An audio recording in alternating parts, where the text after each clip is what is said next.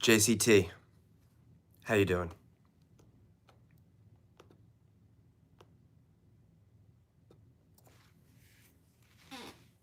Hopefully it's a good game.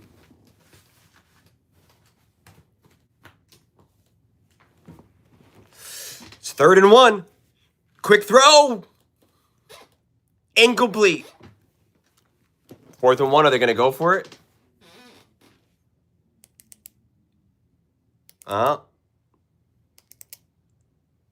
This is definitely the best Thursday Night Football of the season.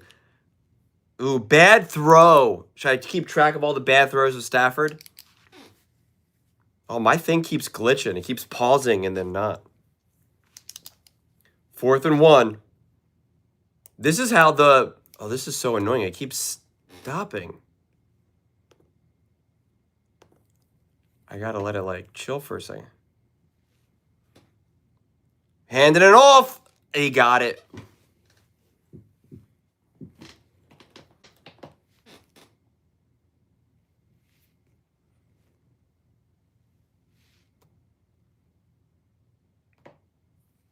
My broadcast seems a little messy right now. I feel like I want to switch to my phone. That's what I should do. And I gotta charge it.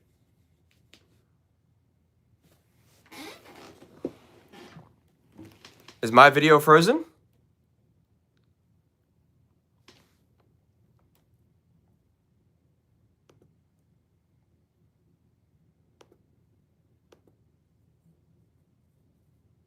Am I frozen?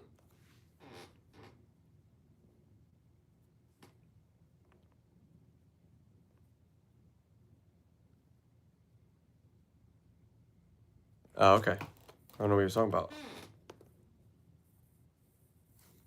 I couldn't see your messages for a second because I had my thing down. Nick Wright doesn't understand why the media loves Josh Allen. It's so absurd that all those arguments that he was saying about Josh Allen made no sense. And the fact that he was then saying, like, it's ridiculous that he's an MVP candidate when, like, he was literally trying to argue that Mahomes was the MVP earlier in the season.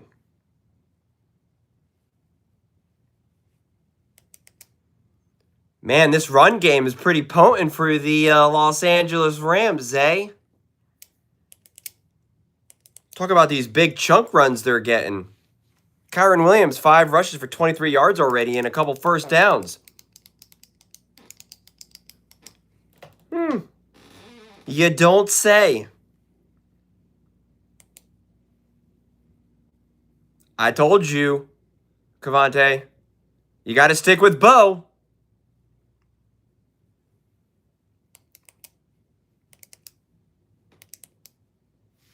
This message is held for review. Why did that automatically do that?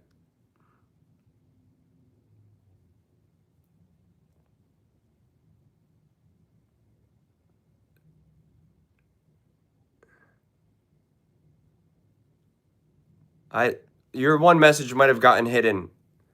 Hopefully you're there still. I've never had this. I don't know if there's like a specific moderation on this now, but I can't see it. I've never had this happen before in a live stream where it automatically held a message for review. Who do I got in this game? Oh, hello. You know, I was waiting to see if you were going to be on the live stream because you're always a lot nicer in the live stream than in the comment section.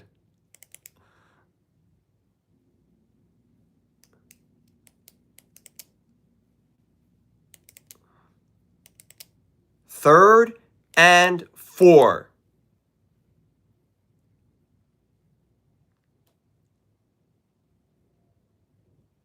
Oh, they're not going to give him forward progress there. Where are you keeping him? He went backwards. Oh, they got it back at the line of scrimmage, essentially. Dude, I am not the one to do that. I got none of that. I'm not a bettor. You said Bo should be an MVP candidate. Turns out he's fifth in nods. I don't think he'll win, though. Fourth in inches? So they really did give him... Oh, that is not the spot. He did not get it. He did not get it. Wow, there's no way you're giving him that spot.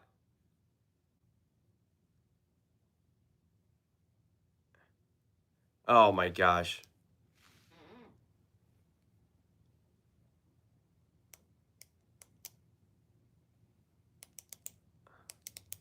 He did not get that. They're going to have to throw the flag if they give it to him.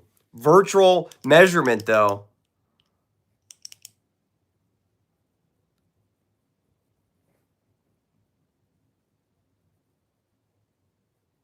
They're going to give it to him.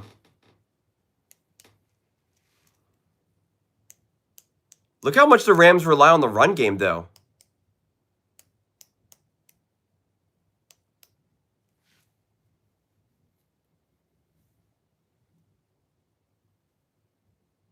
He's short. Ooh.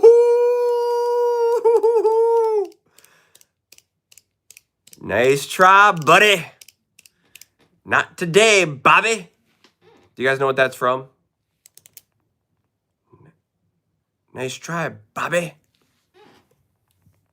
It's something like that. If you guys know that. If you guys know what I'm referencing, you a real one.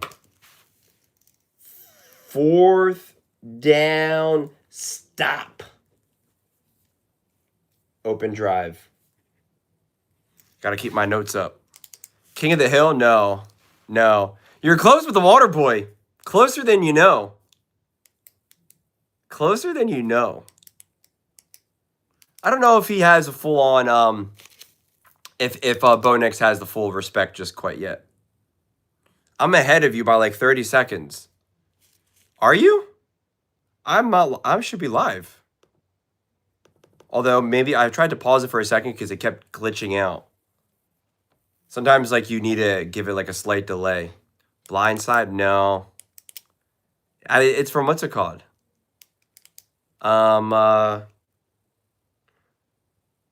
It's with Adam Sandler in it. That's why you were close.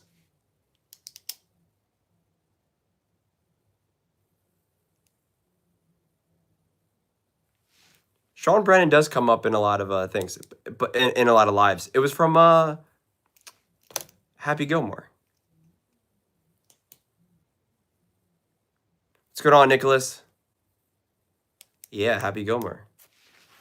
Not today, Bobby. When they're golfing with each other. See Sarah. Sarah's got it. Sarah's a real one. Sarah's a real one. Ugh. I could never get this set up, as it almost just fell in my lap. Nice try, Bobby. Now everyone's saying Happy Gilmore. Am I on a delay?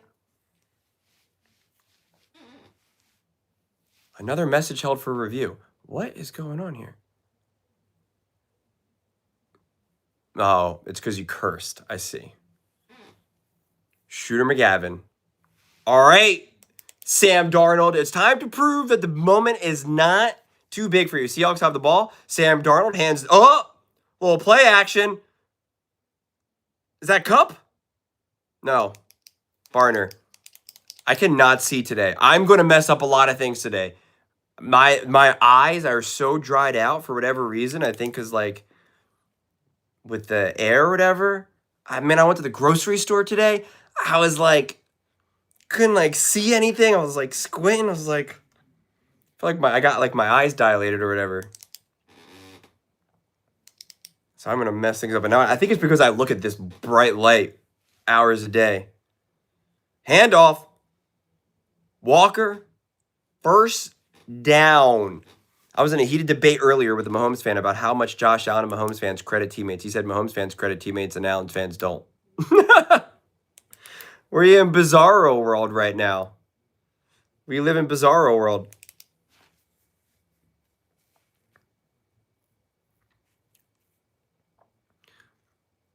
Sammy.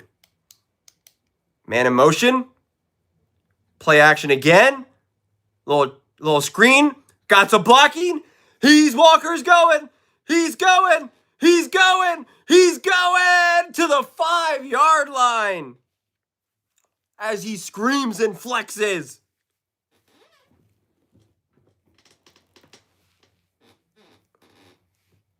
Clint Kubiak with the play call, baby. Look at that play action. That's a beautiful play. Play action, screen pass set up. Rollback screen. Wow. Great blocking downfield. Is that the backup tackle in there? I'm screaming right now, aren't I? You got to get it in there.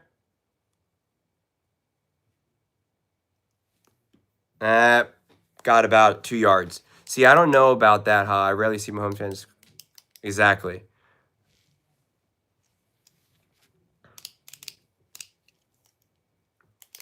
You gotta get into the end zone. Gotta put up points. Great play action screen. Pass. Open drive. Keeping my notes. Hand off again. Oh, Charbonnet and the touchdown. Charbonnet. TD. 7-0. 61 yards, 5 plays. 61 yards, 5 plays. We know what team you going for. I'm not going for any team. I'm here for the action, honestly. I'm just here for the action. I'm a big believer in the Los Angeles Rams. But Stafford fans have been yelling at me a lot because I think Josh Allen is the MVP. And they think I'm biased towards the Rams, which is just funny, against the Rams, which is just hilarious because I'm pretty high on the Rams. I just had to laugh when Kirk said, this offense, oh, great. So they don't hide that, but they hide people cursing. Hide user on this channel. Oh, you hear that music? I love it. I just had to laugh when Kirk said the offense is based on the run to set up the pass. Wait, why did that make you... I'm curious, why did that make you laugh? I heard that too. But I'm curious, what made you say that, Travis? Allen just won a big divisional road comeback game against the top seed. If the Rams lose and Stafford is average, Allen should hop up. I agree with you, Blues. When you're comparing Bo and Josh, I don't think people understand what you meant by that it isn't 1-to-1. Yeah, people always struggle with comparisons. People always struggle with that. But like, don't forget, I'm the one that said that last year. I said that last year before Bo Nix had any momentum whatsoever, really, outside of like the actual Bo Nix and Broncos fans. But I was the one that was saying, I see some Josh Allen, and that game against I almost said against the Broncos. That game against the Packers, I took notes. I gotta find them now. I meant to make a video about it.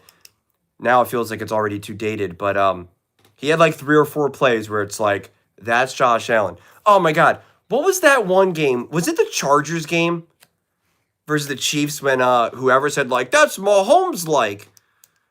Yeah, I think it was when Justin Herbert was like scrambling and making a throw, and he was like, it's Mahomes like. And I'm like, are you serious right now? Like, do they not know that they've become memes of that?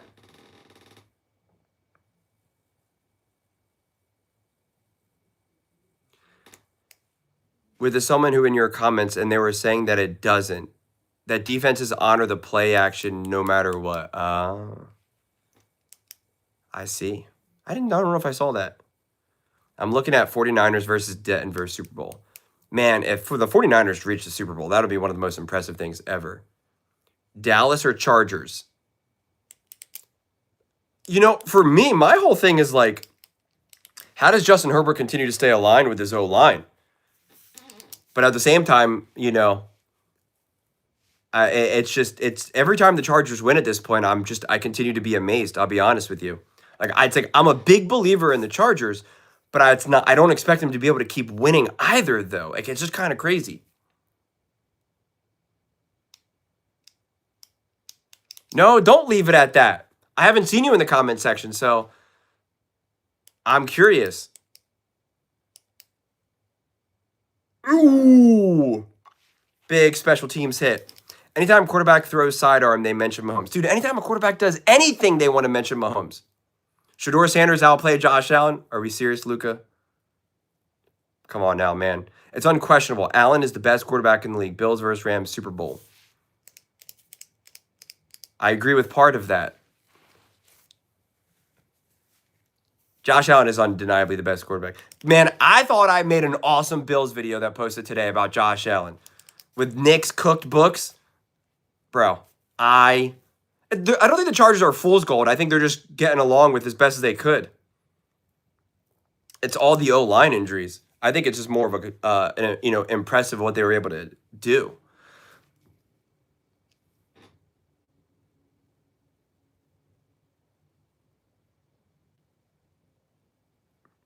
Yeah, Mahomes is the only quarterback that won by himself.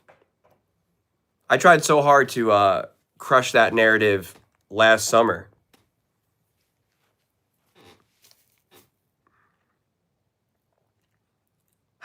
Another running back first down.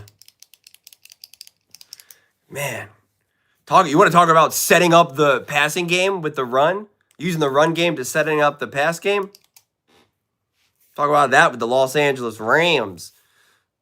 Chargers are a different team now. Actually have a good set. Oh, yeah, absolutely. Last year, that crazy Allen Snow play against San Francisco, I was showing that. Oh, my God, I know. That was so absurd. I showed those highlights actually to my mom and dad recently because I was showing them highlights from the Bengals. Oh, my God, wide open. The Bengals-Bills game, and I was like, you guys got to understand how great Josh Allen is.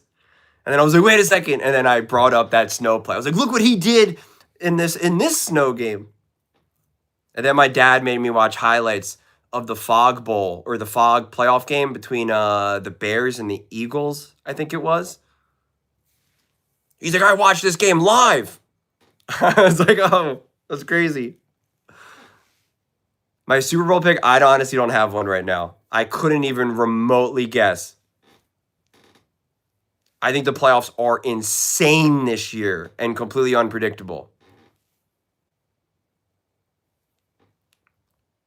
Man, we got to get you multiple screens, Travis.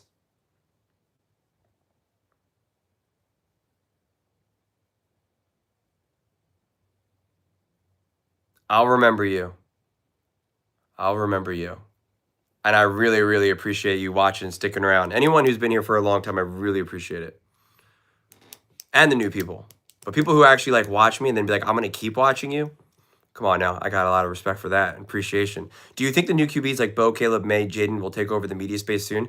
Yeah, that's what I was talking about. Remember in my drop pass. With Caleb and Bo, I think we're genuinely seeing even Allen, like Mahomes, Allen, and Lamar, they all look a little different. They all just look a little different. And I just think I think we all think that now all these quarterbacks are going to play older. Even Stafford and Aaron, not just obviously, what's his face? Brady. I just think the Mahomes, the Allens, and Lamars are going to age so much faster than any of us really want to, accept. And so, yeah, you got to start hedging your bets. That's to no one. 4th and 5. I don't even know where they are. Can they punt, kick a field goal? This is the problem with live streaming and talking. I'm like, where are they even on the field? But he's got his call sheet out, so they're going for it again. Or try to get them off sides. Oh, no, they're in field goal range. Guarantee if Allen wins the Super Bowl, people will go on TV next day and actually. I could see that. I agree with you, Luca. Nick Wright said Justin Herbert has enough help. I know. Nick has been on one. Oh, they're going for it. The pressure. There was a flag, though, right off the bat. Illegal formation, or is it going to be illegal hands to the face?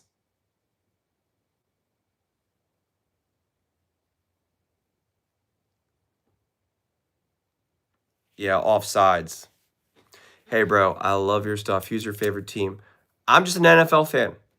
Bills versus Rams. You're going to have 500,000 subscribers soon enough. I hope so. That'd be wild. I'm just trying to hit, at this point, 80,000. Nick Wright said Justin Herbert has enough help. I know. He speaks nonsense. Devontae is out. Devontae Adams. Bills versus Eagles. That would be an epic Super Bowl. Do you think new Q? Oh, okay, I got that. I'm all caught up now. Hey, Julian, I'm new. Love the channel. Well, thank you so much, Tony. I got a great Eagles video coming out tomorrow. I'm a Niners fan. Nick hates all the quarterbacks that aren't Patrick Mahomes, Matthew Stafford, and Baker Mayfield.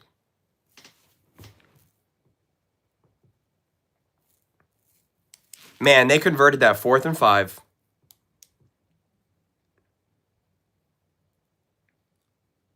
Wide open. Man. Seattle Seahawks defense, you got to step your game up here. And the Prince, it's true. And the Prince. Chargers, 49ers, Super Bowl rematch would be cool. Chargers, 49ers. I don't know if that's happening. Never caught one of your lives, but I've been following you since last year. Well, I really, really appreciate you watching and checking out the live. I'm crooked. I got to fix my camera in a second. My phone. Hand off. Going nowhere. I need to make this so it doesn't look like I'm in the middle of an earthquake here. Is that better? That's all messed up. I can't. Okay. It's as good as it's going to be right now. You can't convince me Stafford is MVP. Man, I've been trying so hard to convince people that he's not the MVP. Listen, we're all going to watch this game live. So far, all of his plays have been wide open receivers and handoffs.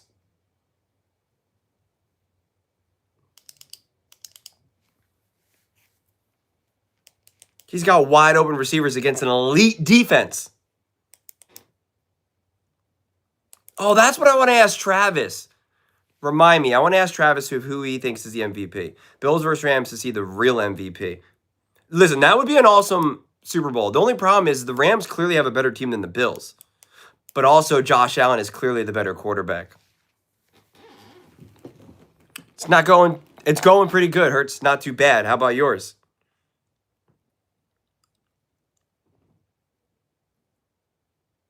Wow, is this going to be 4th and short? Or this is going to be 4th and goal, but... Oh, is Puka okay?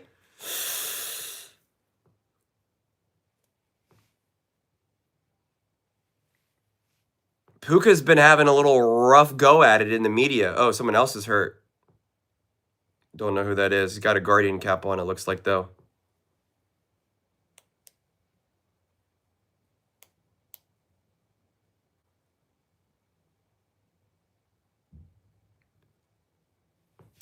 Well, I love hearing that, Krupp. I appreciate it. Honestly, when I hear stuff like that, like people listening to get through their day or like a difficult time or something like that, I love that. Because that's what sports talk is for me. I've talked about that a lot. Like when I was going through one of like the worst times in my life, it was like, I just want to listen to Colin Cowherd talk for 3 hours. It was like the only time I got anything going. What if Josh Allen had Puka? He'd have 60 touchdowns, 60 total touchdowns. What if Nick Wright still says Jalen Hurts can't carry a team alone? I got a great Jalen Hurts video coming out tomorrow. It's a bummer, not a bummer, but like we have football games on Saturday, so I'm trying to figure out if I want to post all the videos on Friday or Saturday. I'm not sure.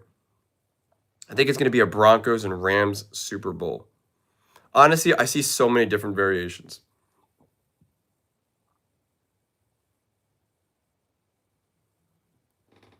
Hey, man, defending Bo Nix from Nick Wright was easy. That's easy. That's easy. I like how he said I have to be open to the possibility of being wrong about Bo.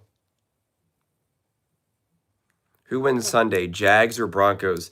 That's what I'm really excited to see how the Jags play now against what I think is their best, the best. The the Jags are playing their best football right now, or just at least high quality football. When they played the Rams, they were not playing good. I don't care that they beat the Chiefs or any of that type of stuff. Like, they were not playing great football. They are definitely playing better football right now. And that's what I'm excited to see what they look like against the Broncos. Specifically, obviously, that defense more than anything. What are my thoughts on the Texans? I think it's a really difficult to trust the offense and feel confident in that offense in any given moment.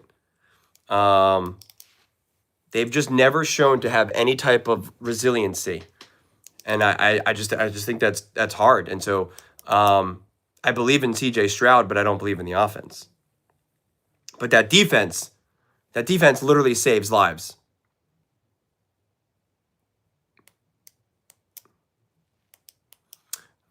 That's interesting. Will he get, how many does he need to get the sack record against the Bills? How many would he need? I don't want the Bills facing the Rams. The Bills could give up. Oh, this guy's hurt. Oh, Dotson. 4th and goal. This is the big one.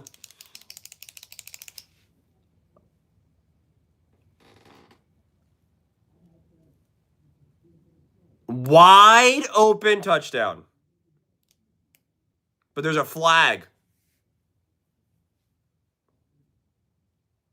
Illegal man downfield. Wow. Are they going to kick a field goal now? Oh, so he needs 2 to get the record? So 1 to tie, 2 to break? They're kicking a field goal.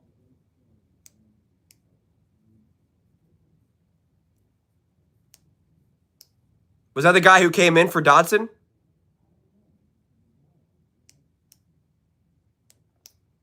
Did he bobble this too?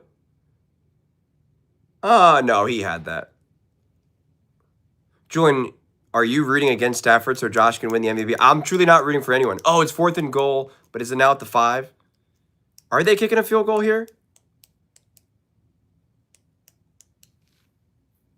Yeah, they are. What kind of notes do I take or during games? So during the live games, my notes are terrible because I'm like reading, I'm watching, I'm listening, I'm doing my notes normally when I'm like alone and taking notes. Honestly, it's just a steady stream of thoughts. You know, like it's just whatever stands out to me throughout the course of the game. I almost always will document the opening drive. You know, did you force someone 3 and out, a big 4th down stop, a big play conversion? Because those are like the scripted plays.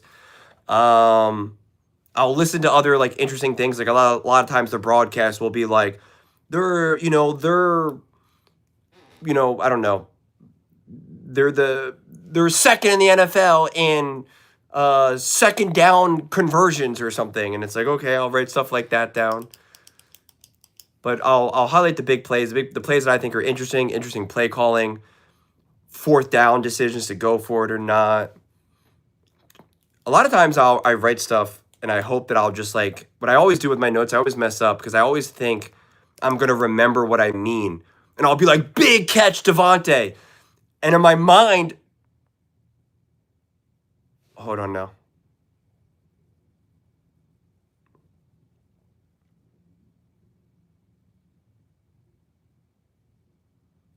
So he's saying it's not a foul. Perfect thing. I would write notes about that. Julian is low-key taking shots at Stafford already, laugh aloud, but it's cool. How am I taking shots at Stafford? What did I say? I do have family, fortunately. Oh, what's going on? What's going on, cutie? Kuti. Guys, we got the red. We got welcome Kuti 052. He is the Matthew Stafford fan club president. Not of Los Angeles, though. Of Texas. What's going on, Sean? How you doing? What's going on, loves? Who do you think the biggest threat to the Broncos' chance of the AFC is? Personally, I don't want to see the Houston. Yeah, but then I'm curious how the Texans defense looks against, whoa, Charbonnet against that defense. Who do you think the biggest threat is? The biggest threat. I think it's Josh Allen.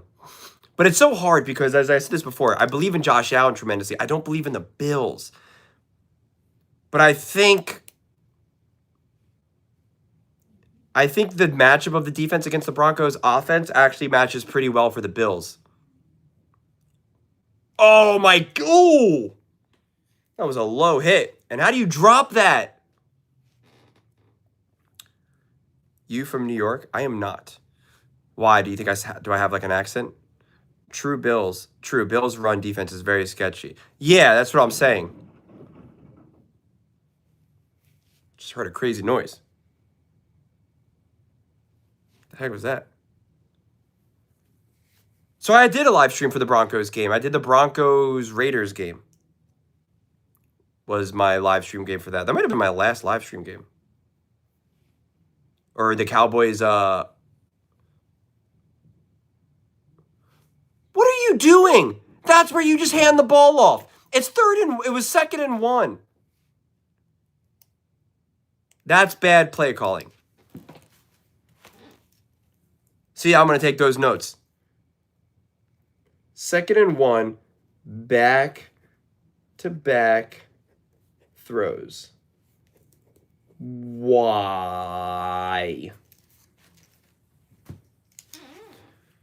Are they going to go for it? They're not. And now you're going to punt.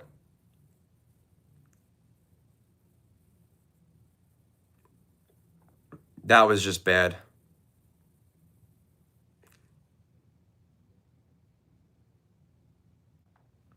That was bad. You think the Packers can make a run even without Micah? I do. Because as great as Micah is, the Packers had an awesome defense without Micah. Let's be serious here. What's the go with the Seattle P? What's the go? What do you mean? What's the go? Lamar fan told me that Josh Allen fans act like Cook is not that good. Dude, that people also get confused by my take when I compare Cook to the Rams run game. Hey bro, big fan, been watching for a while. What are you thinking of JJ McCarthy so far? Thank you, Adam. Yeah, I meant to make a video about that. I didn't come across the right clip to do it, and I was annoyed by it.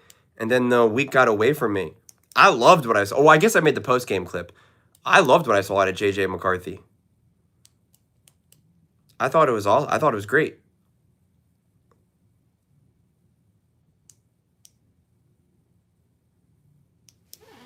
I'm really impressed with what he's able to do. Just the fact that he like I talked about when I did my mountain.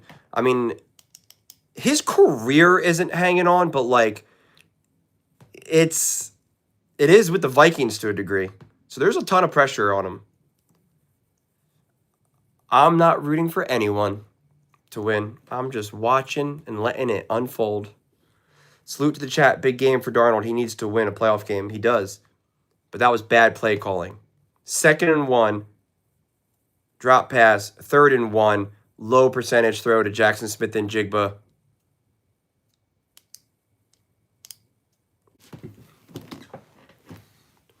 Dude, I don't know how anyone can say anything bad about Herbert this season.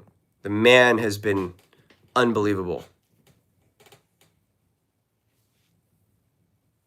If Andy retires in a few years, who do you think KC would bring in? Man, I don't know. I think that's impossible to know, honestly. Do you realize there's so many Chiefs fans now who are saying Andy Reid needs to go, that Andy Reid is the problem? Unbelievable. I mean, that's just hilarious.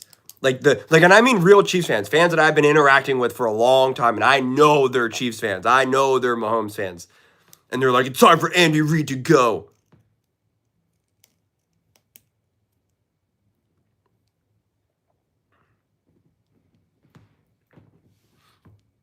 I had a few favorite teams growing up. I hated way more teams than I liked. But I don't really hate teams anymore. I grew out of that. Man, I got to watch that now. I saw Nick's whole rant about that, about the Jake Paul, Anthony Joshua. And his whole rant about it made me want to watch it. And then when I saw the size discrepancy between the two, Stafford wide open, Puka Nacua, and then a huge yak monster. Look at this. This is what I'm talking about. Puka is wide open here. Look at this. Wide open. And then just goes off for another, what is that, 20, 30 yards?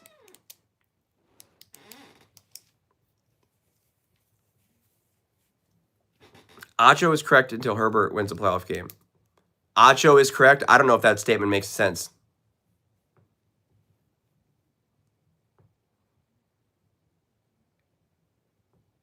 Oof. Tripping up the run game.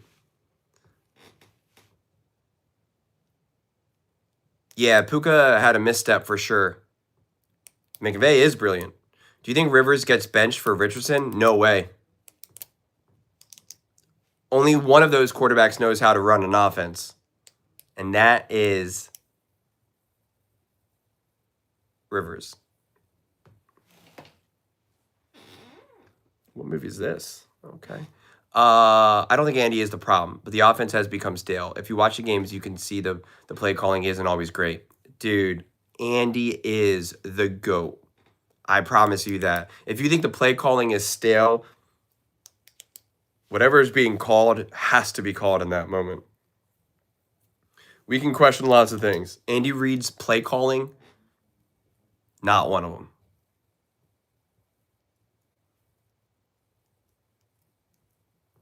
But Chiefs fans don't get to do that. You don't get to now complain about the play calling. And then when Bills and Ravens fans want to say, what the heck, we're losing because our play calling, our coaching isn't good enough. And Chiefs fans yell at them and say, yeah, right, ha, ha, ha, ha. Andy is the GOAT.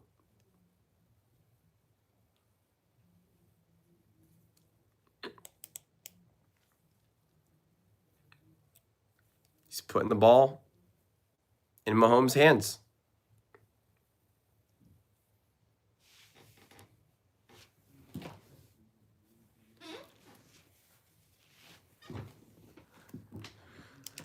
Oh. I feel like this game is going to get a little crazy. Something tells me this game is going to get a little crazy. Are we in the second quarter? Is that why we're in a commercial right now?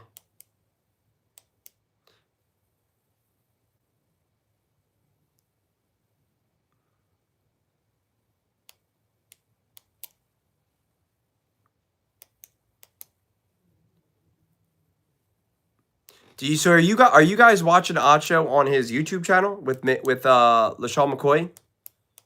Whatever their YouTube is? Is that what you guys are referencing?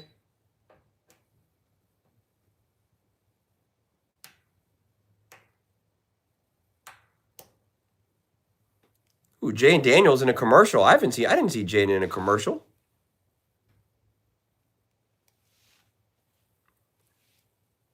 With protein to make me feel full, it's soup that eats like a meal.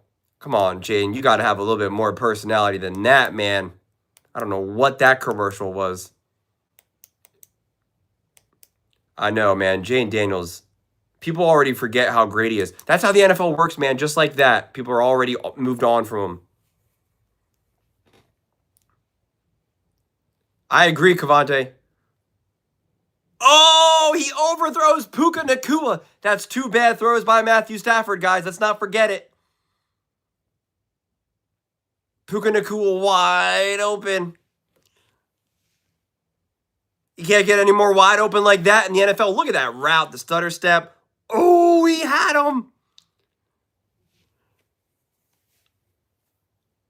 Oh, lordy, lordy, lordy. Let's turn to rain now.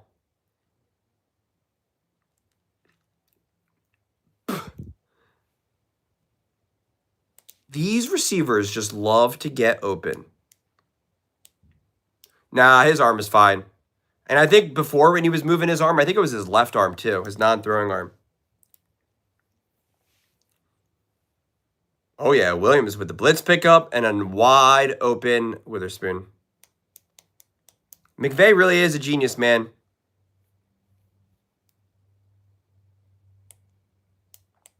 Yeah, this is true.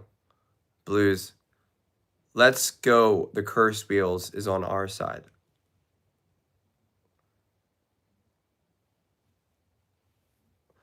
Man, that Williams and Corum 1-2 punch is pretty great. Dotson is being carted off.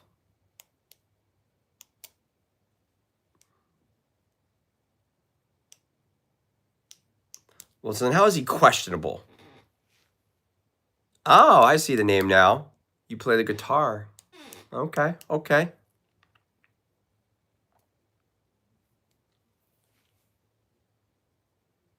Second and 5. At the 8. Handoff. And the run. Third and short, 3rd and 2 now.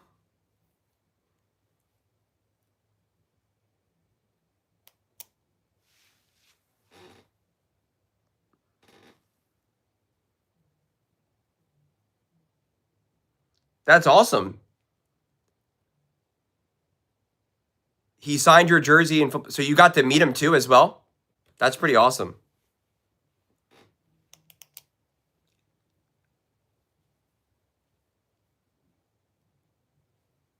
That's awesome. Oh, 4th and 2 now. Are they going to go for it again here? As an Eagles fan, I want the Rams to lose. I can see that. Nick Wright was wrong for saying that Herbert is the only quarterback to get praised for great defense. Man, that take drove me nuts. Mahomes is the only quarterback to get credit because of a great defense. So did Tom Brady. Brady literally won Super Bowl scoring 13 points. Also met Brittany. She was there. How was Brittany? 4th down attempt. Tied most in a game under... Fourth down attempt already. 4th and 2. Play clock winding down. Man in motion. Matthew Stafford. Are they trying to get him off sides? Yeah. Wow. There's a flag. Delay of game. Sean McVay. Doesn't have ice in his veins. Sean McVay, you're not Dan Campbell. I do agree with that, JCT Slice. Mahomes isn't the only. Also, Matt Brady. Tom Brady did that 7 times, though. 2023 Bills KC. I could not believe how wide open Kelsey and Juju and MVS were open on every play. Bro, you want to know how open those guys were? Go watch the Super Bowl in 22. I went through that and saw Patrick Mahomes. Oh, my God. Well, I went through a bunch of those. And yes, in 23, I highlighted that as well. I made a Bills video as well highlighting how open those are all about. Sean is not about that life. To be fair, I'm not about that life either. I'm pretty conservative in that regard.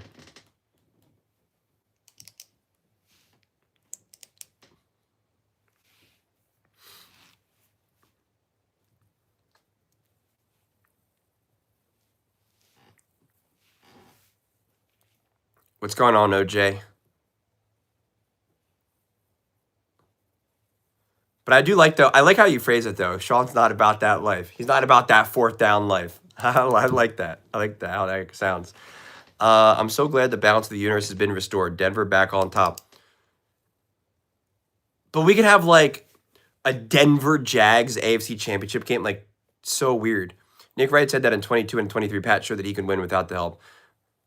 Just so wrong. What's wrong with throwing to open receivers? It's a QB not supposed to? I'm confused. It's not that. It's that McVay scheme. So I showed the one clip where Greg Cosell talked about that so many of these big throws are schemed and they're set up by the coach that any quarterback can make, essentially, that they get. And a great coach does that.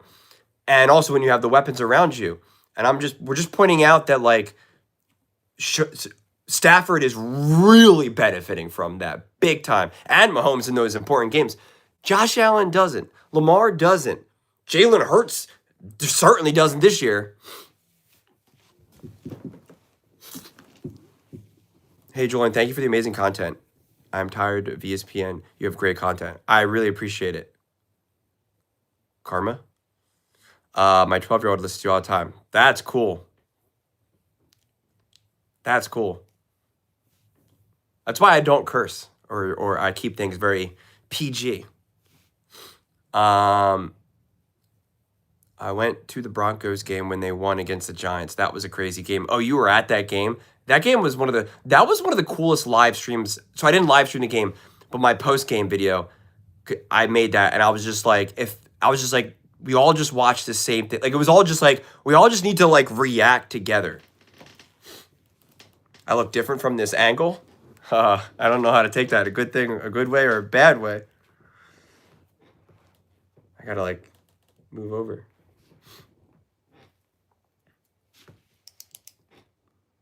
It's because Mahomes gets credit for Yak, Reed's play calling, and everything for KC. It's true. Stafford is playing smart team football, not your ball. Listen, Stafford is elite. Stafford is special. I think Stafford is absolutely awesome.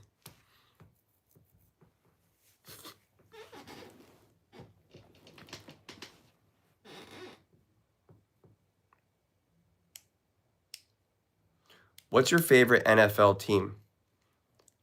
I don't got one. I'm just an NFL fan. I don't try to live the Nick Wright life with the Chiefs or the Brew and the Ravens, the Wilds and the Patriots. How much time do you spend for each video?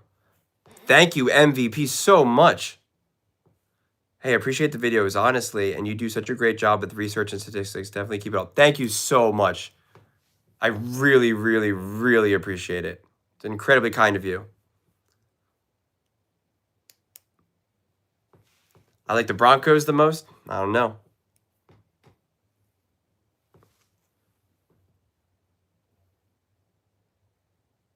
The fourth quarter was all Bo, man. Just a gamer. Yeah, it was a crazy game. Am I all caught up now? Yes, I am.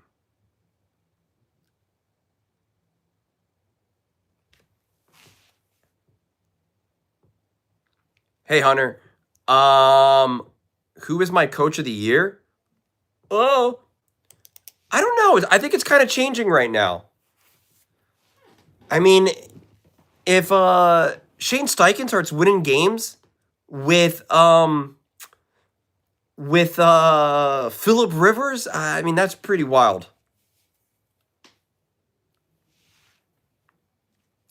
Everyone forgets how great Stafford was at Georgia. It's because he was at Detroit. Yeah, I talked about that in my Hurt video today. It's hard for me to take Shady seriously, honestly.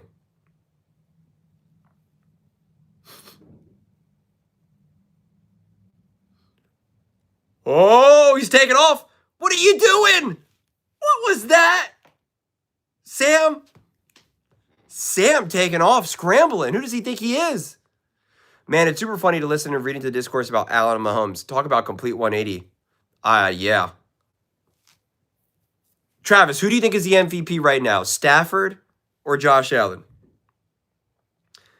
Do I think his play style changes? Not initially. Not right off the bat. I can't say if he looks the same. You just don't know, man. All injuries are different. They really are. So why do you think Josh Allen is the MVP instead of Matthew Stafford?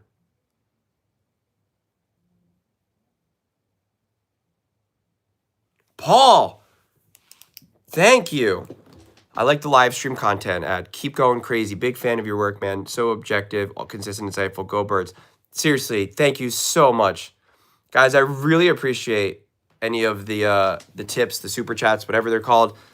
I really, really appreciate it. I do not take it for granted or lightly because I know money's money for everyone. So no matter how much, I really, really, really appreciate it. Thank you. Can we still talk even though I don't think Hurts is good? Hockey football dude James. His name is perfect because he should teach a class on trolling. It's so insane. Oh, the big punt return. Oh my God. That was all Stafford. That was all Stafford, guys. Just remember.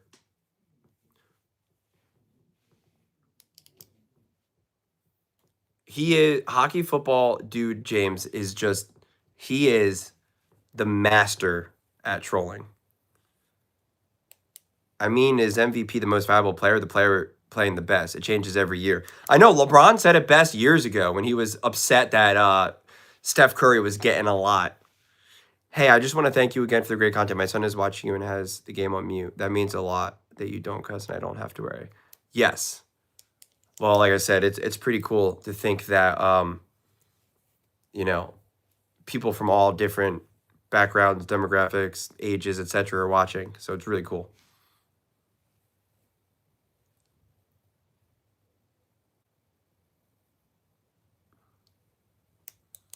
I don't know if I could be as interesting though as the game commentating. I'm not that good.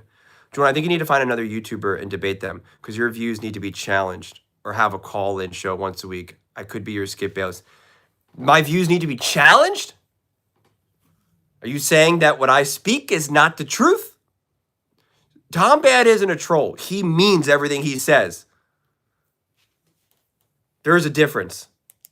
Hockey dude James, whatever, hockey football James dude, whatever it is, he genuinely is like, my objective here is to troll.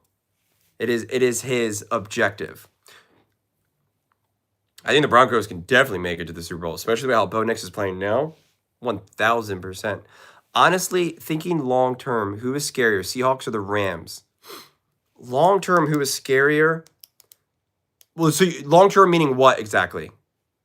Like long term in like big picture, or do you mean like long term like this season? Josh Allen is no MVP. I think Tua should win it. It's true. You know who has a great argument for MVP? Justin Herbert. Listen, I've been speaking mega high on Drake May, and at this point, I think it should be between Josh Allen and Herbert. Your videos keep me company throughout the day. I appreciate it. Robert, thank you so much. Seriously, thank you. And I'm happy that they can keep you occupied during the day. I really, really appreciate it. Like I said before, like that is one of the that is like such an awesome comment because that is exactly what I use sports in my life. And so knowing that I can like contribute to that is honestly just absolutely amazing to hear. And a huge run. Kurt Warner said Bo is the best thrower on the run in the league because he throws from both sides. When did he say that? Love your videos. You do say way too much though. I'm sorry, Dean. I appreciate it. Thank you. Okay, serious question here. Kellerman or oh yeah, obviously Max. No doubt about it.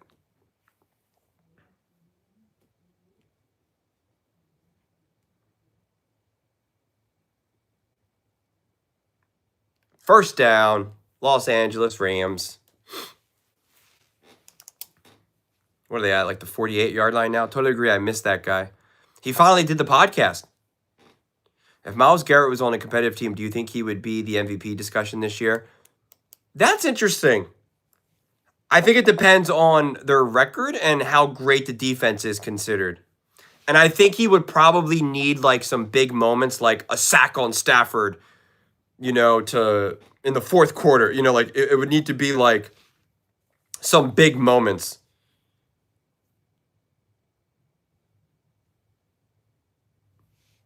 Rams feel consistent running the ball. Yeah. The people don't realize how much the run game supports the Los Angeles Rams here. What's your most overrated quarterback? Ooh, I got to think about that for a second. On Scoop City last week, I didn't see that. Chris Canty and Ryan Clark both have said that no QB gets more excuses and less blame than Josh Allen. They got their weird bias, man. I got to think of who my most overrated quarterback is. I don't know. I can't answer that right now. Well, are you talking about present quarterback or are you talking about old school quarterback? Because we got some names like John Elway and we got older names. I assumed you meant like this, you know, playing now. I say Mahomes, if you watch all his games, he literally relied on so much talent around him. Dink and dunk.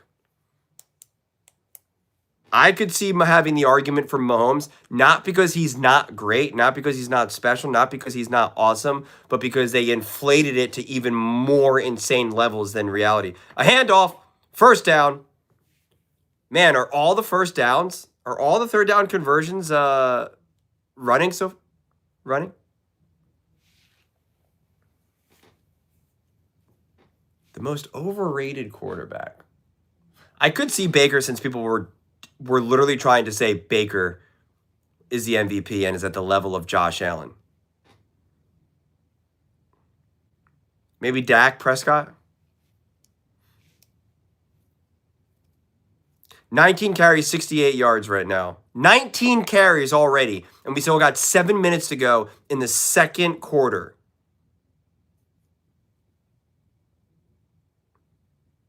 Wow. Huge 8-yard run.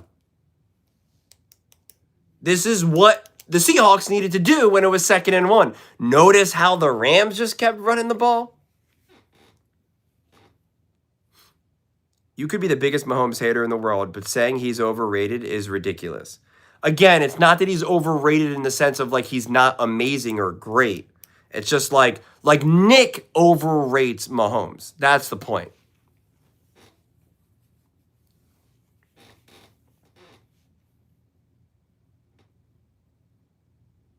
Another conversion on the ground. Do you think Purdy is elite? I'm not gonna say Purdy is elite. My rankings are elite, great, good, average.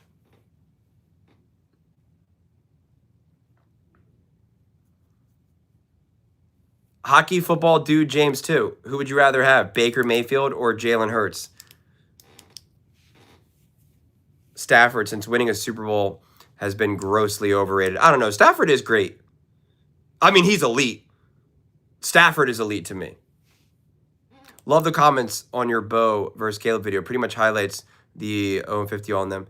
The 50-50 on them. Thank you. I appreciate it. Yeah, I thought that was an interesting... that game... or that video obviously took a different direction, but I thought it had an interesting... I thought there was an interesting conversation there.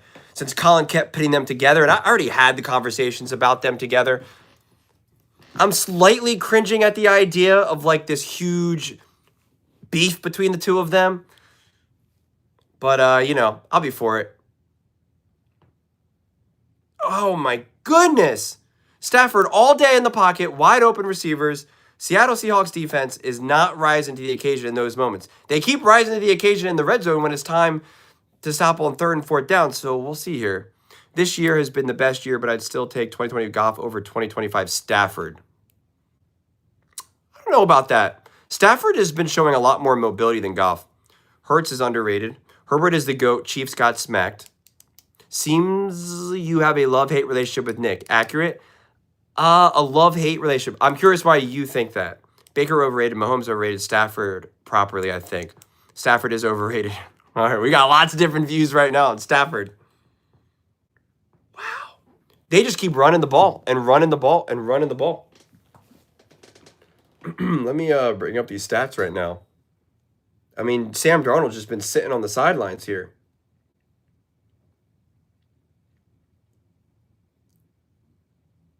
Second and goal. Play selection this drive. 7 rushes, 3 passes. Talk about using the run game to set up the pass, eh?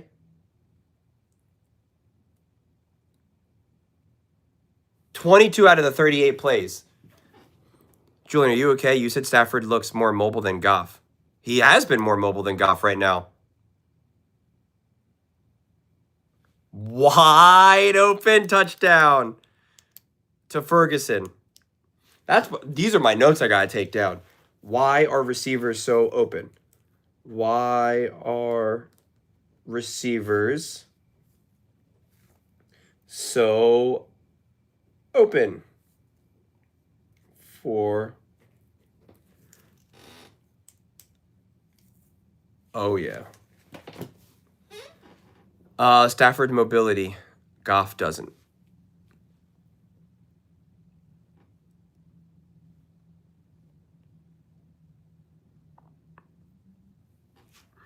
Goff and Purdy on the same level? I think Goff is better right now. Purdy can maybe catch him, but right now I think Goff is better.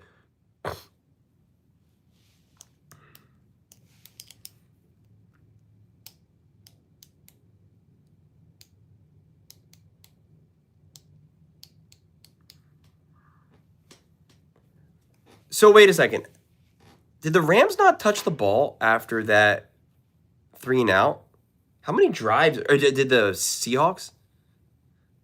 When I was screaming about how they needed to run the ball, was that the last time they touched the ball?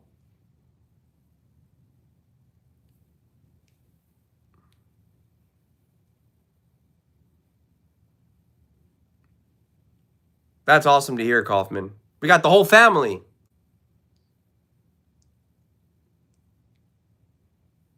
Thank you, cutie. You got a very cute name. All of y'all need y'all head check. If you think Stafford has more mobility than Goff. Guys, it's very clear that Stafford has more mobility than Goff. He just moves better. It's not that I'm saying that they're using their legs. Like neither of those guys are using their legs. I just mean like in terms of like rolling out. Call you KJ? Okay, I'll try to remember that.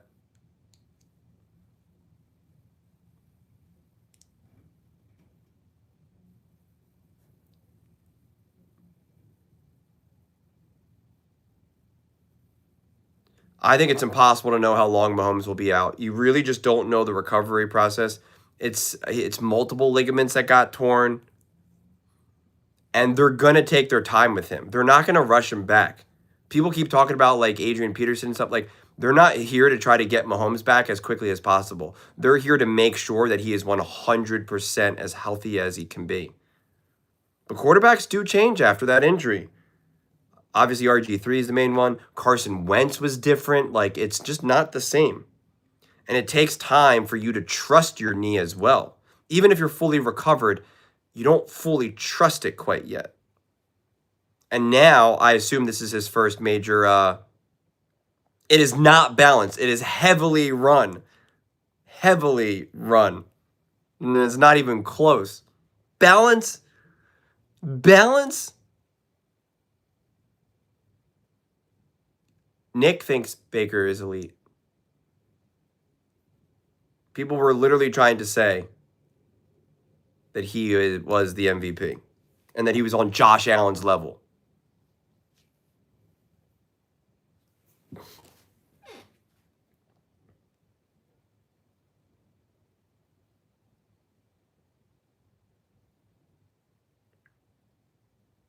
$22 out of 38. 22 divided by 38. Oh my God, my stats won't update. There you go.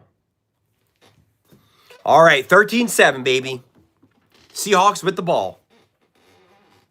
Which of the young quarterbacks do you think could be elite? You mean specifically in terms of the 2024 class?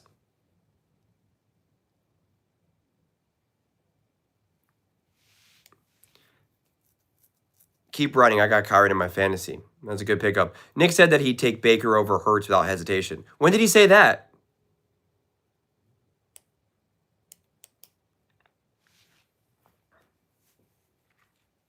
If you think Hurts is overrated, you need to stay off. Last 3-year class. Last 3 years? Oh, man. I don't know if anyone's going to be elite this immediate draft class. And then you got last year, then 2023, and Darnold gets sacked. What was it? CJ Stroud? Who else was in that class with CJ? Why can't I think? Oh, Bryce Young, right? Bryce Young, CJ, right? I'm so bad with that.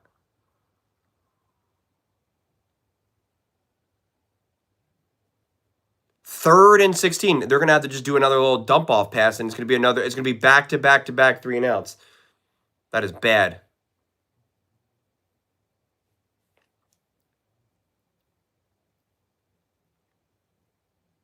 Up and a handoff. Whoa! Whoa! Whoa! 3rd and 16. Wow. Wow. 3rd and 16. Boos to cheers. To the 2-minute warning. Who was that run? Was it, I can't see. Oh, Wilson. Okay. Walker. 3 years would include Purdy, right? No. Well, so I think we're doing this past class. This past class. Last year was the Purdy, which was Bo and Caleb and Jaden. So it was essentially number 1 overall pick, Cam Ward, Caleb, and then the class before that was Bryce Young and CJ Stroud, wasn't it? Purdy was before that. Because Purdy was 22, 23, 24, 25. So he was 4 years. I'm trying to think if anyone else was in their draft class with Bryce Young and CJ.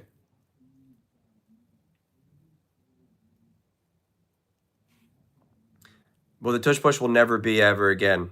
This is the last year. Hey, Julian, how can I donate to your channel? You're the best content. I think just through the channel, if you want. Honestly, just watching and commenting is really the best thing to do. But if you want to, I mean, I guess you can. There's like the super chat, like the donation button on the videos or something, or on the channel. I honestly don't know. Or on through here. Oh yeah, AR and Will Levis. Yeah, exactly. That's not happening.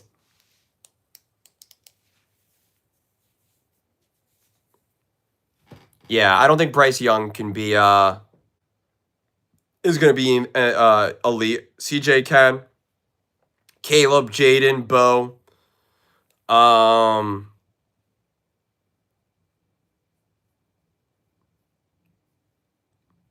The next one up would be Jackson Dart.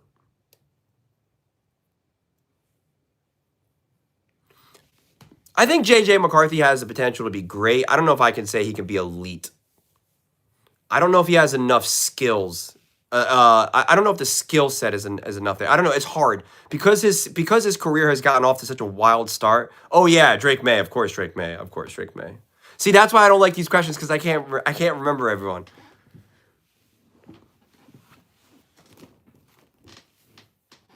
Definitely Drake May.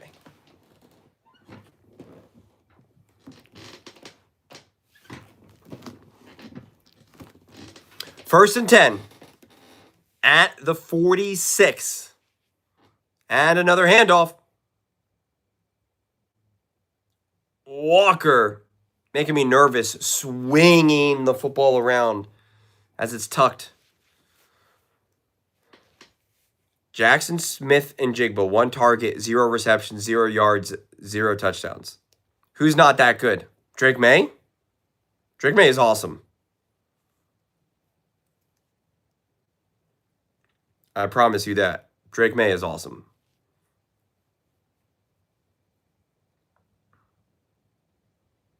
Now they're running the ball. They needed to do this 2 drives ago. It's the difference between being up 14-6 and now being down 13-7. Time of possession, 20 minutes to 8 minutes. I mean, that's just bad.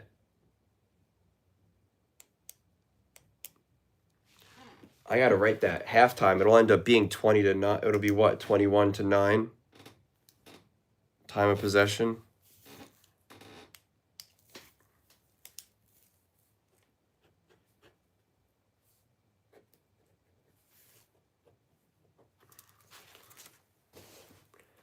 The 2024 class has legendary potential. I agree. The 24 class was Caleb, Jaden, and Spencer Rattler. Don't forget about good old-fashioned Spencer Rattler. Other teams are more successful with the tush push than the Eagles are this year.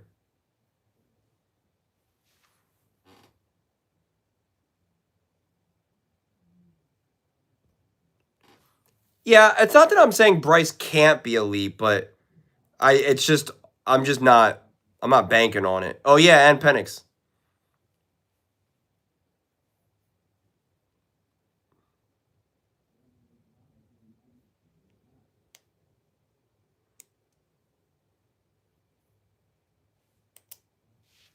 The fans are booing.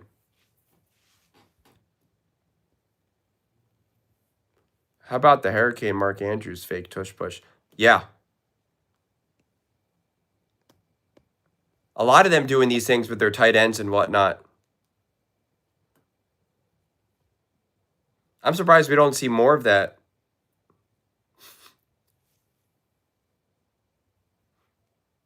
Hey, Julian, you remember last year they said the Eagles were done going in the playoffs and they won the Super Bowl against my Chiefs? What do you think? What do I think about the fact that the Eagles won? Are you saying? The fact that nobody gave the Eagles a chance? Except for me, of course. Colin didn't even think they were going to get into the red zone.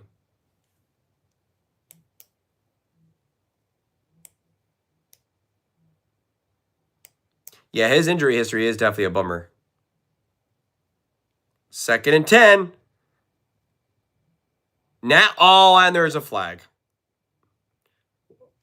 Is that going to be a holding? Holding. Defense. Sean McVay's like, what? He's like looking around. And the woman said it's holding. Defense.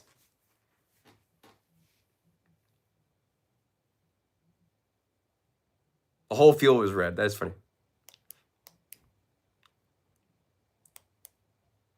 Automatic first down. Who got the ball to start? The Rams, right? Yeah, it was the Rams.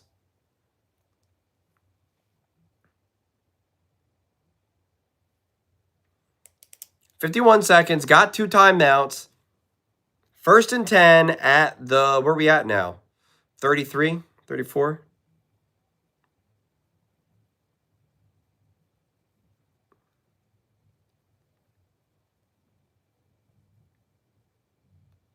Oh my God, you fumbled it! Oh my God! Unbelievable! Wow! Wow! I thought another Seahawk was going to be able to get it. That ball gets popped right out.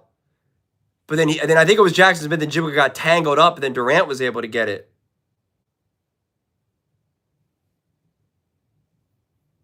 Wow, that is so bad. What were they going to be at? Like the 10-yard line?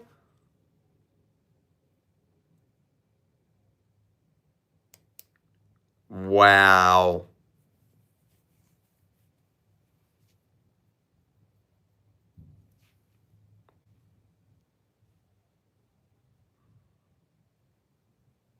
Cup, that is not what you're supposed to do against your ex team, man. 12th fumble loss this season, Seattle. Most in the NFL.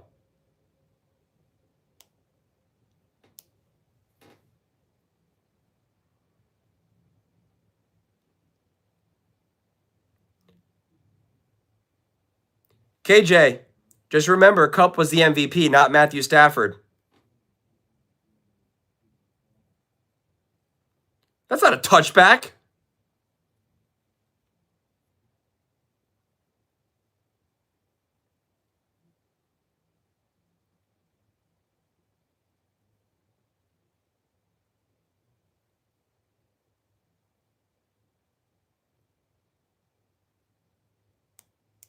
Terry, he clearly has possession before he goes over the goal line. What are you talking about?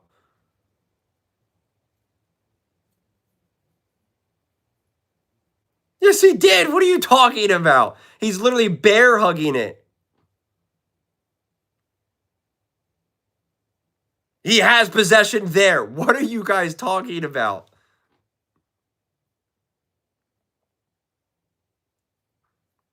And you even know that's shameful. The MVP should have been Stafford. No, it's not. Nobody thought that.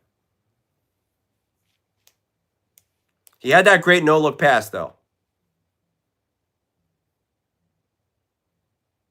Sam Darnold hasn't done anything wrong in this game so far.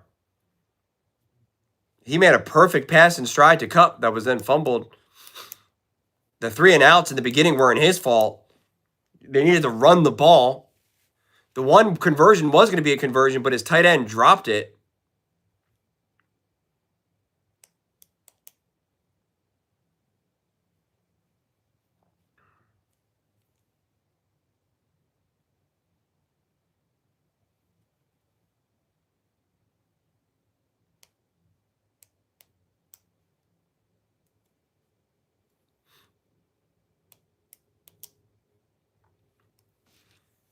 Man, they had the ability to take the lead 14-13 or at least 10. He's out of bounds and he dropped the ball. Do you think Shador could be good? I think Shador can be interesting. Yeah, Kupp turned it over. He fumbled it. Oh, and that would have been a catch, I think, if he held it. Let's see. I think he would have landed in bounds. Who should be the Bills' next coach? Who should be the Bills' next coach? Ooh. Jackson's injured.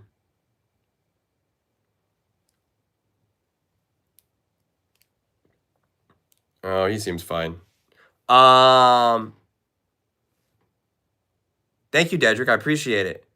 You think Sanders will be great? Lincoln Riley. No, I don't know if you can have Lincoln Riley. Jesse Minter. No, you need an offensive coach with Josh Allen. No more of these defensive guys. I think teams will always be a little interested in Shador because they like the energy.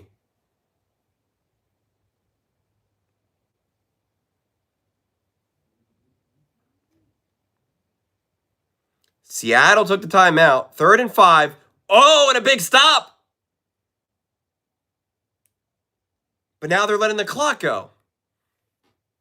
Now it's 4th down, and now it's just going to wind out. All right. Why not an offensive genius? Exactly. The only problem is there's not a lot of offensive geniuses. They needed to hire Ben Johnson.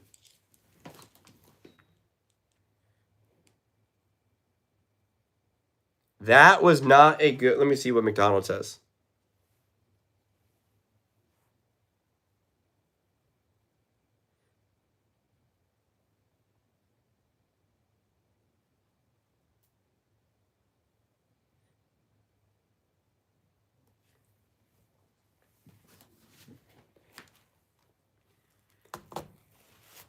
Oh, my God. Cup fumble. Hold on. They had 90 yards rushing at half. 90 rushing. Rams. 167 staff. Wide open. Wide open. Puka Nacua went off 4 catches for 74. Let me see if I can do this real fast.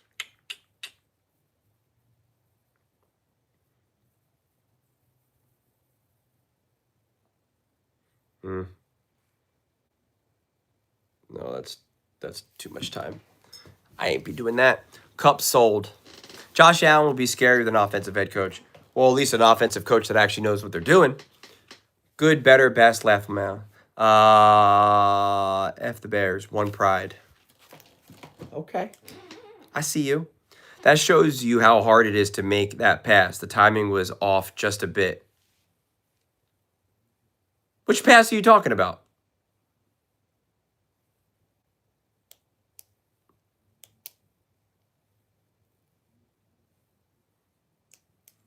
I don't know. That's also a risk too. Getting Riley. The Puka miss.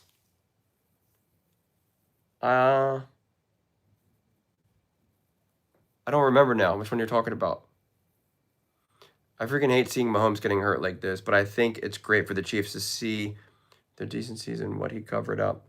I don't know if you're going to see that because now you have a backup quarterback, and so teams always look a little rough with a backup quarterback. So I don't know if you're going to necessarily get that.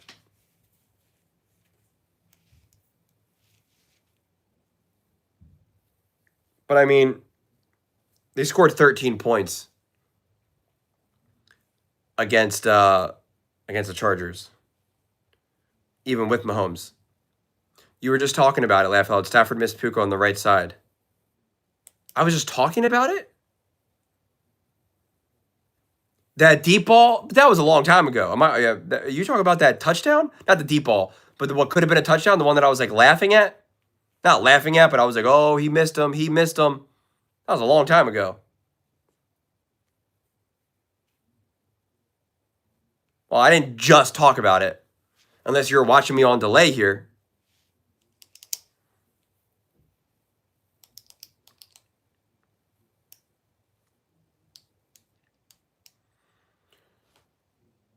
What are these guys going to say at halftime? Seahawks. Right now, my post-game clip is ready to rip the Seattle Seahawks. You have no one but to blame but yourself right now.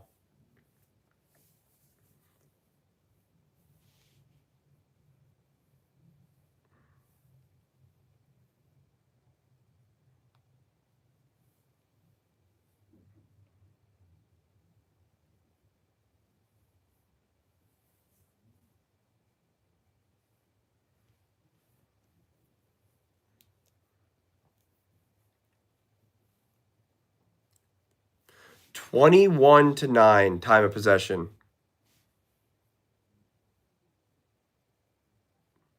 Pitiful. Pitiful.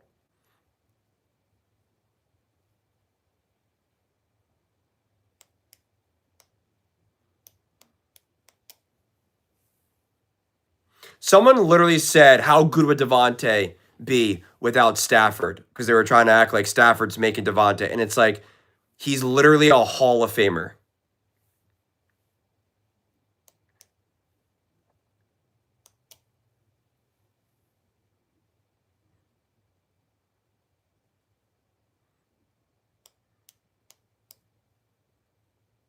Look at the highlights they're showing right now.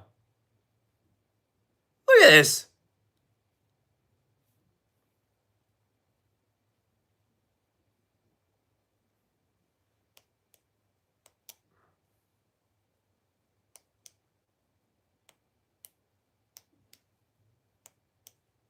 The Seahawks.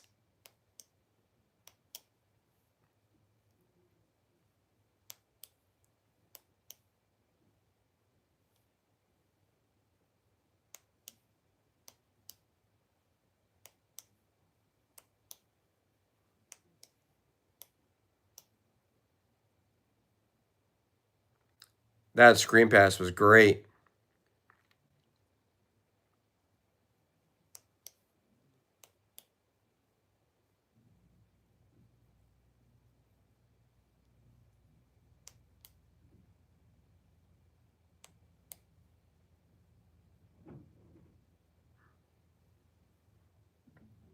Wow, that fumble, man.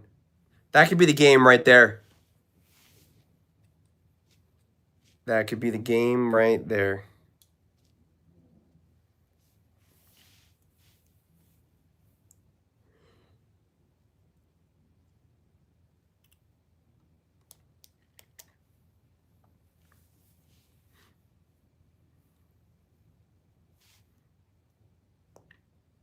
I'm trying to just listen to what they're saying. Sorry.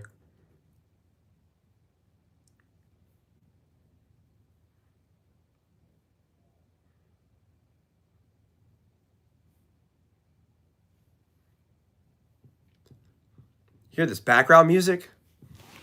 Yeah, trying to downplay Devontae is... It's hilarious to see so many of these fans downplay. Like... Hold on. Let me fix this.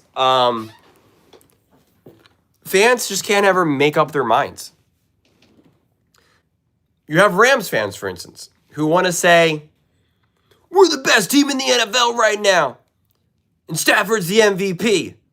And then you're like, dude, well, Stafford benefits. He's got 2 elite wide receivers and this and that and a great defense. And they're like, well, the defense isn't that great. And, well, Devontae's not that great. And it's like, then why do you think you have the best team? If apparently all these guys aren't it, why do you think you have the best team? Doesn't make sense. Makes no sense.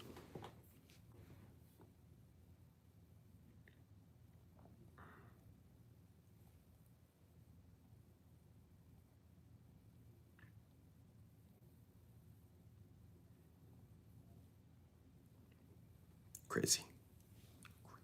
Script writers making sure Puka is not seeing the end zone. I don't know, man. Sean McVay has another thing about it.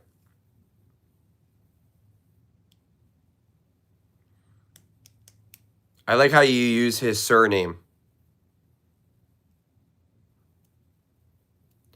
I'm excited for that game. I'm excited for another Phillip Rivers game.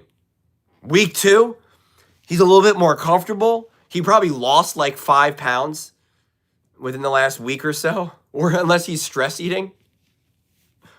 That fumble was crushing. Like I said, right now, my post-game clip is all set up to just rip the Seattle Seahawks right now. Because they are absolutely losing this game.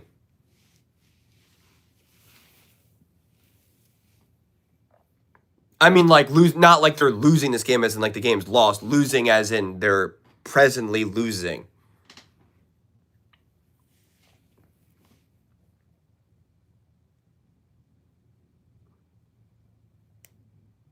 Hey, Lulu. All fan bases of the elite quarterbacks do that, to be honest. I hear you, but I don't know. It's a little different. It's definitely a little Chiefs-esque, a little Mahomes-esque. What's going on, Anthony? Who you got, Purdy or Phillip Rivers?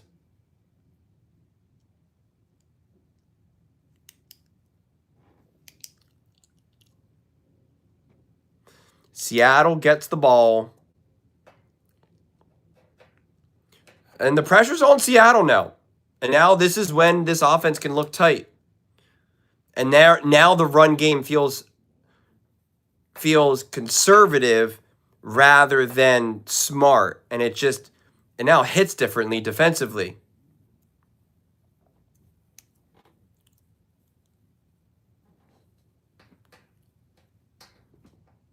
Do you think the Cardinals are ever going to get their act together?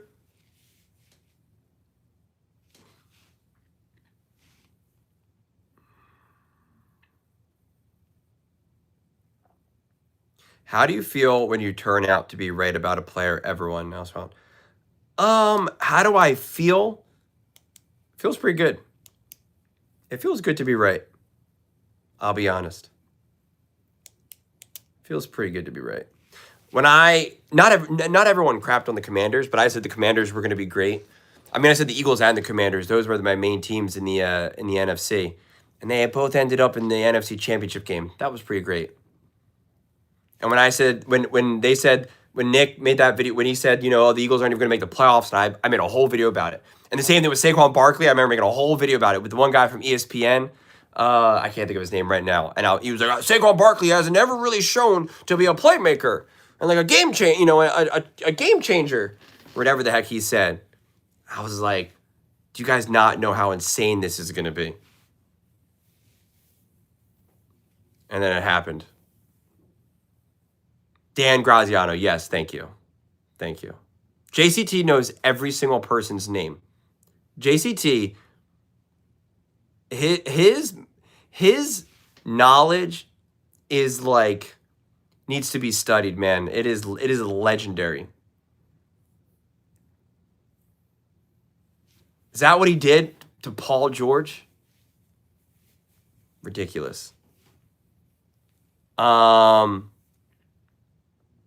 Well, the Commanders fell off because Jaden got injured, and then then Terry McLaurin was injured. Like it was just kind of rough from the start. If they were healthy, that wouldn't have happened. Now Zach Ertz went down. Actually, they need to be a better coach and general manager. For who? Make good trades, draft picks. Hi, do you think the Cowboys are going to be great next year? Bro was wild and laughed loud. He doesn't like Philly. So you make things up about Saquon? They were like, typically, I remember he said, Saquon hasn't really shown to make that much of an impact on winning. And typically when you pay a running back that much money, it doesn't work out for teams. Well, Saquon Barkley sets the record, and the Philadelphia Eagles won the Super Bowl. Like, you can't get any more wrong than that. Nick had them not making the playoffs, and they won the Super Bowl. This year, picking the Tampa Bay Buccaneers in the Super Bowl. Like, that's the thing. Nick had the Bucs making the Super Bowl, and yet he's positioned himself as the Rams guy and the Stafford guy. When going into the season, he was literally like Baker, the Bucs, Super Bowl, Baker, MVP, etc. Now he has a take, and they're like, "Oh, Nick's right," and it's like, no. Never forget, he was elevating Baker and the Bucs over Stafford and the Rams. Something I wasn't doing. I didn't do that. Do the Pats beat the Ravens this week? I think it 100% depends on how good are the Ravens. Are they back? Are they healthy? Is Lamar back to who he was? Like, what's the story here? If the Ravens have been playing how they've been playing, no. I think the Patriots 1,000% win. But there is that glimmer of like, are the Ravens back?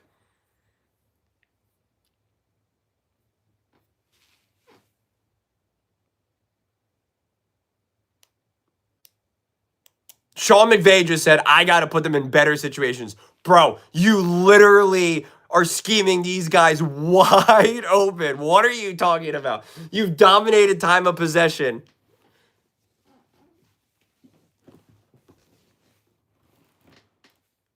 Yeah, see, they're laughing about it too now. Yeah, that's hilarious. That was not perfect analysis because it was wrong analysis. Charbonnet, nice little tough run. Got 2 yards. Could have been a loss. See, now every run feels tense because you're like, don't have confidence in the pass game. Sam Darnold's getting tight. The run game now is only getting like 2 yards. Like everything is starting to feel smaller and tighter and more congested. Everything. You are not feeling good right now, and you are feeling like you have to score here. If you don't, you're down 2 scores in a blink of the eye.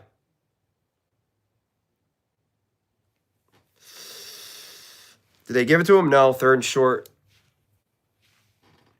Do the Pats beat the Ravens? Answer that. And now, do you run the ball here? What do you do? First drive, 5 plays, 61 yards. Last 3 drives, 15 plays, 59 yards. I mean, that's bad. Now they're doing their tush push.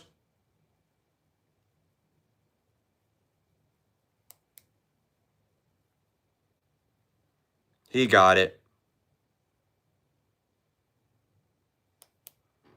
Do you think the Chiefs missing the playoffs is an organizational failure?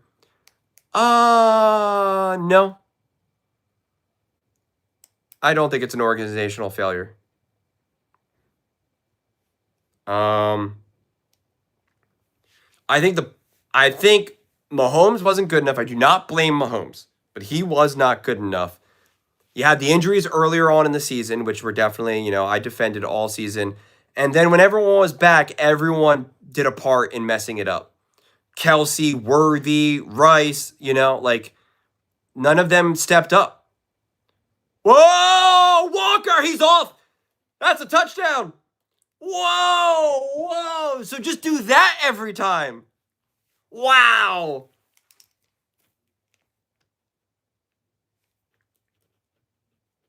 That proves my point. Why you run the ball.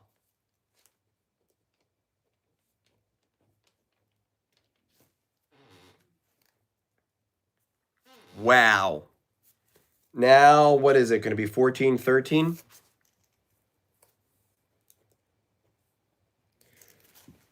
It's funny. I love big plays. I love passing more than anything, right? Like most of us do, right? You love the big throws and all this.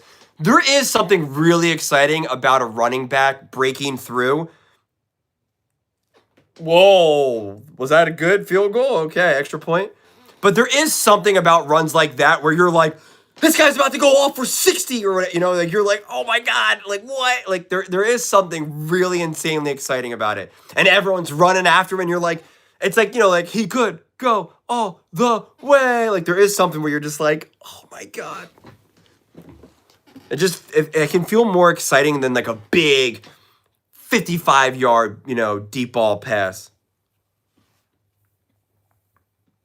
40% blame to Pat, 30 to injuries, 30 to play calling. 30 to play calling? Bro, no, not doing it. Not going there. 40% to Pat. I'll say 40% to Pat, 30% injuries, 20% to the players not stepping up.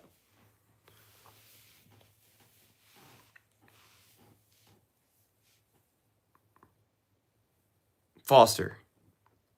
Chiefs also haven't drafted a decent running back in a while. It's all Mahomes. No, because the way how Andy runs his offense is he uses the passing game as an extension of the run game.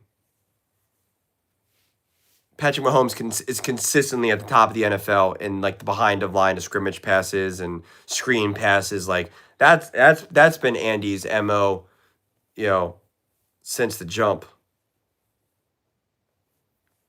I wish Pickens acted right in Pittsburgh. I think Rodgers would be having such a fun year with him. Well, in that right, if you had DK and you had Pickens, you could have done damage there. But now there's questions if Dallas will want him. People are concerned about, he can't get his mind right. I'll never forget, I watched that one documentary. I think it was like Ricky Run, the 30 for 30. With Ricky Waters, right? Ricky Waters. And I just remember him being like, Ricky Williams? What the heck? Why can't I think of his name? Ricky Williams. And he was just like, if I can get my mind right, he's like, if I could just get my mind right, I could be so great. Yeah, Williams. Who is Waters? That was another guy. He was like, if I could just get he was who the Eagles, Ricky Williams is who the Eagles wanted them instead of McNabb. And I just remember him saying, if I could get my mind right, I could be so great. And like he was saying it like from a place of like, I need, like I'm trying. I just can't. And it was like, I don't know, that always like hit me. Now you need big defense here, Seattle. Like, this is where the game's momentum can shift here. You can't let a big, sustained 10-yard, 10-play, 7-minute drive here.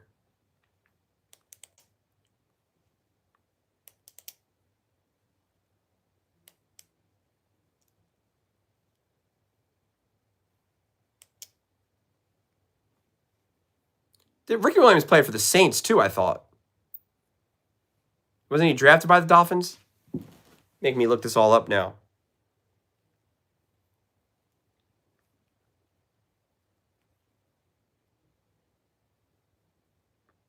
Big stop.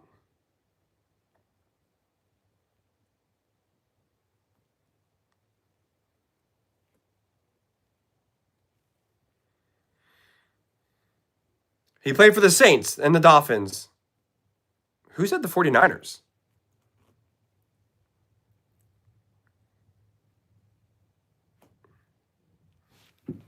$19.99, simpler times. Yeah, I'm Baltimore. I saw that. All right, 2nd and 9. Oh, an errant pass by Matthew Stafford. Oh, you're talking about Ricky Waters. Oh, okay. Didn't he also play for the Eagles? Ricky Waters? Ricky Waters. Yeah, he played for the Eagles as well. And the Seahawks. Look at us, man. Look at us. Teamwork. I am not a football historian. Honestly, I'm bad with the past. I keep up with the present. This is a big one. 3rd and 9. Matthew Stafford. He's going deep. He's got a wide open. Wow. You cannot get any more wide open than that.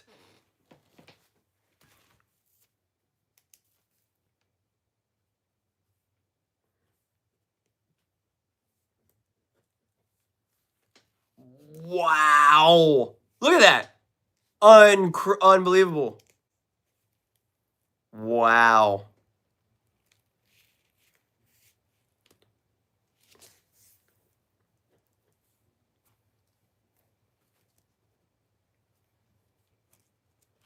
Wow. That matters so much. That's a delay of game. Timeout. They called a timeout. They burned their timeout.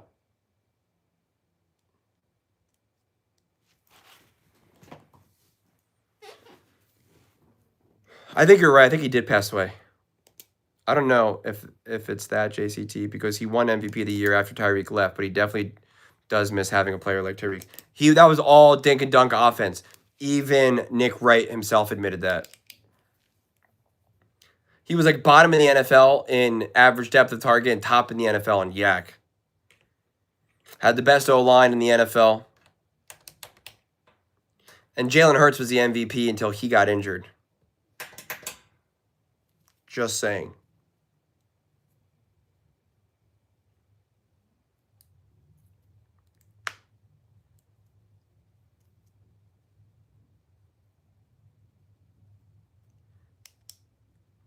Flag, holding. Number 68, 10-yard penalty.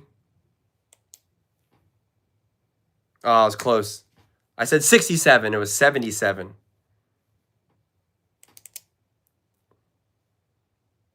I think Mahomes might lead all time in yak if you start looking carefully. Yeah, wouldn't be surprised.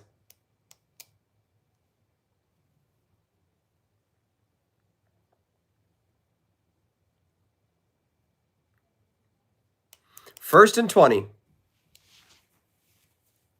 At the 29. No. The 34. Oh, little flea flicker. He's got the screen. He's got the blockers. Big gain.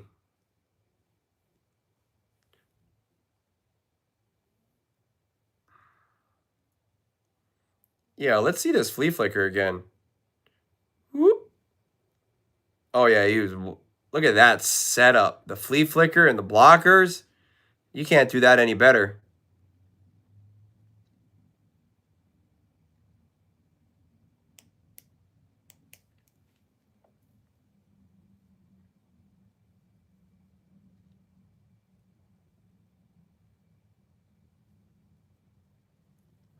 All right, 3rd and 2.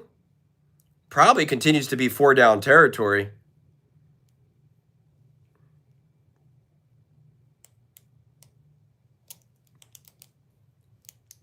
Yeah, that 3rd and 9 was devastating. 3rd down, 3rd and 3, 9:50 to go. Time of possession still absolutely dominated by LA. Here he comes. It's a handoff. Oh my God. Tackle for a loss. He almost squirted through. If he was able to shake that off his feet, he was getting a first down there for sure and more. Are they kicking a field goal? What are they doing? Yeah, they're kicking a field goal. Let me see this again. That was a great tackle. Oh, that was great. Just slowed him down enough. Ooh. Actually, I don't know if he would have even ended up, even if he got through there, I think he probably still would have been met. That was good rallying by the Seahawks. 36-yard field goal attempt. 4th and 3.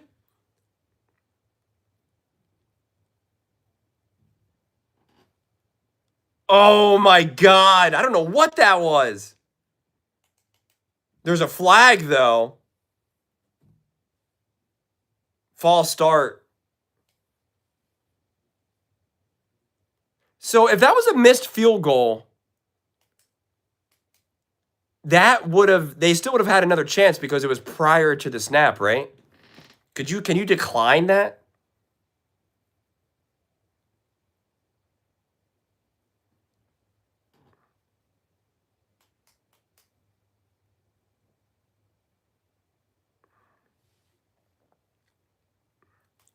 Now it's a 41-yarder. It still looks like such a chip shot. 4th and 8. And he drills it. Literally right down the middle. All right. They definitely are having some good red zone stops. Their red zone D is saving the day right now. Red zone D saving game. Seattle, Seattle, Seattle. You did give up 3 points because of that massive 3rd and long gain. What do you think the Panthers are going to do with Bryce? I don't think they need to extend him. I think they have that 5th-year option that they just say, okay, we're going to continue to see how this goes right now. I don't think you got to do anything more than that.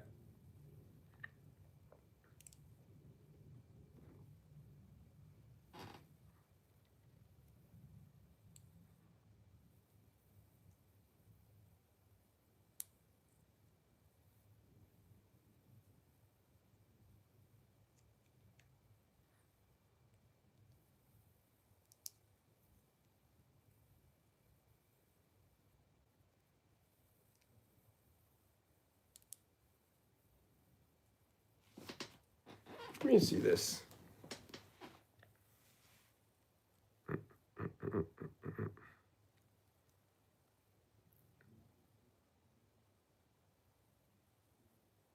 What are you guys going to be watching all the games on Saturday? I guess both games on Saturday.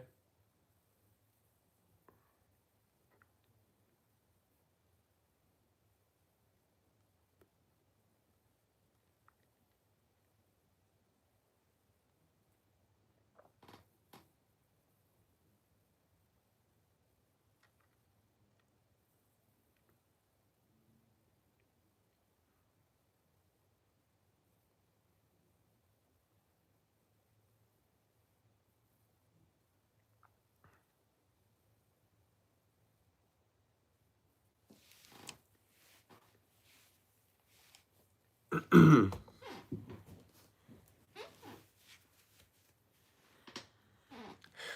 you think the Eagles and the Commanders game is going to be exciting? Do you think are the Eagles on upset alert? Ooh, Christmas night. Bo Nix and it shows Travis Kelce right now. That's so weird. Just Travis Kelce holding the ball and Bo Nix. Wow, the Broncos are going. The Broncos almost want to lose this game against the Chiefs to help to hurt their draft order.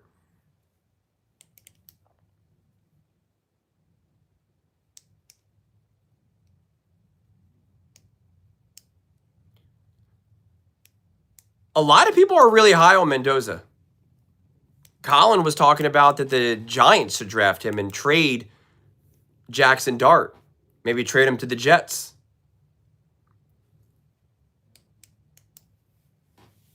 The Jets have been an absolute mess, man. It is insane.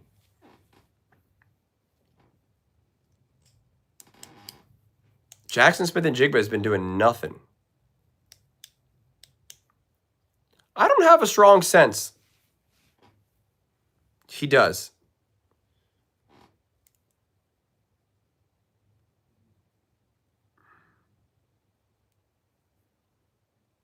Did that get tipped? What was that pass by Sammy? By Sammy D. You think the Chiefs go wide receiver running back with their first round and pick in the draft? Man, I don't know because Mahomes isn't playing right now. So it's just like, I don't know. I don't think they're getting a running back in their first round. I would be surprised about that, but I don't know.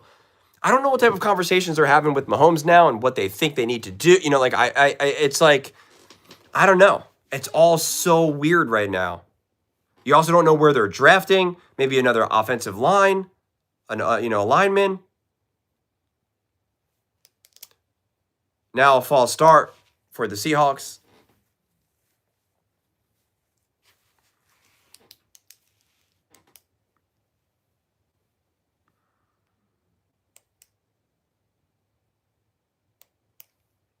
I know that the Broncos don't want to lose, but like in a perfect world for them, they can lose that game, still lock up the 1 seed and the first round bye, and hurt the Chiefs' draft order.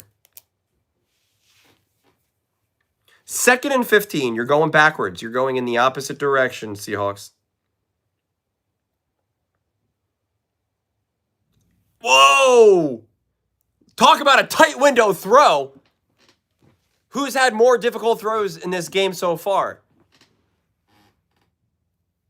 Sam Darnold. This is a heck of a throw, man. Look at this. Oh, Jackson Smith and Jigba even tripped. Well, JSN just touched it now. Wow, great tackle, Wallace. Jackson Smith and Jigba. The Seahawks haven't really had the ball that long, and a couple of their big plays were with their running backs. Kupp had a big play, but then he fumbled it.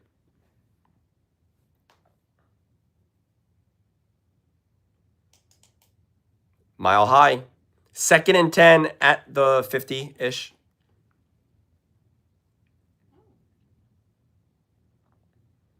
A handoff. Gets about 2 yards. 3rd and long.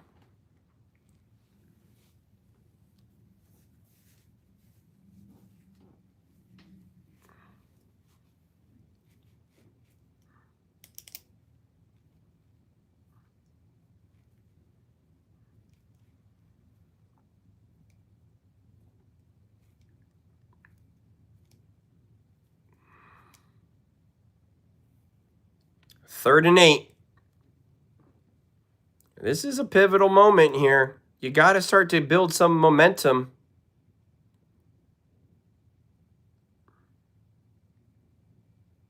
Oh my God.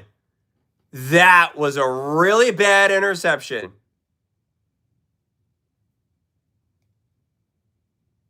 Wow. I saw that was going to be an interception. What was that?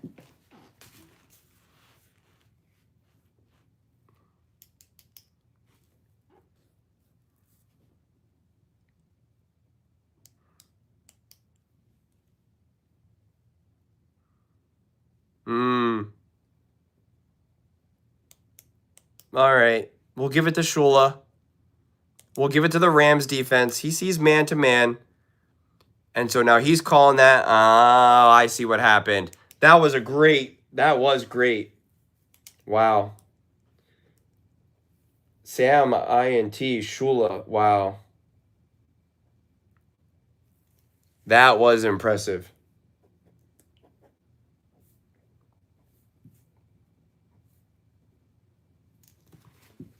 Wow.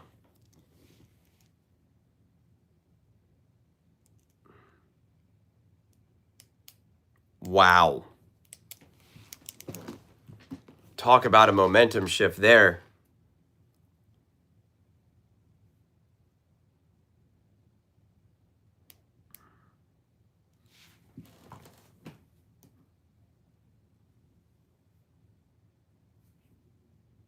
Let me see here. Wow. Wow, wow, wow.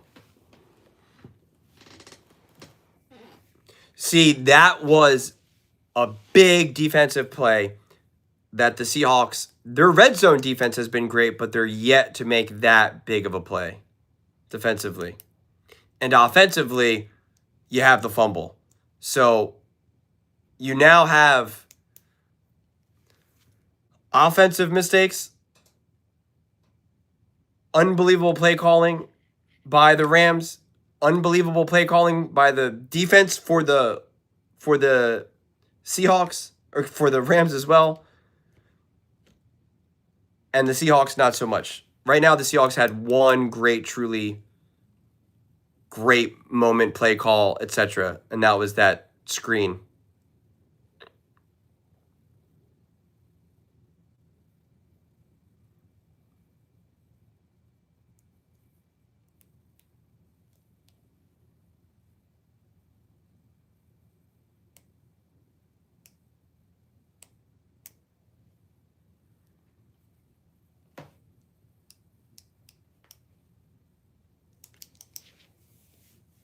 Well, Seahawks got to literally score right away.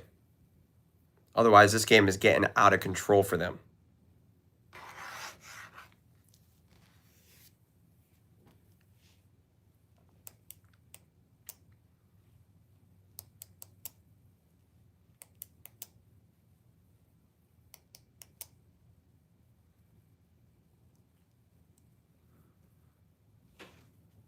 What are your guys' thoughts so far? Why is this not plugged in? I'm messing things up here.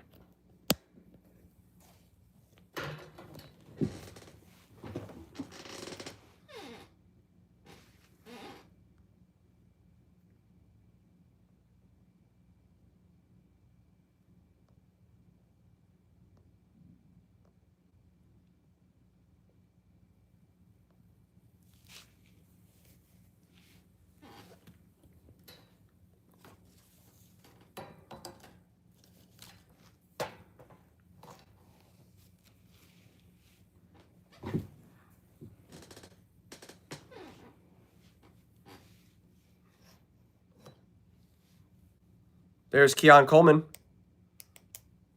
Stop making commercials. Start making moves.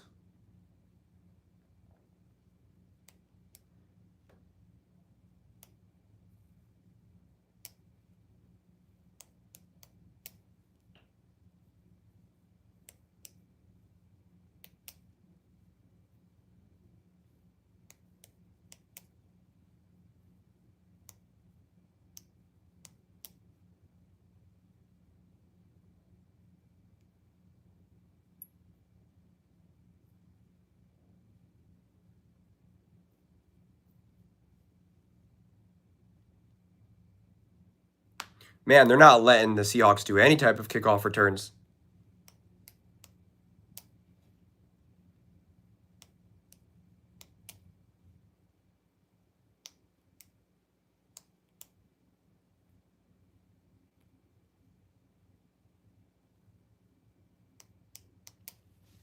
Are you guys here?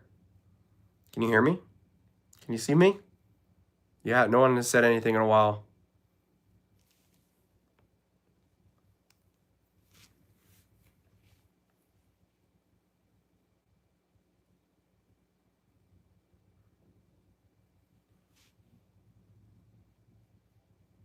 Are you guys there? Can you hear me?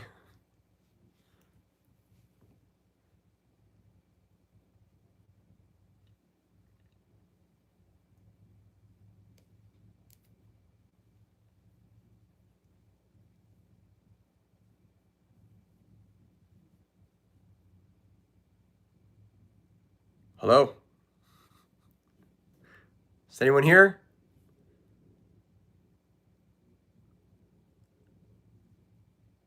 Wow. That was almost another interception. That would have been devastating. But I don't know if I'm talking to anyone right now.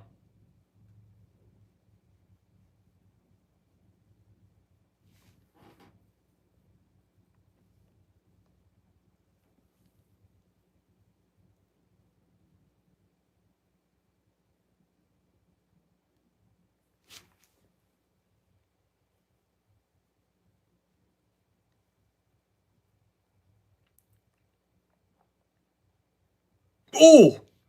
All of these throws are tight window throws, man. Nothing is easy. Whoa.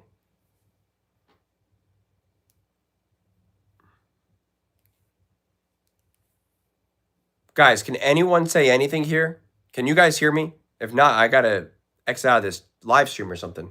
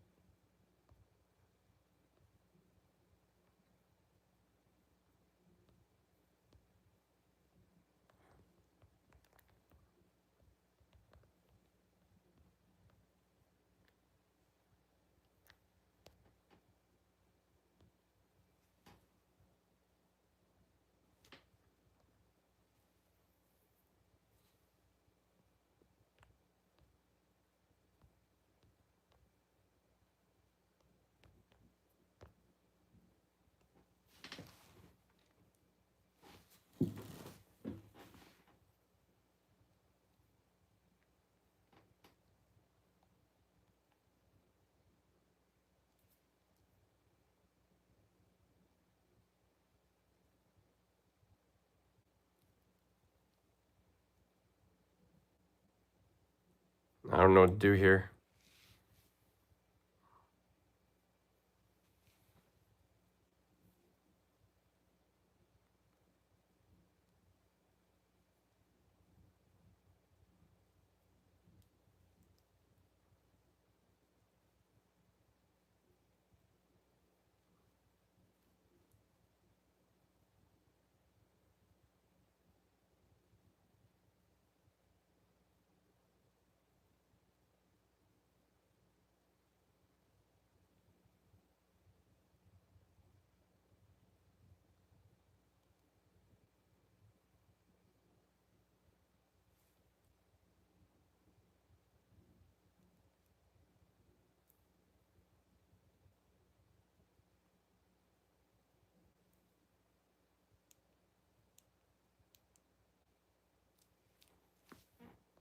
I'm not seeing the chat.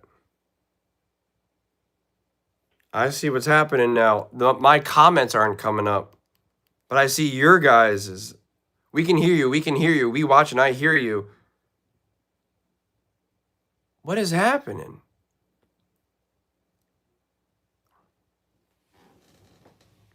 Okay, because I went on my other thing and you guys can hear me, but I'm not seeing the chats come up. I'm gonna have to exit out, but then it's just gonna have to start a new live. Just super annoying. Oh, let me see.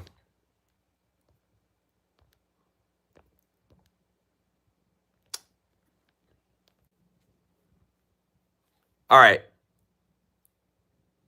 Can you guys hear me? You can still hear me now? And now you can talk? I can't always restart a stream. It's weird. Like, I want to remove this. Trash this. Oh my God. What, I have to hit it at the same time? Oh my God. Can someone just message something? Okay, now you're there. Okay, good. I want to move this away. Okay, good. That was bizarre. It's weird. You can't just like restart a stream and leave everyone in there. Like, I can just reset. Like, a lot of times it just like everyone gets booted out.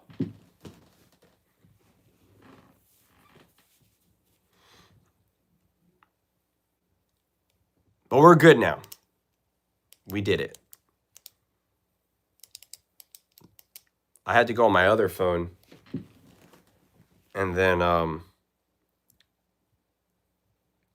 go into the stream and see what the heck was going on. Because I saw it didn't exit out. Oh, hold on. What am I trying to do now? I got to switch this.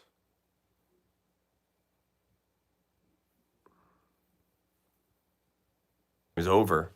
Sam has been thrown, but the whole offense is disjointed right now. The Rams scored so quickly because it was the interception, which was an awesome defensive play.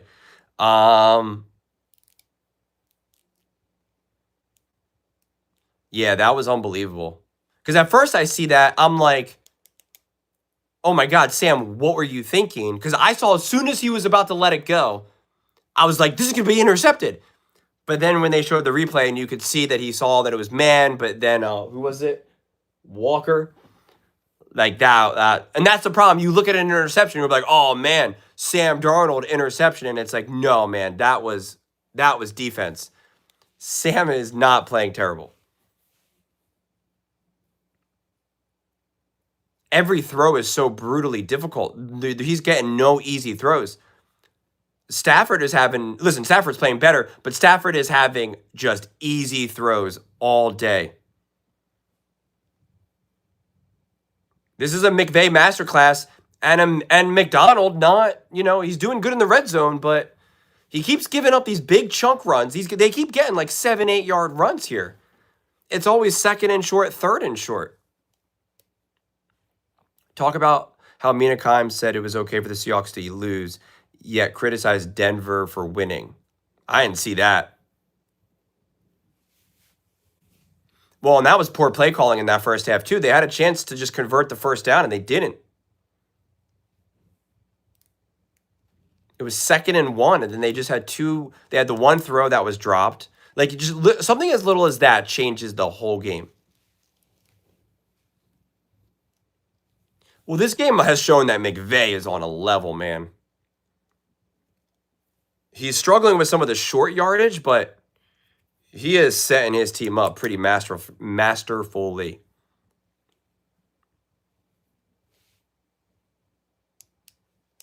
They need to get a stop right here. I mean, I don't want to say this is the game, but like the way how this game is unfolding,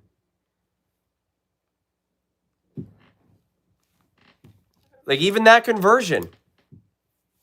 I mean, that's as pitch and catch as you can get.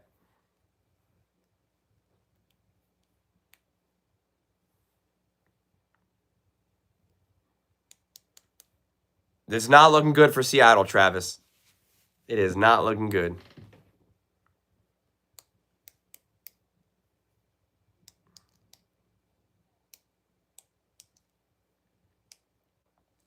Do the Rams have Sam's number? I don't think it's that. I would have said that before, but that's not what's happening now. Sam's doesn't have anywhere to work with. No one's open. And look at this. They're able on first down. The Rams are able to get 6, 7, 8 yards every single first down. It's pretty crazy.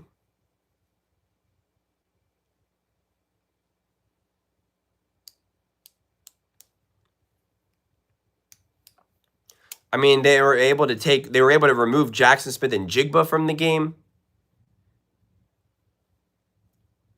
The Cooper Kupp fumble. I mean, the score could be 23-21 right now if it wasn't for that fumble.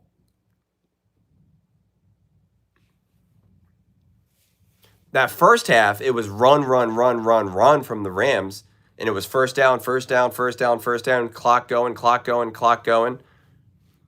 And then the Seahawks were like, okay, we're going to do that. And it was like, well, it's a little late now. 3rd and 3.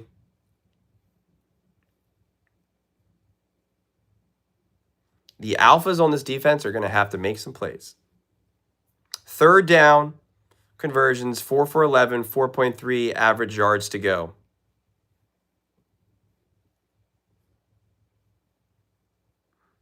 They've got no pressure on Stafford. Look at this.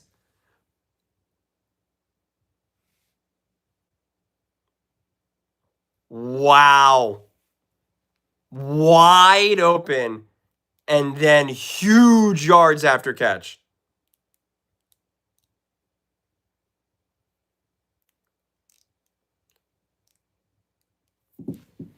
Look, this is why you have to watch the games. Stafford has to have over 300 yards right now, I'm sure. Let me see.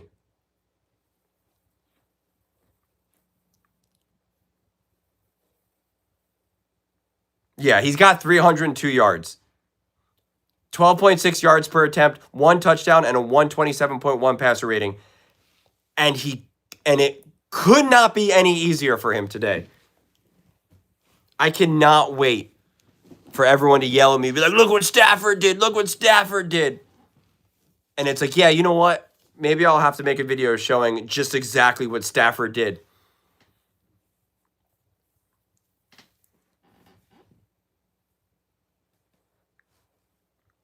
I mean, it's been wide open receivers and yak all day. Again, this is McVay. I mean, this is McVay completely out coaching McDonald right now in this defense. And it's not even close.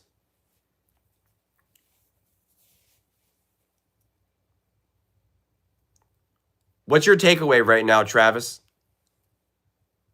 Stafford is doing nothing for the MVP right now. Maybe in the dumb voters for sure. But this is 100% McVay. Stafford is being a distributor no different than people claim Brock Purdy does, or Kirk Cousins, or Jared Goff.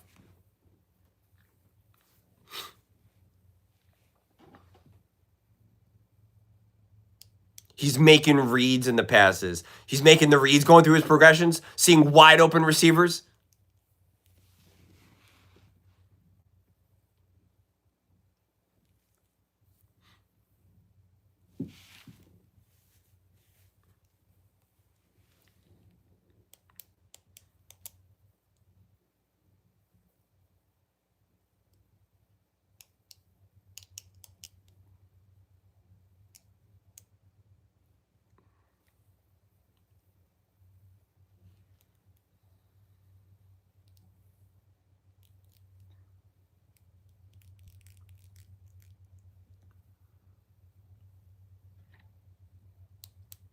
I'm not going to be upset. I'm going to rip the Seattle Seahawks for sure.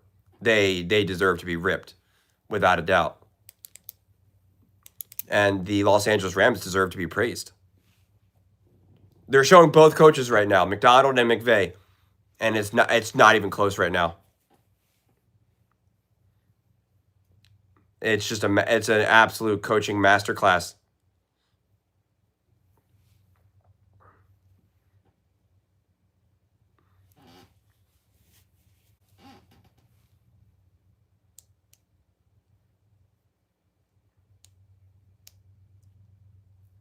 This has nothing to do with Sam Darnold.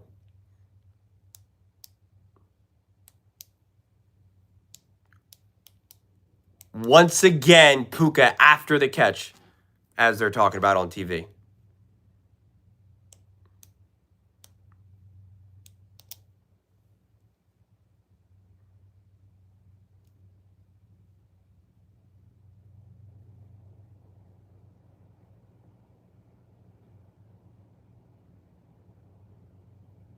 The heck was that?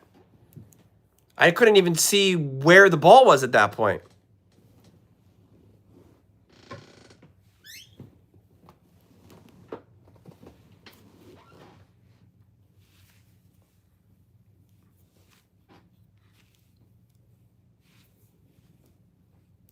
Now Brian is injured.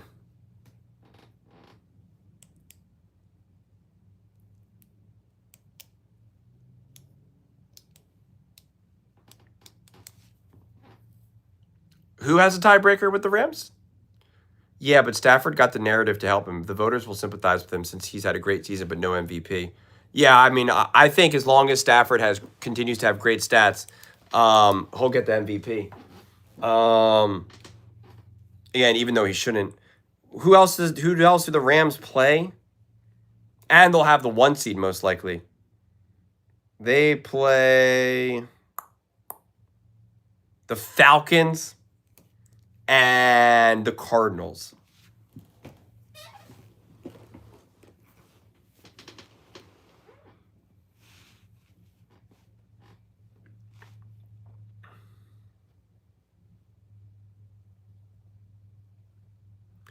No, the 49ers will not have the 1 seed.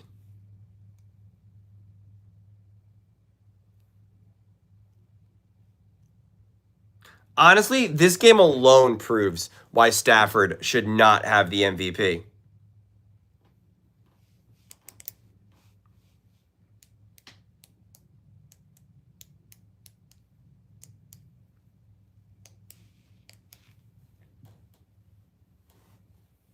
Let's see this again.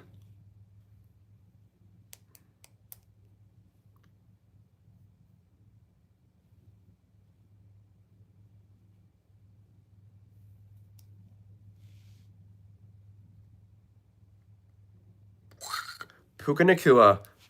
He's got to have, what does he have? He's got to have almost 200 yards here.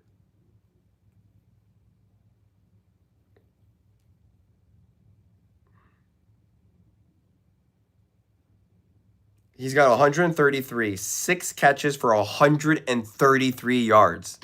6 catches for 133.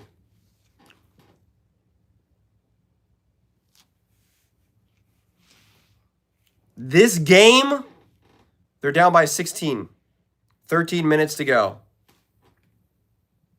Seattle Seahawks, I am about to rip y'all.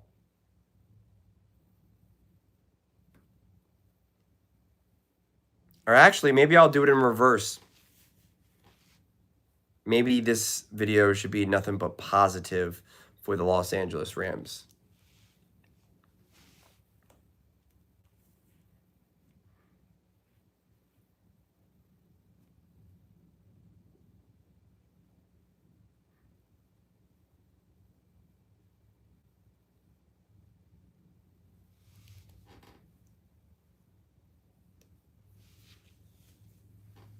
Do I think Stafford is playing well? Yeah, of course he's playing well.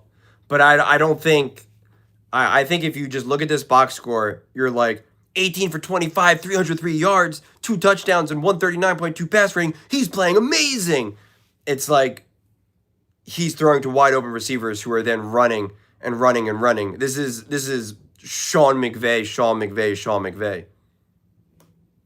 And just the run game has been so deadly. Even the run game alone right here, where it's 33 carries for 106 yards, this is like the definition of using the run game to set up the pass again and again and again. I'm telling you, if you want to look at coaching and game plan and play calling, watch this game, watch Sean McVay. Or watch the play calling and the execution from the Los Angeles Rams.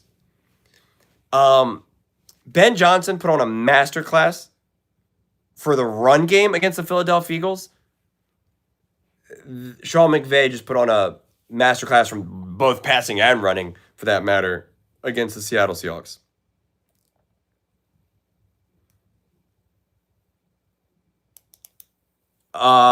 Who wins? The quarterback who is throwing to literally wide open receivers.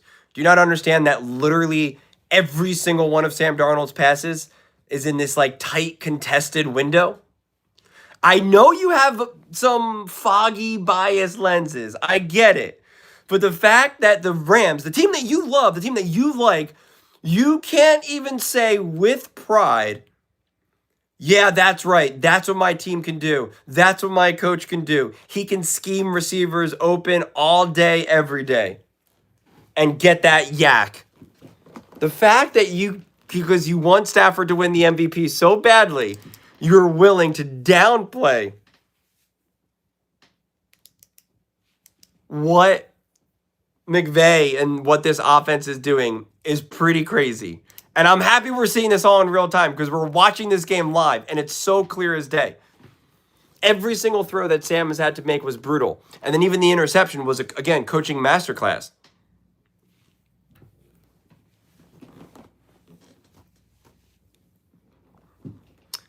I'm going to find that Greg Cosell clip.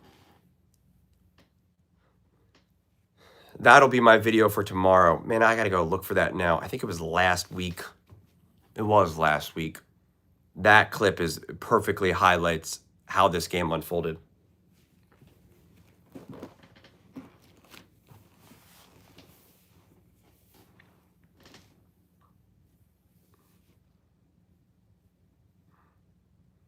There we go.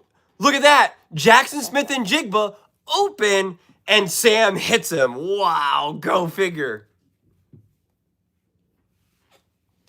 The clip where Greg Cosell talks about how so many of the throws, we always talk about, wow, big game by the quarterback, when it's really the coach and the scheme, and the quarterback is making throws that any quarterback can make. I forget who he was talking about, though.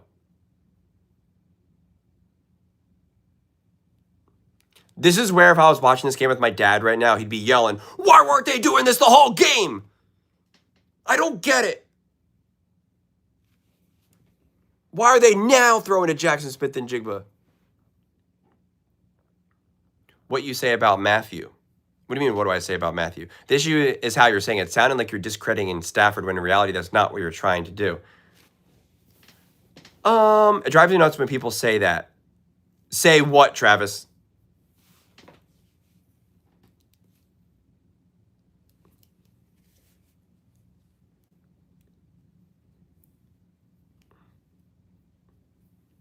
Say what?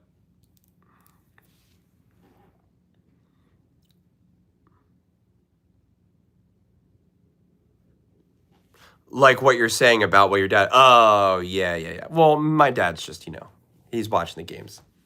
Screaming at the TV.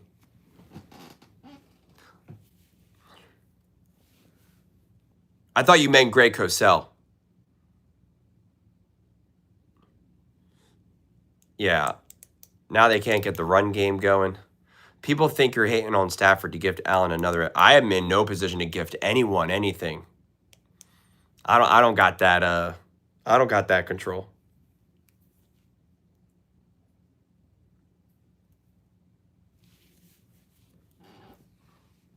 Who do you think is the most underrated team in the NFL? Who do I think is the most underrated team in the NFL?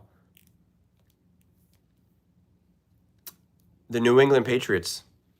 I don't think people really understand actually what some of the plays that Drake May can do off script that I think really helps you out in the playoffs. Look at that tight window throw. My dad does that. I've been watching football for 50 years. Then forgets the name of half teams. Yeah, my dad will do that too. He'll ask like certain questions that I'm like, you know this answer. He'll be like, wait, so a pass interference is where the foul happened? And I'm like, Dad, you've been watching football for twice my life. You know this. And I'm like, is this just because you're getting older? Like, I know you know this. If anything, you're the one that taught me when I was a kid. Like, come on. You gotta know this. You gotta know this. I don't think Sam has done anything wrong in this game. There's literally nothing for Sam to do in this game. Like, better. He's not doing anything wrong. I swear, people just don't know how to watch. That's why I'm happy we're watching this game live. Like, it's very clear. It's very straightforward.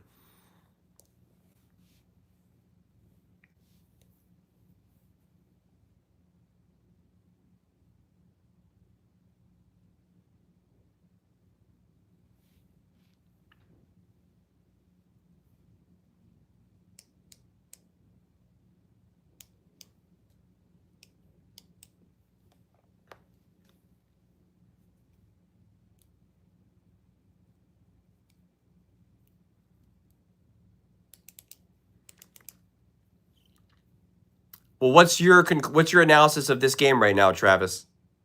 What have you been? What are your conclusions for both teams?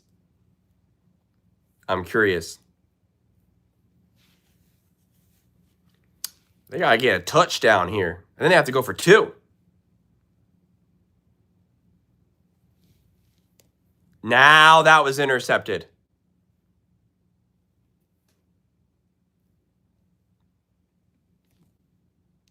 That was an interception by Sam Darnold. Let's see this again.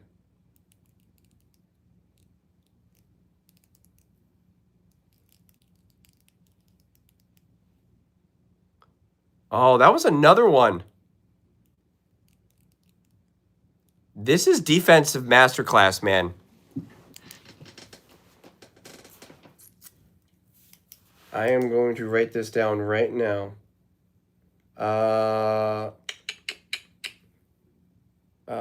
What am I trying to put now? McVay over McDonald. Shula over Kubiak. That is my game. McVay had a great game plan coming into attacking Donald's aggressive style of defense. Shula had Clint's number, who wants to run the ball a ton. Guys, that is a coaching defensive interception. This isn't just Sam saying, I'm just making a bad throw here. I'm trying to force the ball here.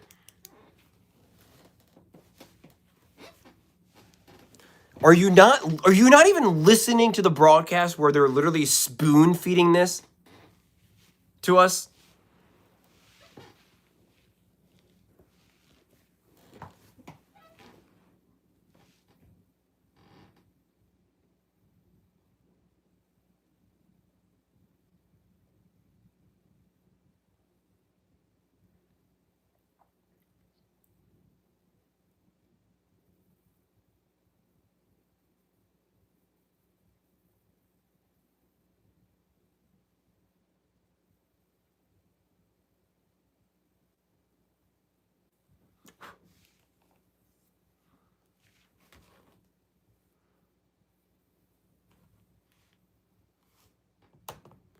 Well, and that's what's so hilarious.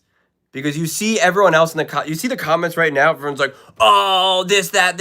And it's like they're literally telling us and showing it. Like Kirk is literally spoon feeding it to us. He's literally spoon feeding it to us. Look, they're showing it to us right now.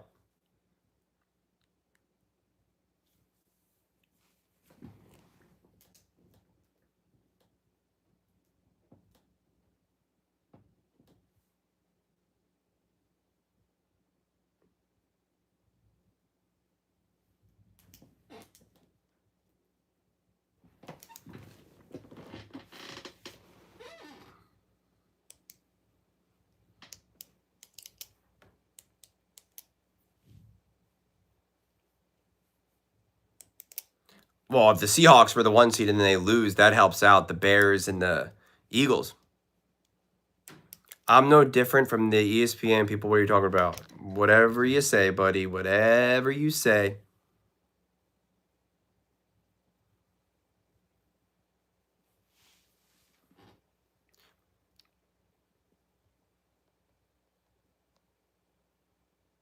Yeah, I think me and you are on the same page, Travis. Yeah, well, that's what I was talking about in my one video about all the seating for the Eagles. Now that becomes very unlikely for the Rams. But if the Eagles stay at the 2 seed, if they can get the 2 seed, then they're in a position at least to not have to face the Rams into the NFC Championship game.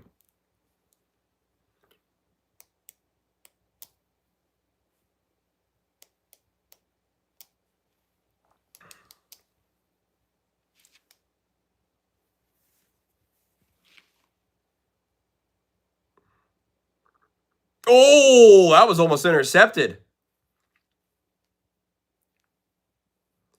The Lions are whooping whoever the 2 seed is. The Lions, I don't know if you know this, the Lions aren't even in the playoffs. So you're no better than anyone, I guess. Since you're a Denver fan, do you live in Colorado? I'm not any specific fan.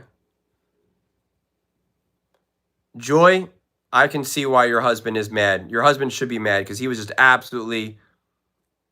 Where did you just come up with Lando Norris? Whoa! Oh my God! Wow! He just scored a touchdown. What just happened? Wow!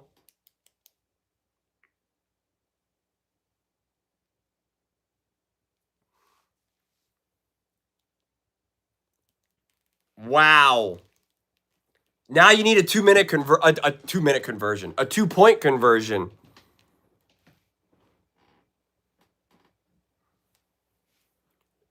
Shaheed.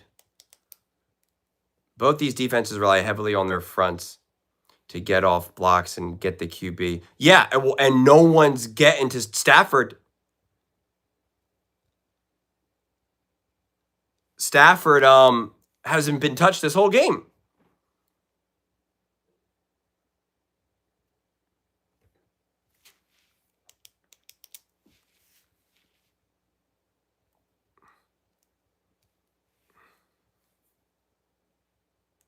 2-point conversion. This is a one-score game right now. This is crazy. And there's 8 minutes to go. There's still plenty of time.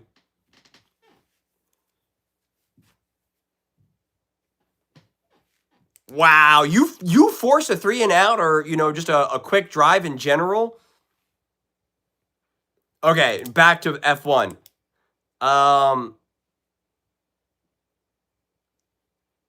You're a co-owner of your team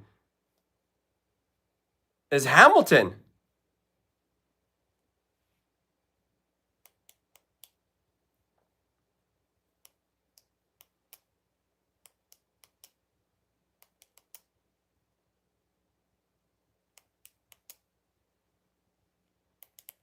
I was rooting for Verstappen. I had an F1 channel. I mean, I still do, but I just don't really post on it.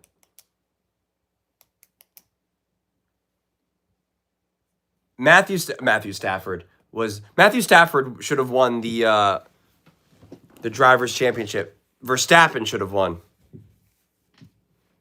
I don't know if Lewis is washed. I think Ferrari is just, not good.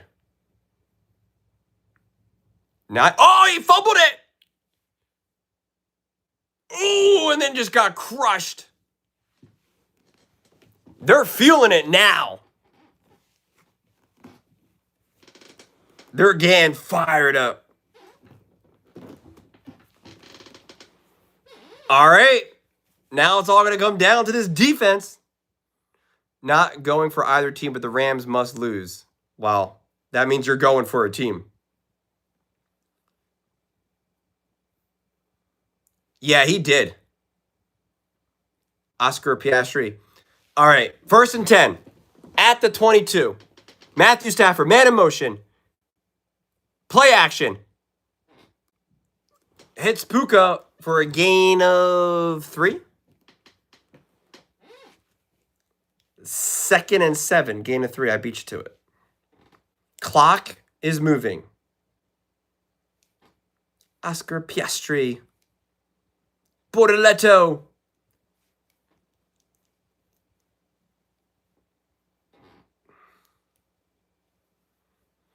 Second and 7. 7:20 to go. At the 25. Matthew Stafford drops back. Play action. He's pressured. Oh, and an incomplete pass. 3rd and 7. 3rd and 7. It's 3rd and 7. 7:18 to go. Clock stopped. I mean, this is kind of the game right now.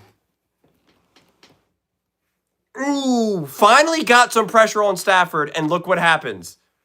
Doesn't look like he's making such good throws either right now. 3rd and 7. 3rd and 7.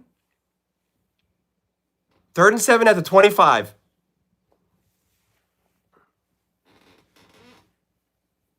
Third and 7. 2, 1. Just gets it off. Stafford drops back. He's got time. He's flushed out of the pocket. He's throwing on the run. He's throwing.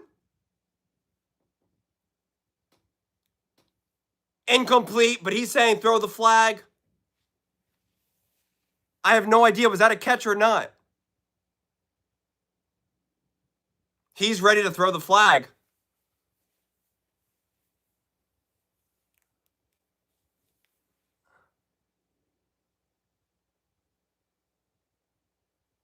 Was it a catch or not? No, absolutely not. Wow, they just forced a punt. 3 and out.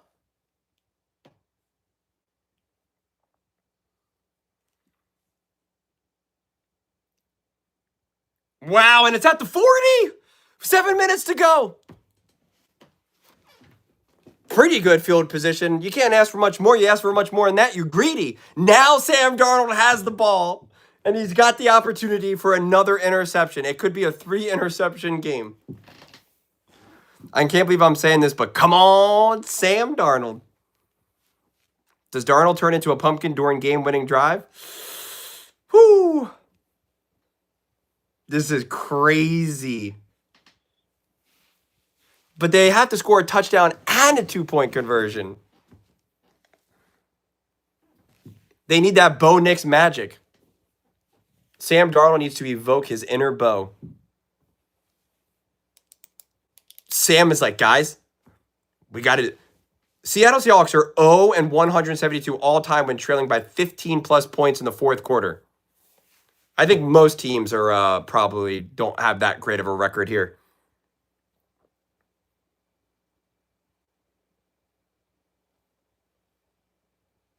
There's a flag. Oh my God, a huge play that it's going to be called back. It's going back.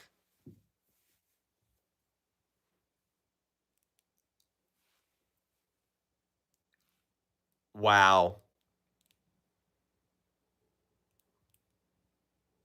Offsides defense. The penalty is declined.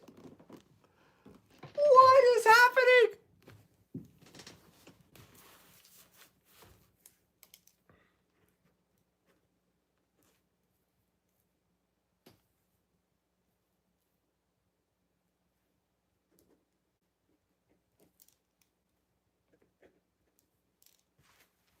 Enough time where if they miss 2-point conversion, it's not a big deal. I mean, it's still a big deal, but I know what you're saying. Obviously, scoring is more important than anything. Heck, even just kicking a field goal actually helps you out here to a degree. They probably wouldn't go for it, but it still is helpful. Sam Darnold! Oh, he scored a touchdown! Sam Darnold! That's what happens when you give him an open receiver. That is what happens when you give him an open receiver. What did I tell you? What did I tell you? That was a harder pass than anything Matthew Stafford made the whole game. Listen to him talk. Listen to him talk.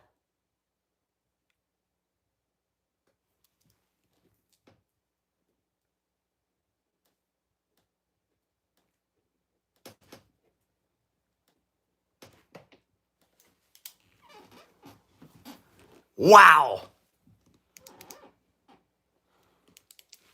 Wow. This is a game. This is why you don't give up on a game, man. This is great. We're live streaming this game, baby. If anything, JCT, this will help Stafford because Stafford can like win a close game. What was that? What even was that? Yeah, that was a traffic jam. What was that?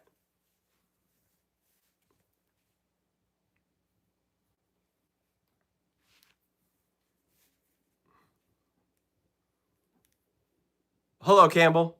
Wow, Barner.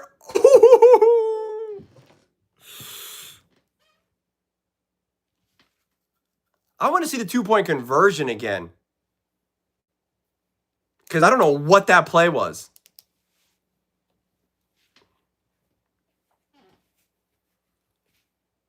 .623 to go, 3 timeouts. Wow. Please show the 2-point. Oh, here it is.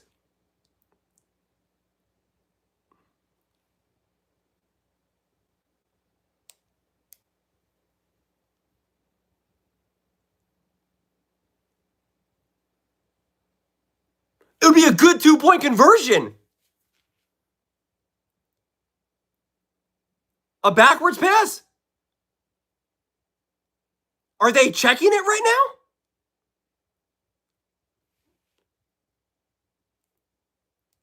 This is going to be a 2-point conversion.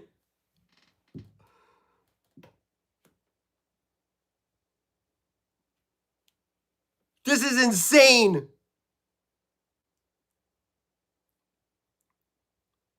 That is a 2-point conversion.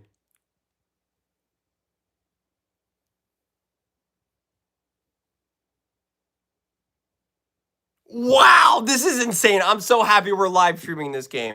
I love you all right now. This would be the most craziest thing ever. This is a tie game right now. And everyone will freak out and say it's fixed.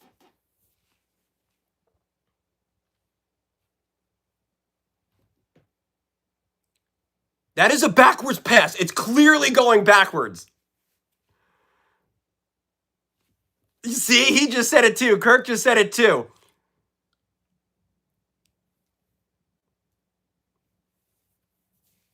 This is a backwards pass.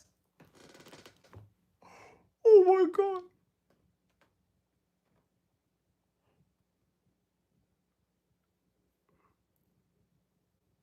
And a clear and obvious picks it up. This is insane.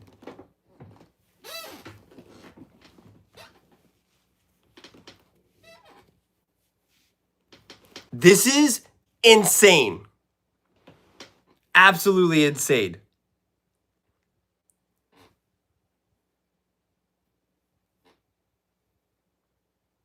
He's about to take the headset off.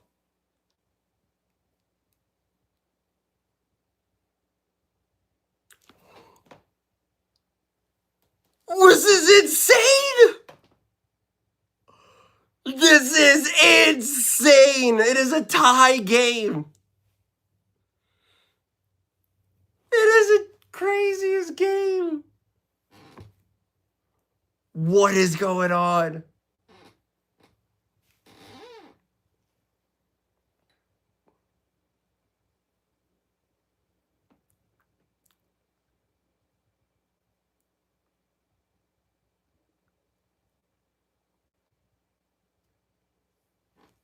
Who picked it up? Was it Charbonnet who picked it up?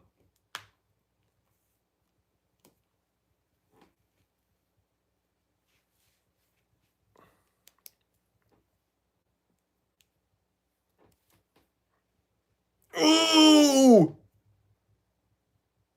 Wow. Wow. Wow. Wow.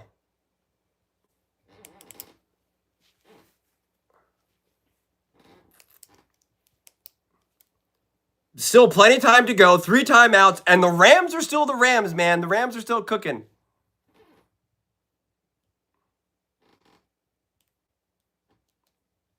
They said the whistle wasn't blown.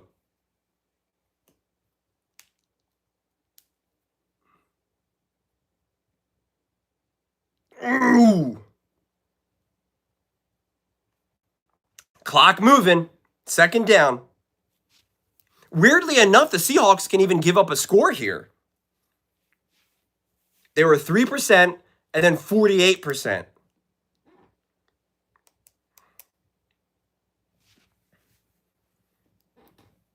Wow. 2nd and 8. 5:40 to go. Sam Darnold or Stafford?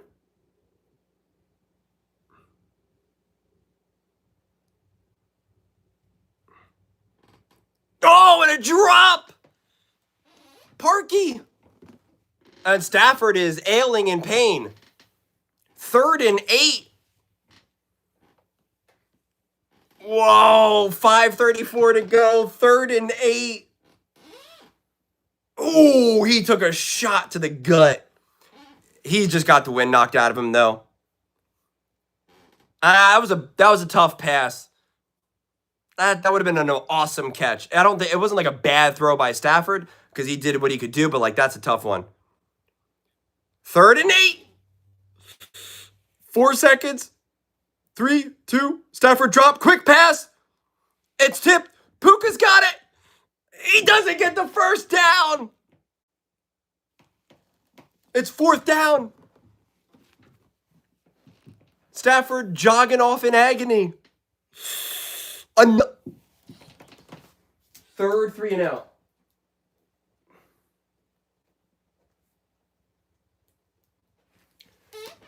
4th and 3 though. Be ready for some fakes, some weird stuff. This game is crazy. This game is insane. No fake, no anything. And a fair catch. Whoa! Catching it to the side. Who do you think you are? Willie Mays? That was some Willie Mays haze. Now Sam Darnold has the ball again. Oh my God. Sam Darnold.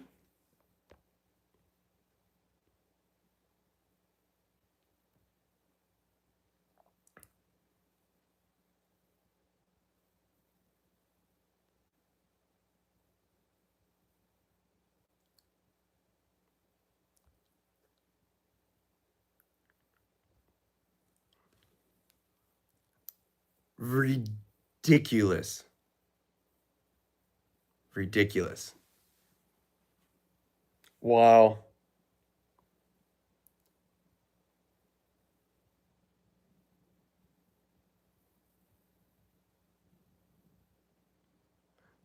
Well, now they got to be, if they can run the ball, they got to be able to run the ball. If you run the ball, here's the thing. This is what this game comes down to. If they can run the ball, they win the game. They run the ball, they convert first downs, they keep the clock moving. You kick a field goal, you win the game's over. The Rams only have 2 timeouts now, too. They have 2 timeouts and the 2 minute warning. The Seahawks have 3 timeouts, 2 minute warning. This is a crazy game, KJ. Win or lose, I don't know what to say anymore. I don't even know what my takeaway from this game is now. Even if the Seahawks lose, like I can't bash the Seahawks necessarily now. I still think it was a masterclass by Sean McVay. I think that's still my takeaway. The Shula and McVay.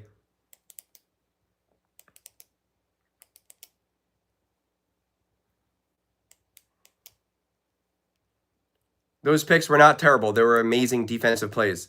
The Eagles game, Rams got to stop this. That's what I was thinking about. I was thinking if the Rams lose this game, they would have lost in 2 of the craziest ways possible. And they would have done it in the same season.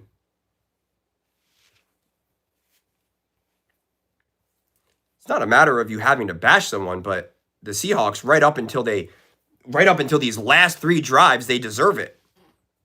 They were getting completely outcoached, outplayed, outclassed.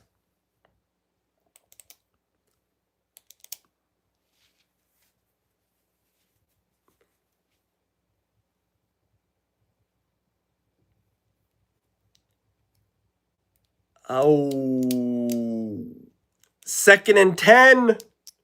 4 minutes and 43 seconds to go.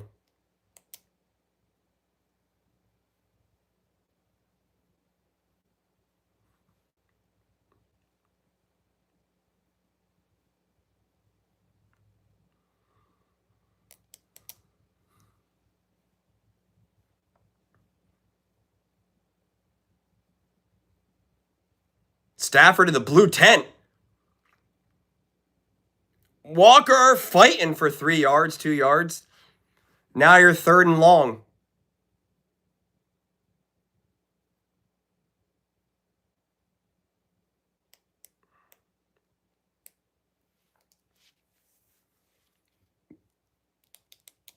He grabbed his chest immediately.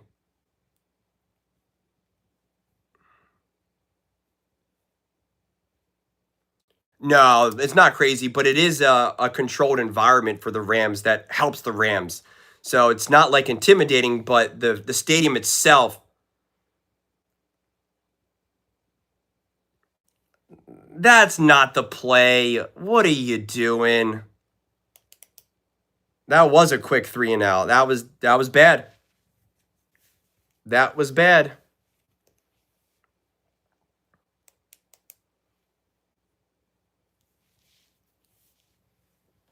That was not the play call on 3rd and long. You could have done that on 1st down or 2nd down. Try my best, Jeremy.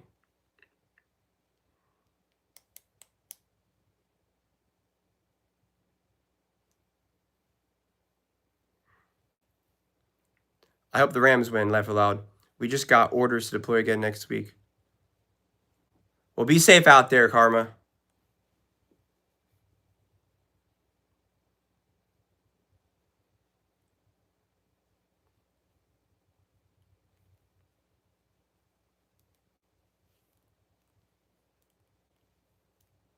It's going to be weird without the Chiefs in the playoffs. It'll be refreshing. This will be blamed on Sam in the media. Oh, for sure. Unless Stafford throws an interception. Stafford turns the ball over.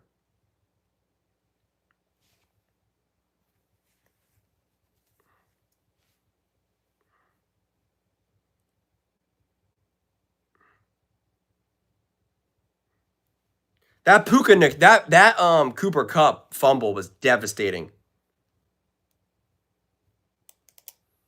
The Eagles could benefit from a Rams collapse. Technically yes. But it's not directly necessarily. Not like in a big measurable way.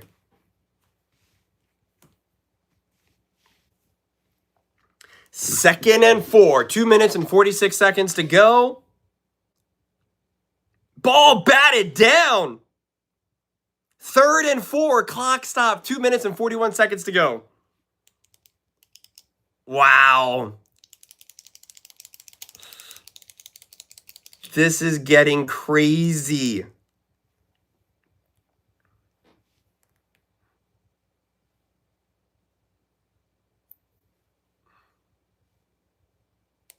Third and 4.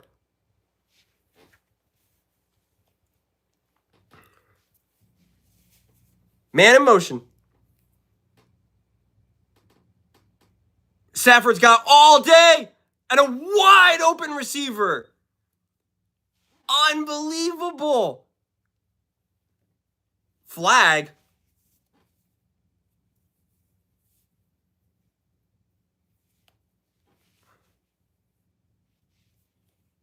What's the flag on?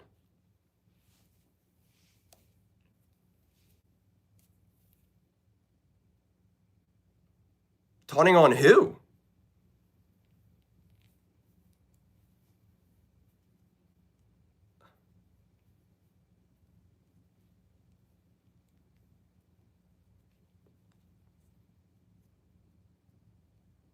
Helmet to helmet? What? That is not a call you're making right now.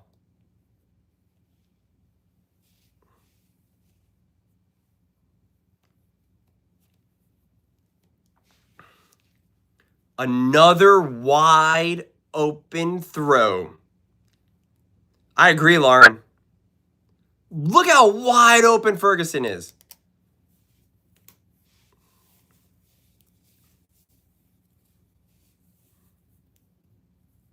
Now they're at the 31. Oh, that's a big one. Flag holding.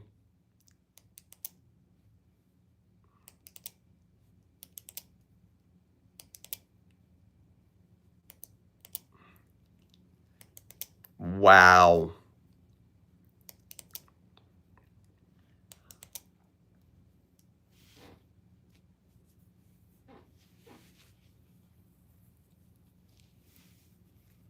First and 20 at the 41.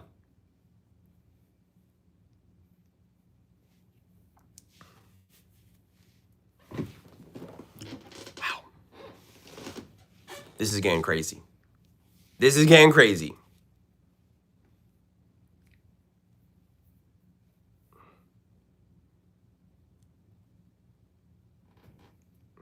Do you start calling their timeouts now? Yeah, I think they called the timeout.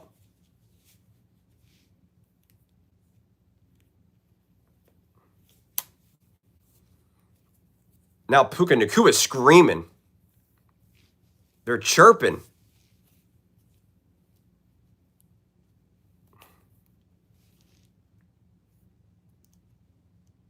Throw the flag.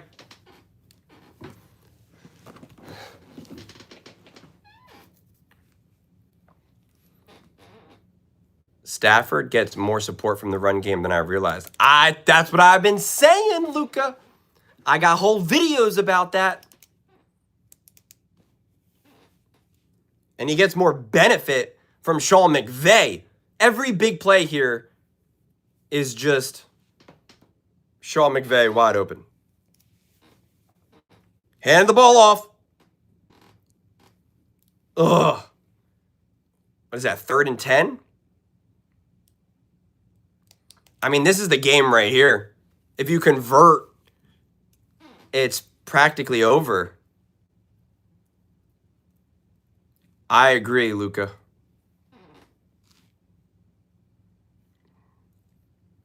3rd and 8.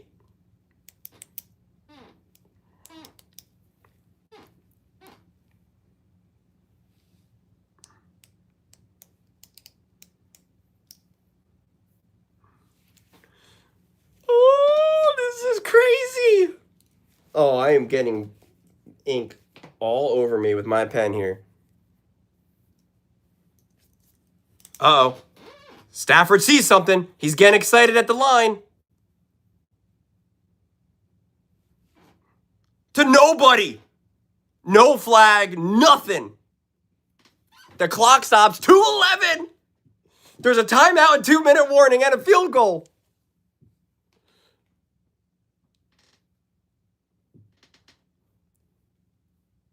Stafford, I think McVay yelled, said, run the ball. I think Stafford changed the play, and he was not happy about it.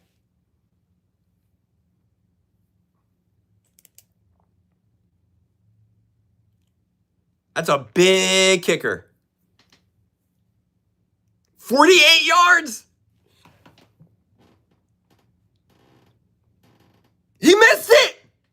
He missed it. He missed it. He missed it. Oh my God, he missed it. He missed it. Now you get good field position too. He missed it. I know the ball wasn't there. I know. I thought it was going to be good, but then it just kept going. And I'm like, that did stay in the air for like 5 minutes. I mean, like that's a YouTube clip right there where like the ball's in the air and you're just like making coffee, cooking some eggs, frying up some bacon. Oh, this is crazy. 2 minutes and 7 seconds to go. 1 timeout. Where are they at now? Their own like 35 or something? 34? No, their own 38. You got to be able to run the ball here.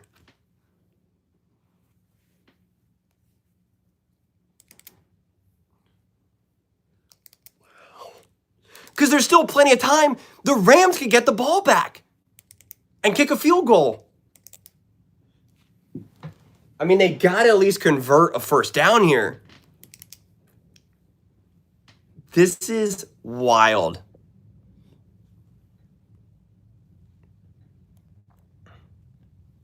Wow.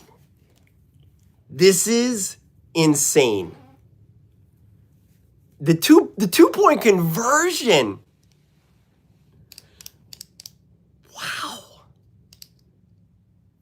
That went wide. Oh my God. A missed field goal.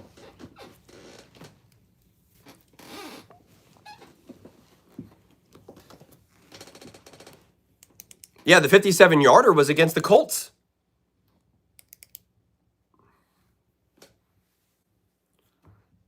Wow.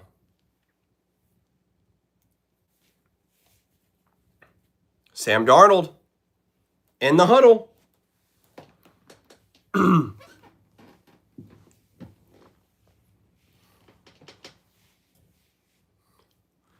Wow. 2nd and 8. Play clock at 18. 17.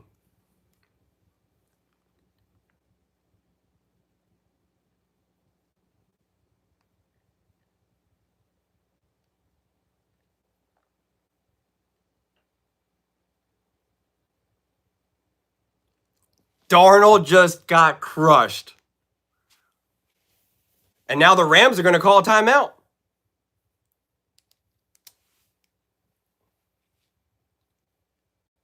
Why would you not just do another quick throw or another handoff? There was nowhere for Sam to go. Then the pocket collapsed, but then like he got to just at least throw it away somewhere. I got to see a better view than this. Because he's going through his progressions. No one's open.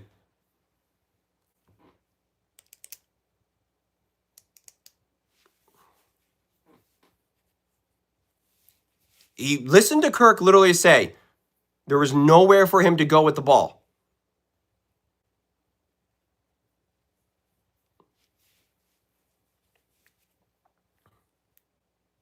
Now it's 3rd and 17. Got to be Bo Nix here.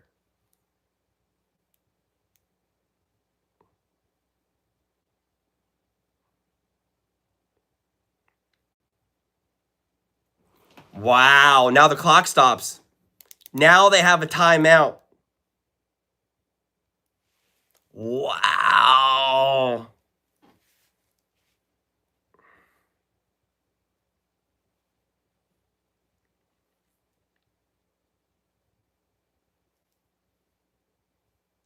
That was big. That was big. No, that was a terrible drive.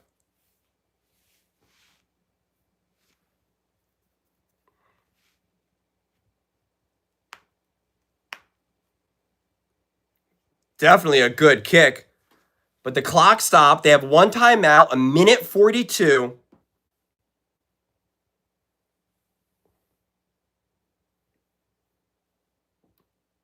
They'll definitely use this for Stafford's MVP case. That was definitely a huge punt.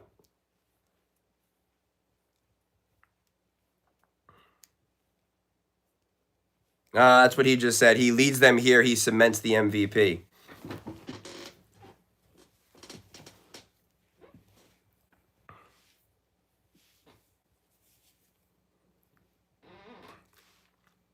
Oh, he can't throw the ball when he's got pressure on him. Oh, he had plenty of time. He had plenty of time.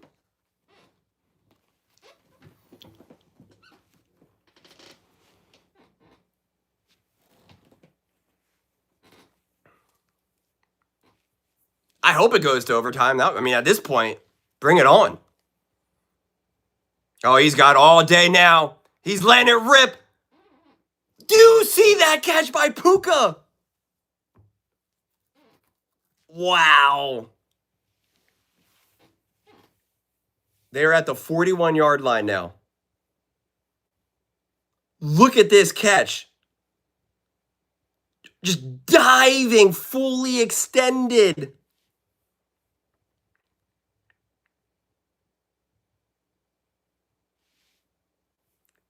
Wow. Puka is insane.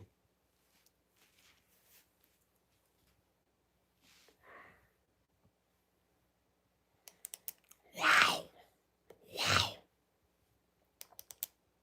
Imagine Mahomes with Puka.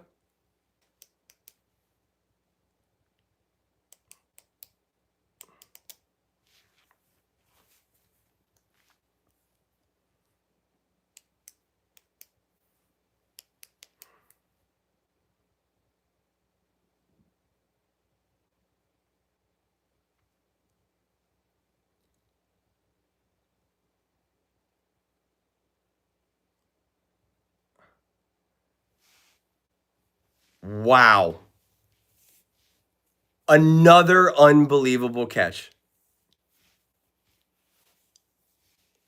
Let's see this catch again.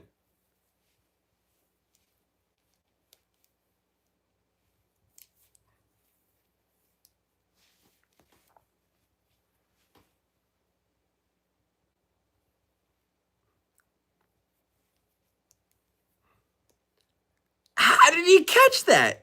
That could have been intercepted.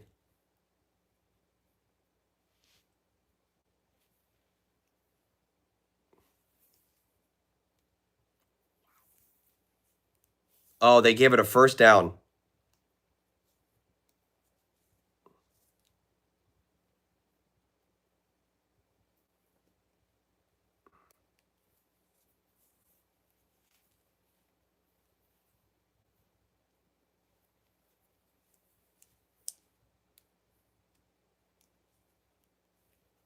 Wow. 53 seconds to go.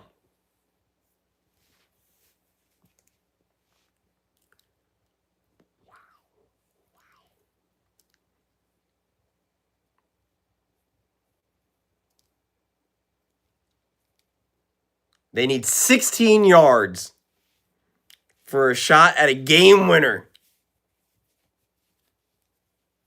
1st and 10, 53 seconds to go. Oh, I'm definitely doing an instant reaction. I'm doing great. How you doing? Oh, now they gave it a minute 2 seconds. Now they added more time on the clock.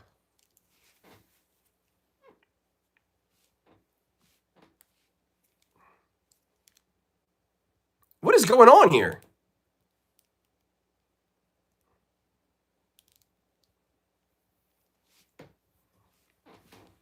What is happening? How much time are you giving everyone here now?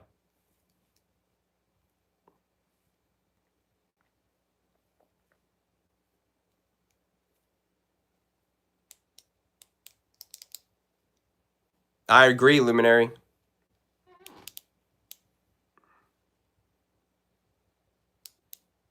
Now the play clock is moving.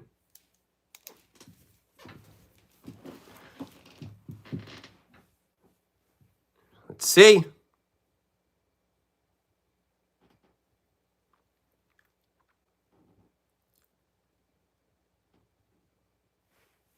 Incomplete. 2nd and 10, 57 seconds to go.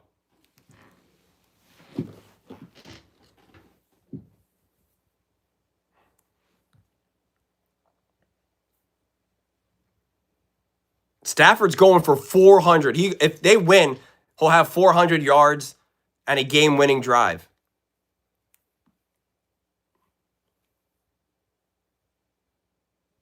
Oh, and he drops it. He drops it. 3rd and 10, 53 seconds left.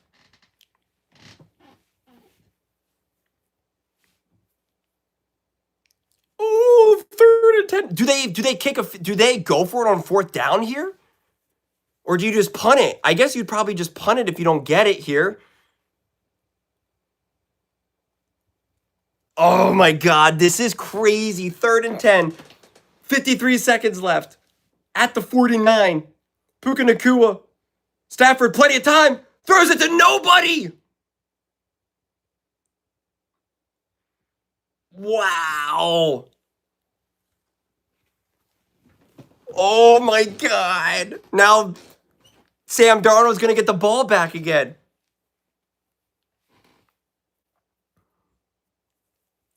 Show the play again.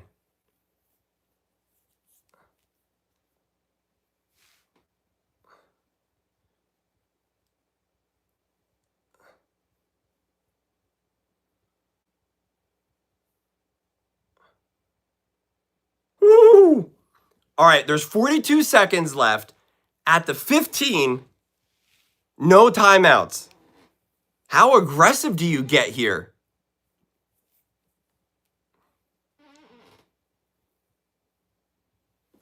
Would I have went for it? No, because I'm trusting my defense. I'm trusting Sam Darnold's not going to make a play. I like my ability to get the ball again in overtime. You know, there's 42 seconds left. All they need is a field goal to win. I'd punt it. That was the right move for sure.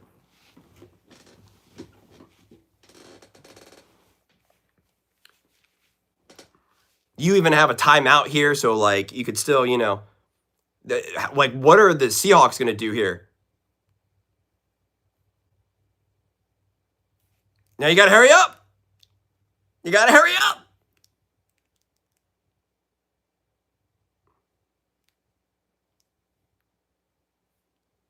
$29 seconds left.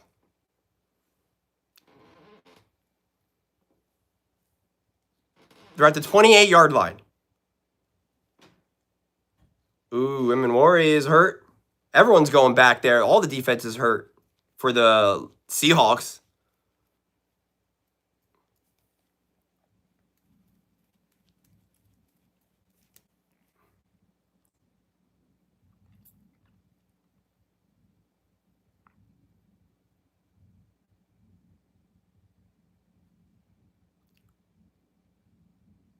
Now it's 3rd down. Now you're just going to let the clock go. It's overtime.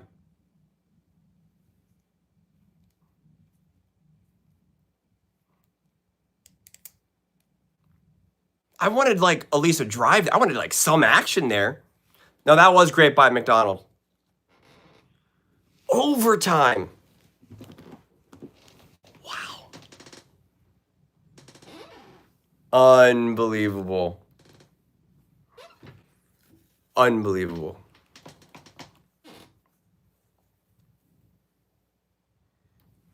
Wow.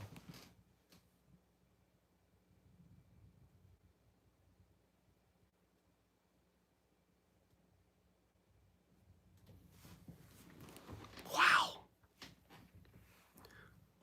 Oh, yeah. I had the game over. Now we got to do a coin toss. Now we got to do a whole song and dance. Dude, I want to make a video, post it. I got to eat. Then I want to go to sleep. I got to lay down. I got to make videos tomorrow. I get to make videos tomorrow. What would a tie do here for these guys? It would benefit the Rams because they got the win.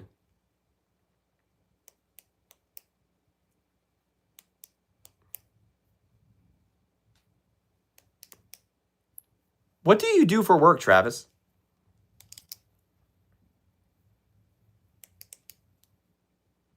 We all on the same page? Let's go.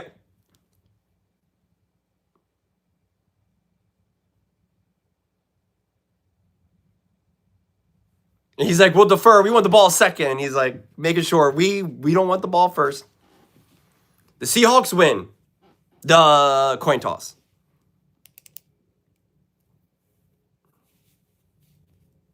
You run and part own of a bakery.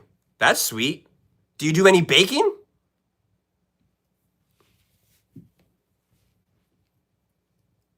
Or are you more like management type thing?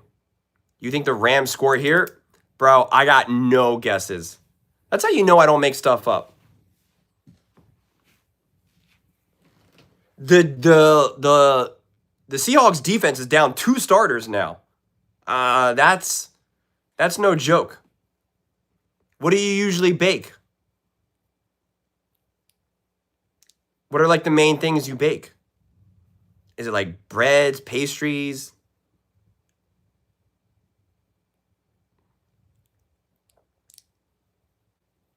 Matthew Stafford, pick 6, game over.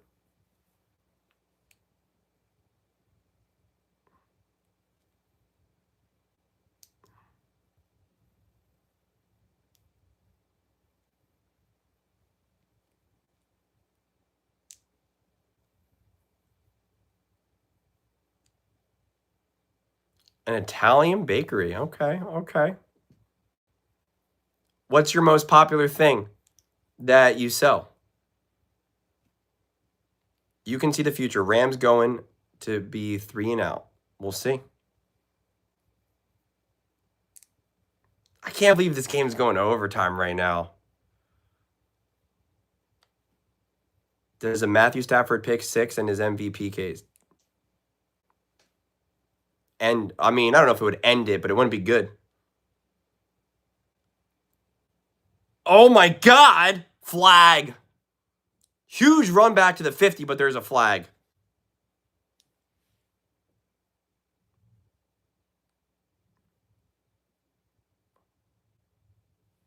Coming back. 10-yard penalty at the spot of the foul. So I don't know where they're going to be now, though. Nugs win big tonight, and Jelly Roll is pardoned by Tennessee governor for his criminal activity.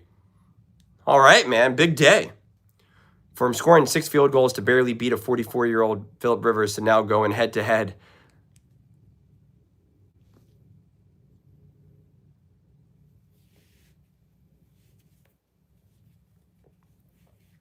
So the Rams still have decent field position, though. They're at the 20. I mean, not decent field position. I thought they're not like backed up, you know, at their own like 5 or something. Puka fighting for every yard.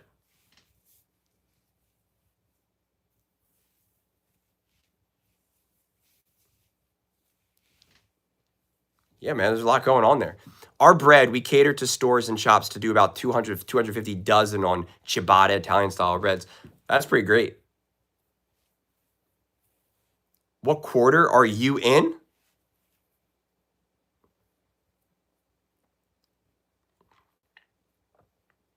Thank you so much, Paul. Hold on one second. I'll read the message in a second. Matthew Stafford rolling out. Oh my God, wide open to Corum. Huge game for the NFC location chance. Dome versus outside stadium advantage. Eagles, Seahawks, Bears. Yeah, I know. That's what we were talking about earlier. This game does have huge repercussions for that. And thank you so much. I really, really appreciate it, Paul. 1st and 10.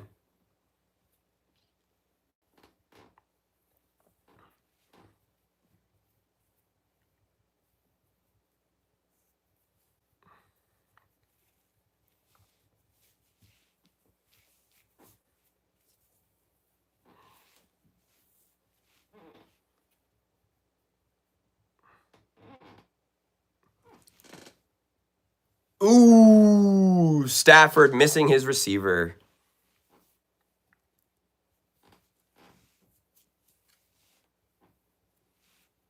A bust in the coverage. Look at Ferguson. He is wide open.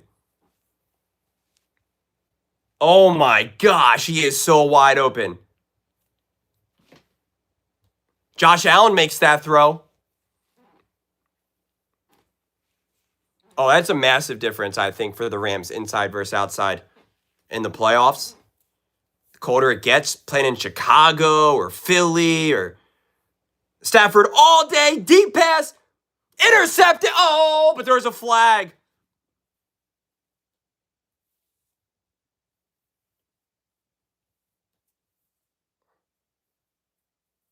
What? Illegal contact, automatic first down. Let me see this again.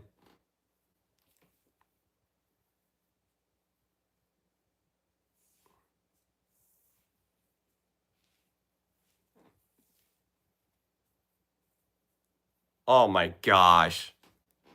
Ticky-tack foul.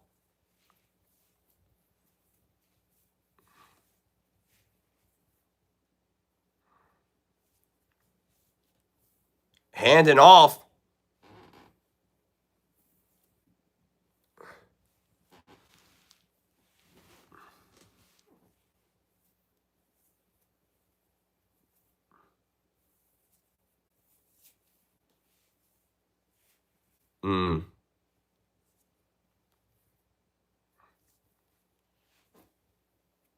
Yeah, they're down 3 players on defense right now for the Seahawks.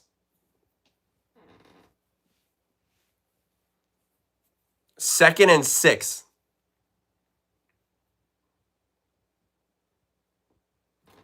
Intercepted! Intercepted! I think that's intercepted. That's an interception! Matthew Stafford had an interception!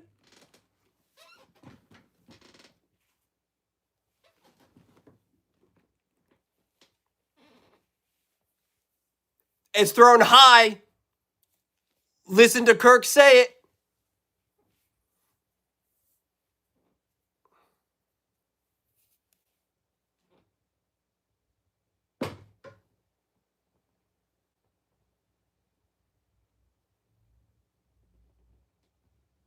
He has control of it. You cannot overturn this.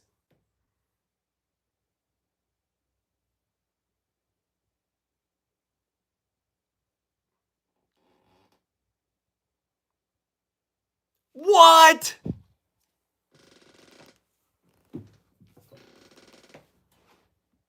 That's not incomplete. Oh my God.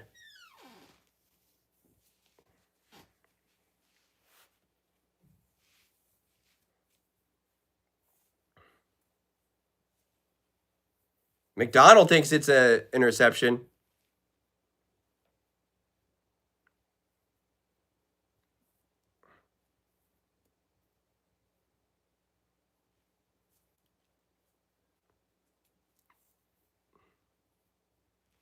Third and 6.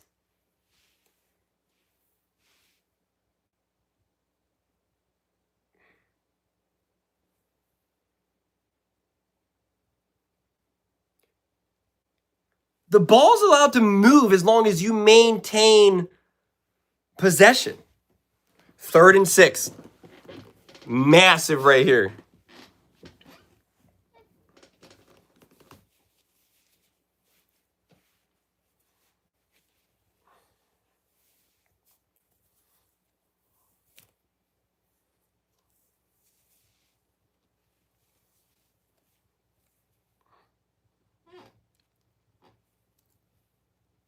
There's a flag.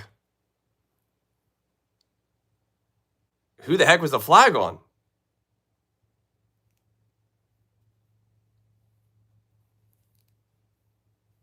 Offsides defense. Lined up in the neutral zone.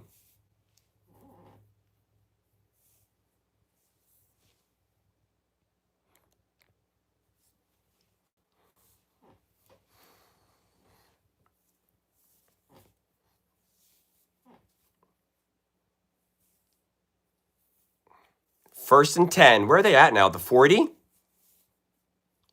He's calling a timeout.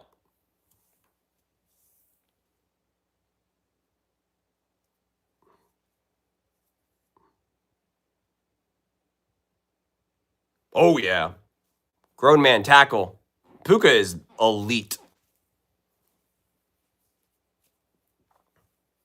All right, 2nd and 9. 2nd and 8. 7 minutes to go. Overtime.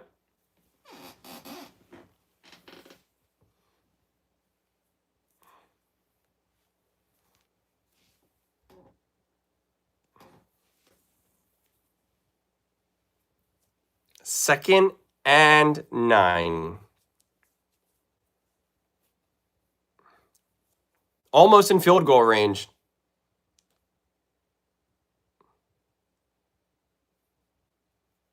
Nakua. Unbelievable. Another wide open touchdown.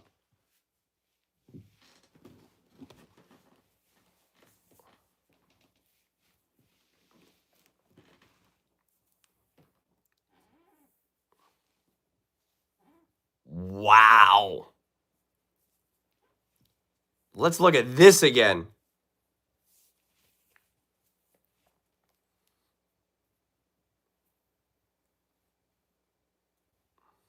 Wow. A walk-in touchdown. Wow. All right. Now it's all up Stafford or Sam Darnold. 4 down territory.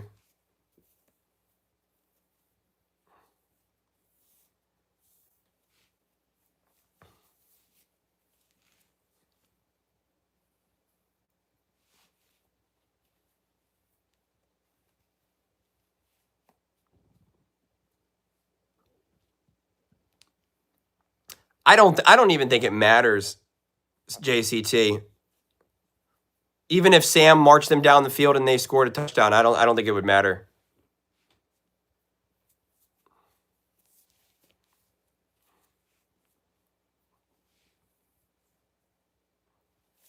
I got to get ready to make this video.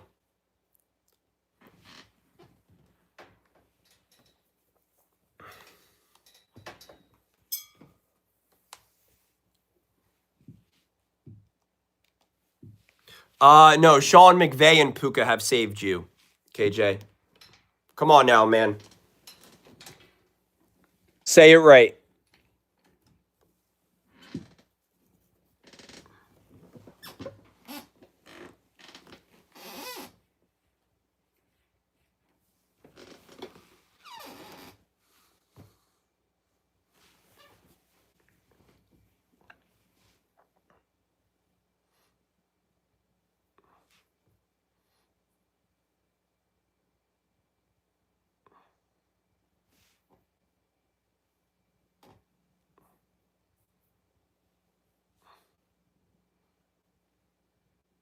Yeah, see, that's why I said the tie would help the Rams more than the Seahawks.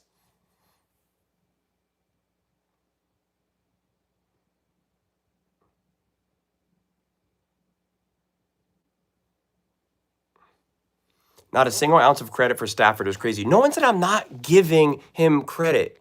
You have this weird obsession, man. Let it go. Let it go. Breathe in. Let it go. Breathe in. Let it go. Hey, KJ, I only went live because you said please go live.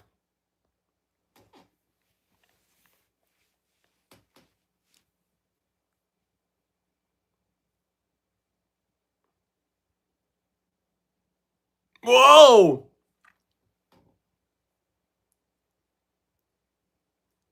That was a catch?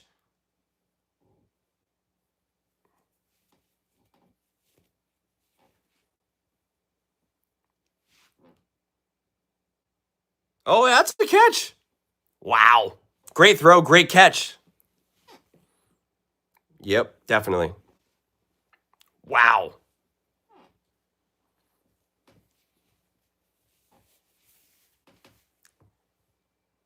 Thank you, Pete.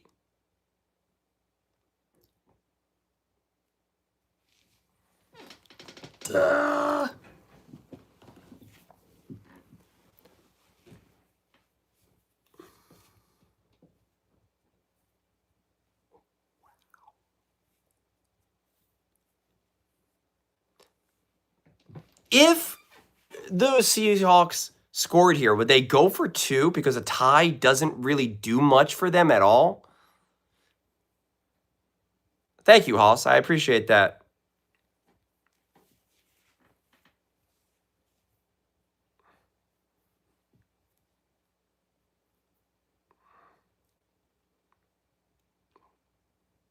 That's pass interference.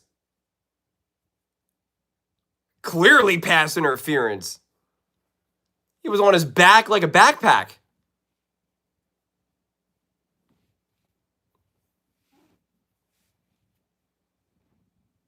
I know. Luca, they're so weird about that. Thinking that Josh Allen praise is weird doesn't make any sense.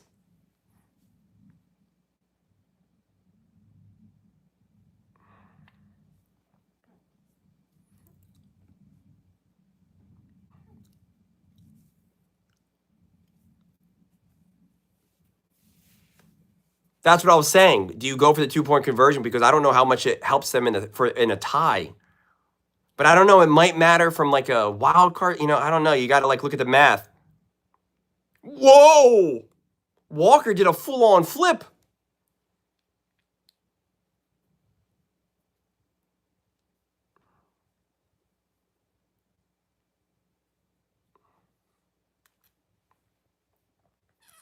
What does Jackson Smith and Jigba have right now? 7 catches, 92 yards, all in the second half.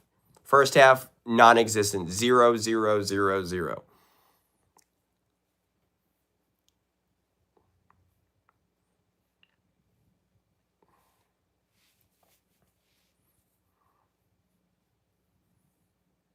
Whoa. Whoa! Was that a catch? No catch. Well, she said yes. He said no. What? They're trying to hurry up, though. Oh, that's definitely a catch. You don't even have to rush it. Wow, that was a catch.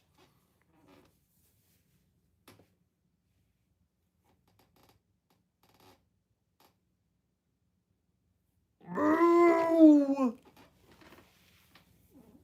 Crazy catch and throw. Yeah, Cooper Kupp didn't fumble. Game would have been won.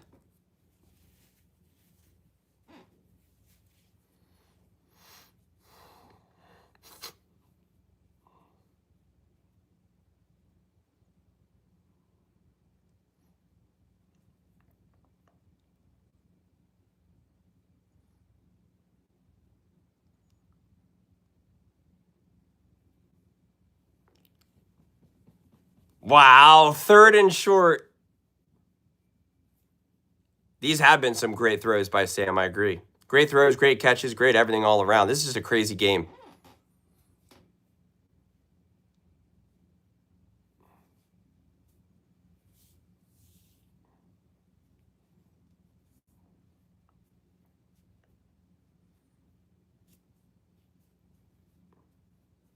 So yeah, they're saying that they would go for 2 here.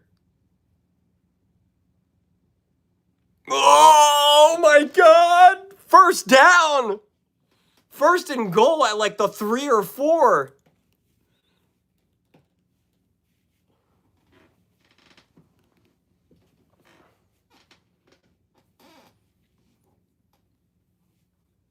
Because that's the thing. The Seahawks, I don't think a tie does them any good. I think a tie essentially does nothing for the Seahawks. So you just got to win. You just go for broke, though.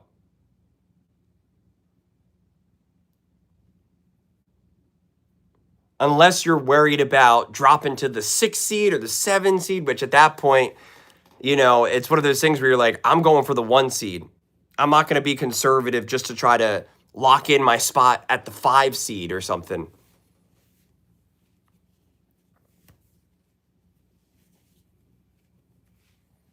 Right. This is a short week game, too. And the score is 37-30 overtime, 3 minutes left to go.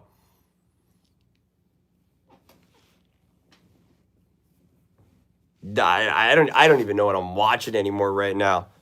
Yeah, they're at the 3 or at the 4.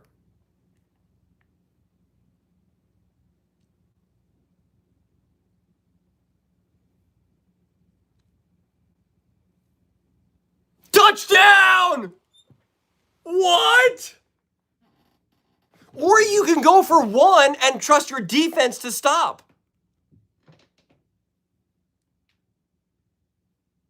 What do you do here? Because you could go for it, or you try to get your defense to stop them. They're going for 2. I can't watch this. I can't watch this.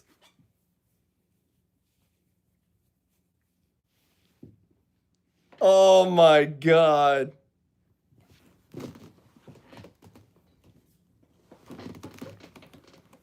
What? Are they calling a timeout? Yeah, you got to call a timeout. But the Rams are calling a timeout.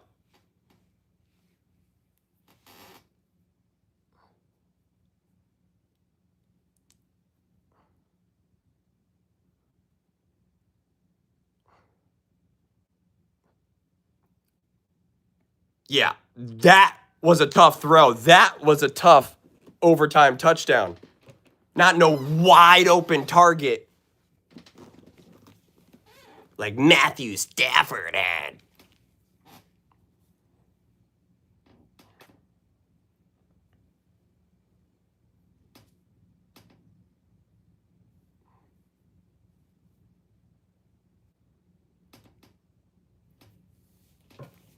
This is just insane. I'm going to have to make a video right away.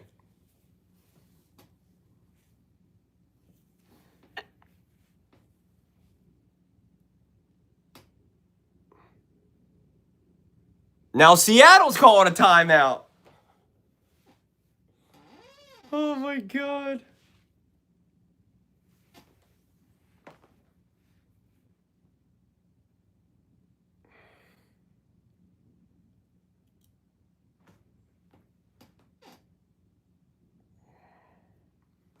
For all intents and purposes, this game is a tie at the end of it. So, because obviously under normal circumstances, the Seahawks would just kick a field goal, but obviously you're not going to do it. So,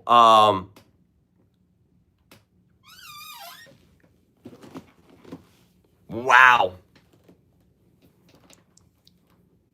What is this play call going to be?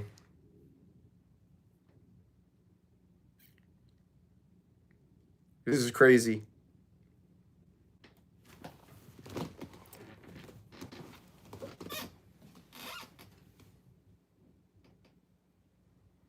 They got it! Oh my God! Oh my God!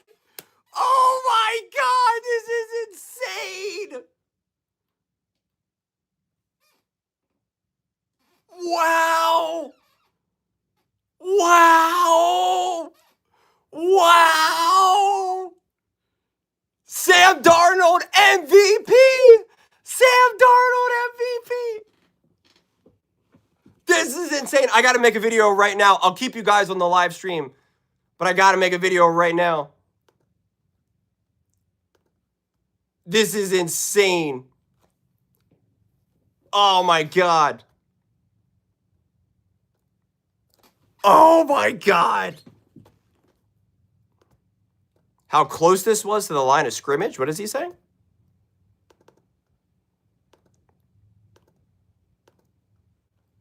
This is insane. This is insane. I never doubted you, Seattle.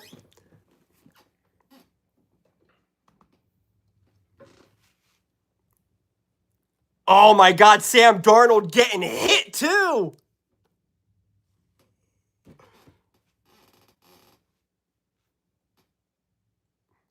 Great play call.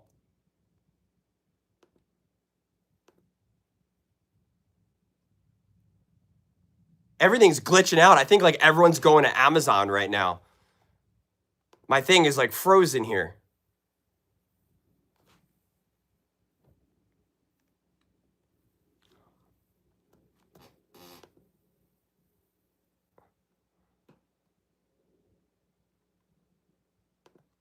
All right, I got to make a video right now. So you guys will just listen to me. I don't even know what to say. I don't even know what to say. I don't even know what my takeaways are. I don't even know what my takeaways are. I'm not even going to look at the box score because none of it matters. The Seattle Seahawks just won in one of the most insane, epic fashions I think I've ever seen. And I live streamed the whole game. And shout out to everyone who's still with me on the live stream right now. I'm live streaming and doing this right now. I don't even know what I just watched. I literally don't even know what I just watched. The reality is both teams should feel amazing and feel awful. Obviously, if you're the Seahawks, you feel amazing. But you were absolutely positively getting out-coached by Sean McVay and Shula. No question about it. No question about it.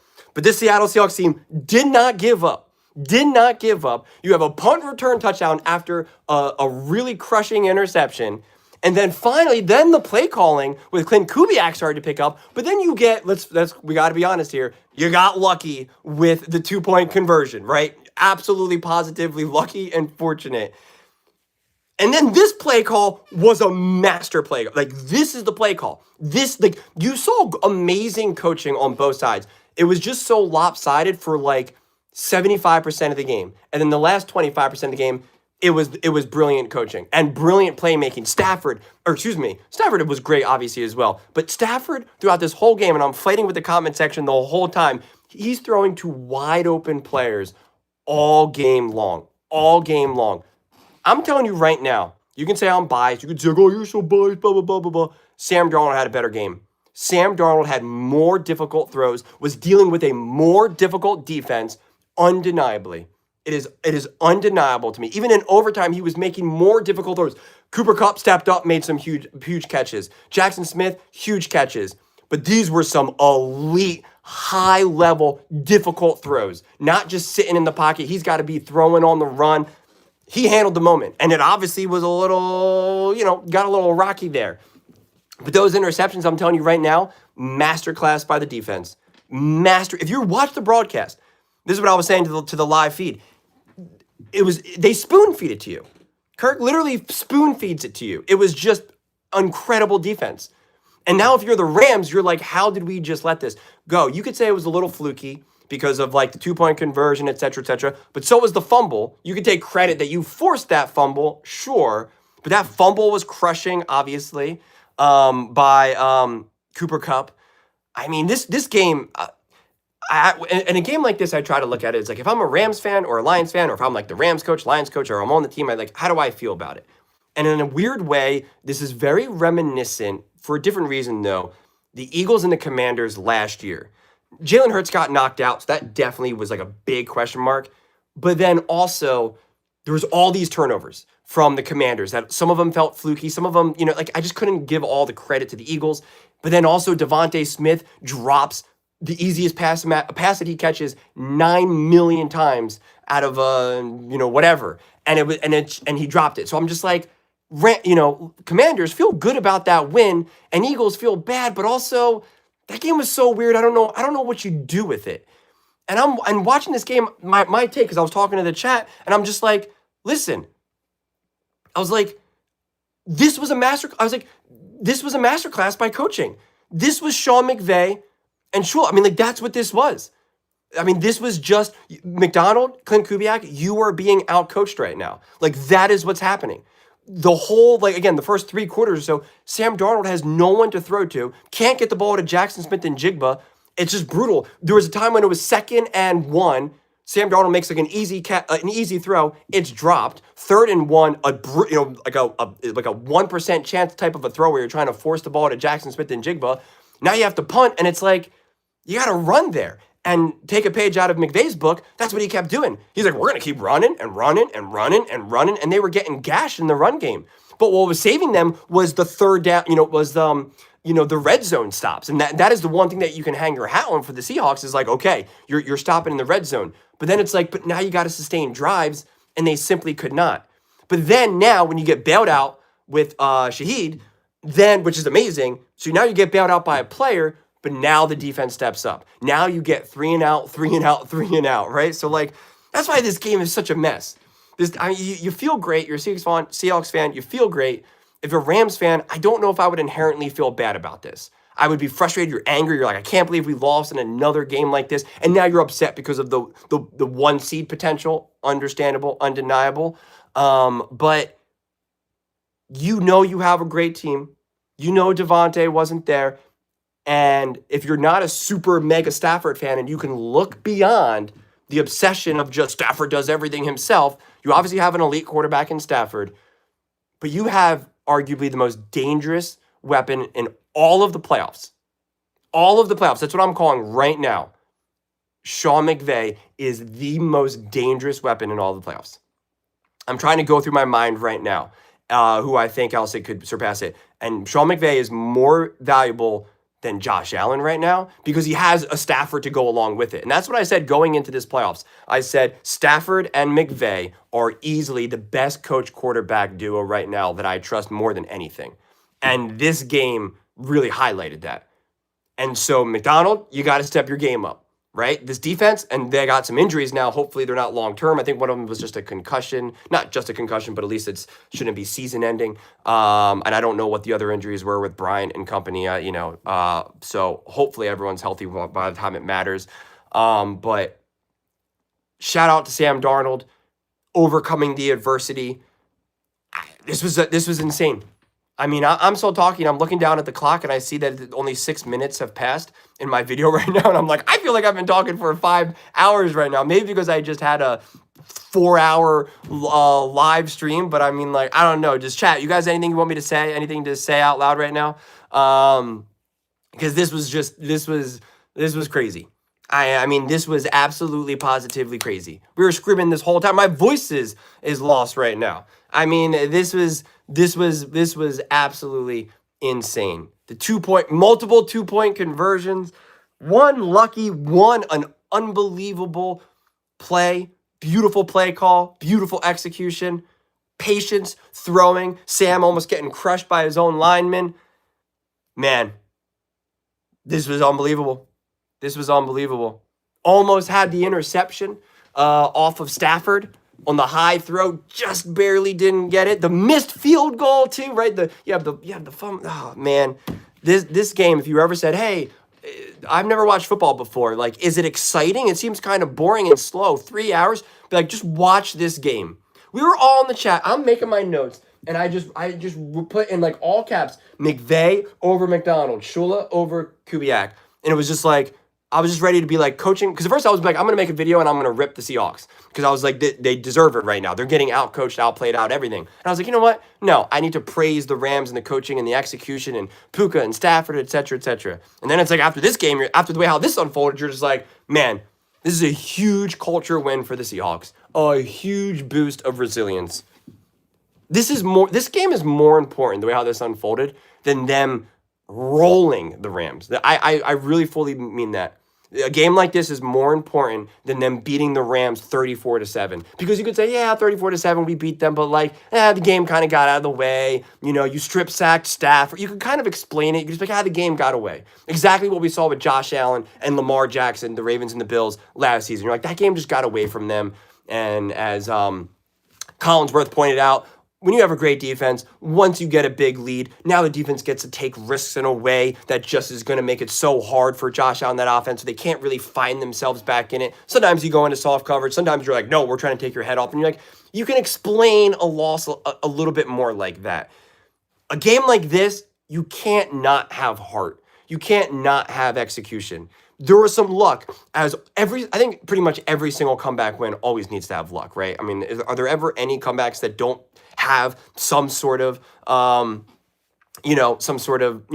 involved? But the play calling down the stretch, the defensive play calling down the stretch, right? The execution, that can't be fooled. That can't be tricked. That can't be understated. So just insane, just insane, just insane. I gotta go post this video right now. That was unbelievable. Thursday Night Football? Who says Thursday Night Football is boring? Not me. Not me. Not me. I never said that. Preliminary thoughts in the comments below. I read every single comment. It's whether you agree with me or disagree with me. Either way, let's get in some discussions. Let's get in some fights. But ultimately, let's just have some fun. And please do consider subscribing. We are building an amazing community here, and I'd absolutely love to see you part of it. I want to build something that we all genuinely feel connected to. Something that we're really excited to be part of. And I think we are well on our way to doing it. And please don't forget to give this video a thumbs up, as it really does help with the visibility in the algorithm. Thank you so much. I'll see you next time. And I'll see you right now in the comment section. Woo! We did it, y'all. We did it. I got to go post this. I got to figure out my screenshot. This is insane. KJ, I am genuinely sorry your team lost. I really am. I like you, even though we battle in the comment section.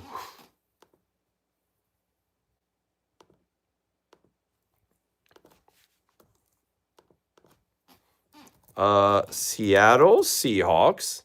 Hold on. Win insane overtime win. Seattle Seahawks win insane overtime win. Sam Darnold hero. Sam Darnold beast mode. Yeah, I'm doing it.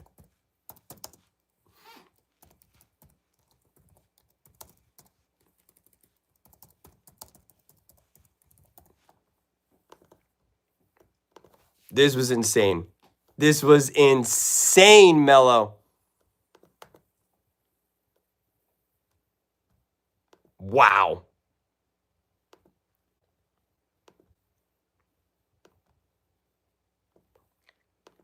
I'm trying to get a screenshot. I gotta post this video, and I'll just change the screenshot later. I want to get it with the score. All right, we got to upload this thing. Script writers get the MVP. I'm still in shock from that game. Tomorrow, Monday. What is today? Thursday, Friday? Whatever. Friday is going to be crazy.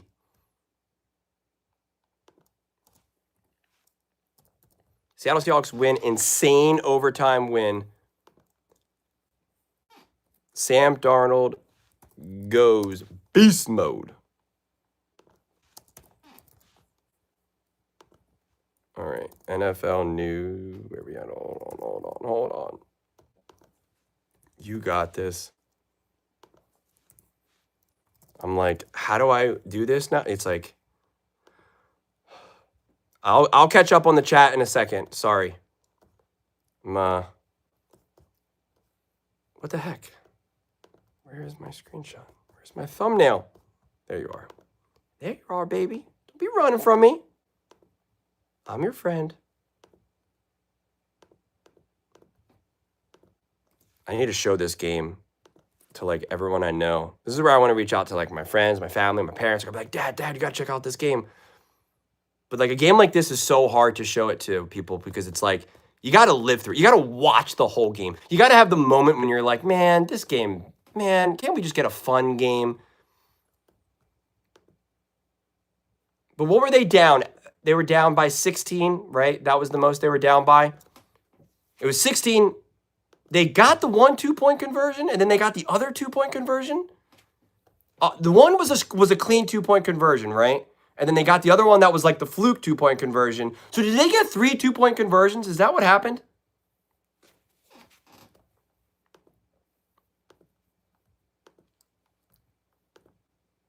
Yeah, I won't remember the first 2-point conversion. Oh, I see the highlights now for the 2-point conversion. Oh, that was the bouncy one. Thank you. If he doesn't pick that up, if Charbonnet doesn't pick that up and the ball just stays on the ground, it doesn't matter. Then it doesn't count. I mean, that's the game right there. The missed field goal.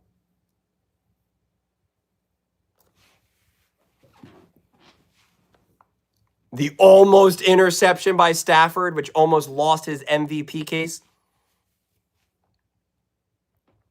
I don't think this hurts Stafford's MVP case.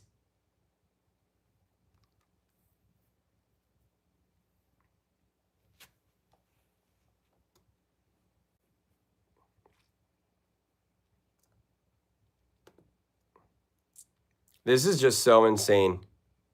Even that touchdown pass to Jackson Smith and Jigba, and then the 2-point conversion.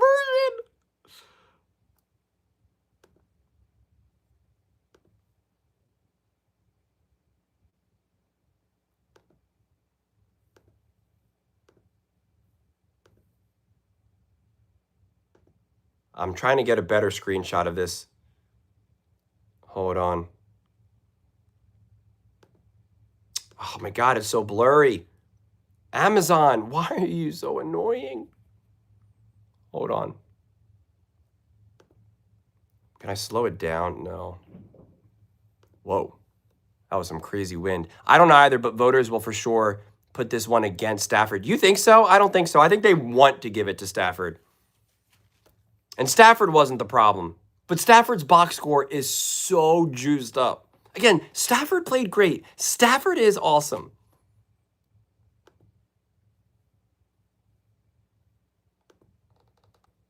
But this is a perfect example of like, you know what I should do? Oh, that's what I need to do. Let me see if I got any good ones. I got 100 points with 3 players. For fantasy you're talking about?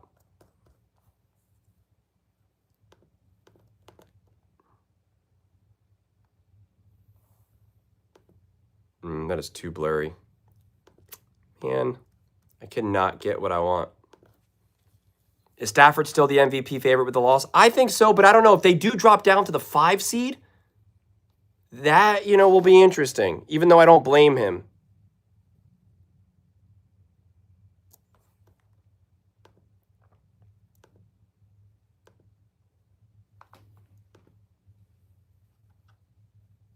You had Stafford, Puka, and JSN. Did you really? You got all of them together? That's pretty legit, man. Yeah, he played very well, but these voters, for the most part, on their feelings. Well, just think about how everybody. I just was hearing Nick and everyone else blames, Sam Darnold not being good enough, and how Stafford's clearly the MVP, and this and that. Like I heard all the takes in my mind. I don't even know if anyone's gonna watch this video because it's so late. Let me see here. It's got 25 views so far. Rams whole secondary about to get cut. Seahawks are Super Bowl contenders, period. I agree. I'll pin that. Robert Baratheon.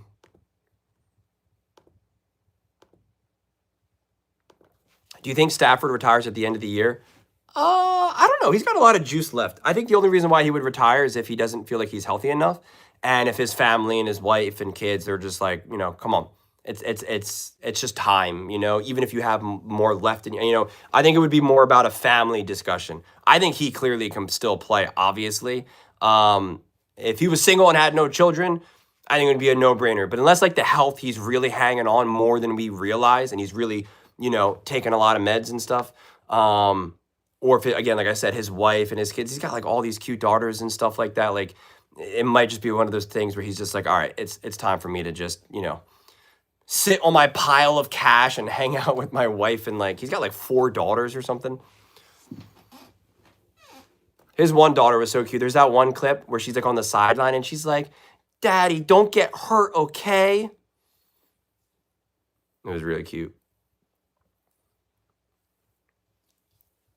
But I don't know. Also, I don't know how, and I don't even know how old that clip is now. For all I know, his daughters are already old enough where they're like, Dad, I'm good. I'm hanging out with my friends now. Stafford just choked away the game versus Seattle. Twice first and goal on the Seahawks 5-yard line and has to settle for 2 field goals in the first half. That's what someone said. That's obviously not my opinion. And someone else, Stafford is still the best. Don't care what these messed up prognosticators say. Full of, can't say what you're saying. Dude, Stafford or what's his face got crushed. Sam Darnold on that play to Cooper Kupp. He got ripped. What is that noise?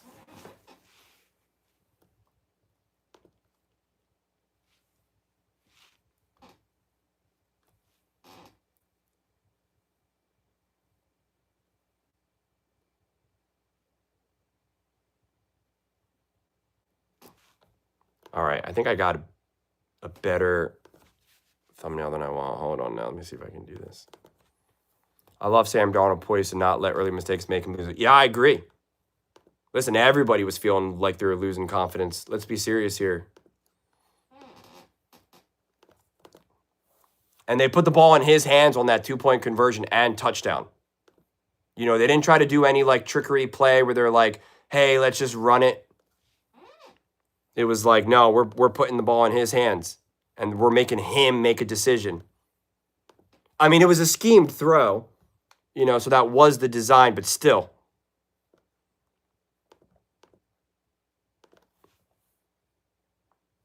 Texas winning it all. Man, I don't know anything right now. I'm just going to say that.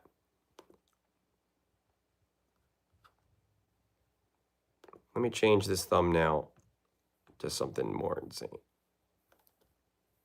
My computer's freezing. I think JA17 will end the season with the most touchdowns, but the media wants Stafford to win. I agree. They do want him to win.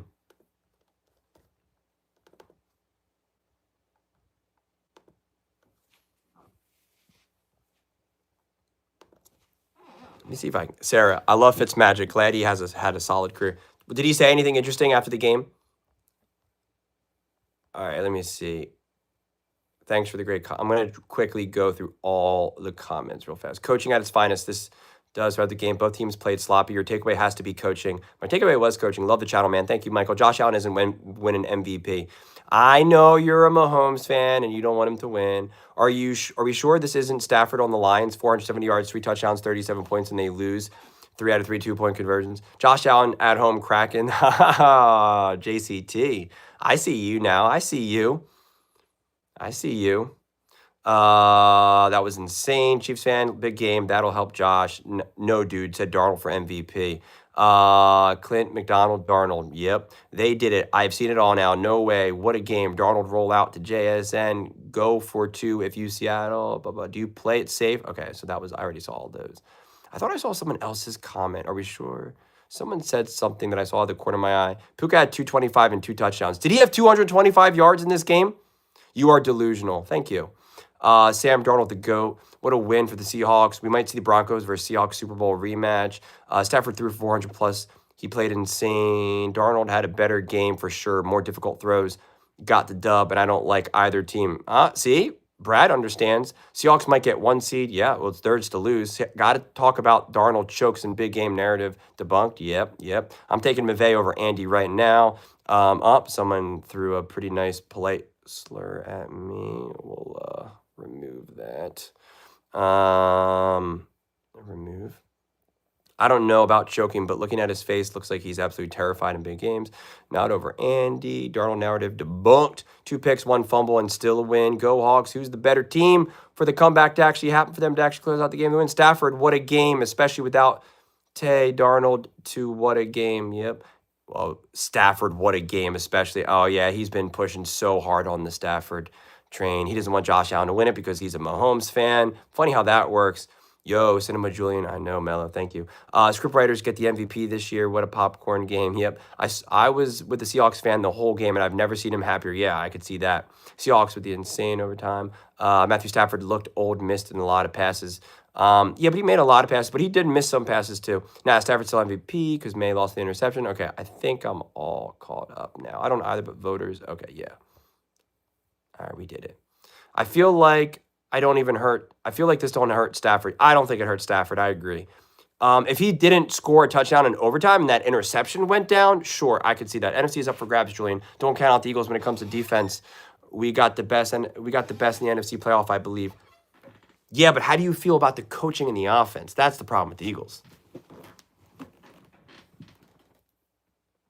Oh, guys, this game. Wow.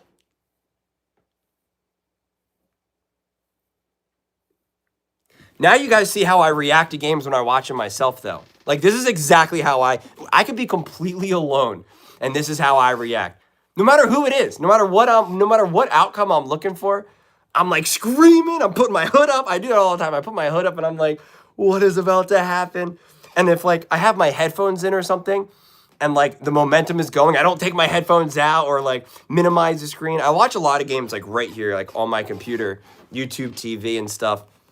The way how I watch a lot of games on Sundays is I'll watch a game on this phone, on my phone, and on the computer. So I'll have those three. That's why I always say I only can ever really watch 3 games at once. Sometimes I'll push it to 4 if I can really pause the game and I'll catch up at halftime if the game doesn't matter as much, where I feel like I want that post-game clip immediately, where I could be a little delayed, where it's like not the biggest deals, which is what I did with the Shedeur Sanders game last weekend, because it was the Bears versus the Bears. So it was like the Bears versus the Browns.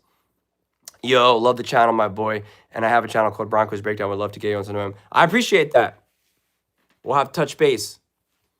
Has Sam Darnold beat the bust allegations? I appreciate it, Joey. I don't think so. Well, the bust allegations for sure. In terms of can he play big in big moments, I don't think that's fully done yet. It's a big step in the right direction, but people are still going to be like, he didn't play very well today. He got bailed out by so-and-so. Also, brother, I just want you to know I share your videos to my boys. I like your takes. Thank you so much, Tucker. I really appreciate it. Love the Seahawks. Thanks for covering them. I got you, AC. NFC is up for grabs. Okay, we're good. Gotta live stream more. Thank you, Luminary. I know, I want to. It's not always the easiest to do. Do you watch Red Zone? How do you choose your games? No, I don't do Red Zone because I want to watch like the full games.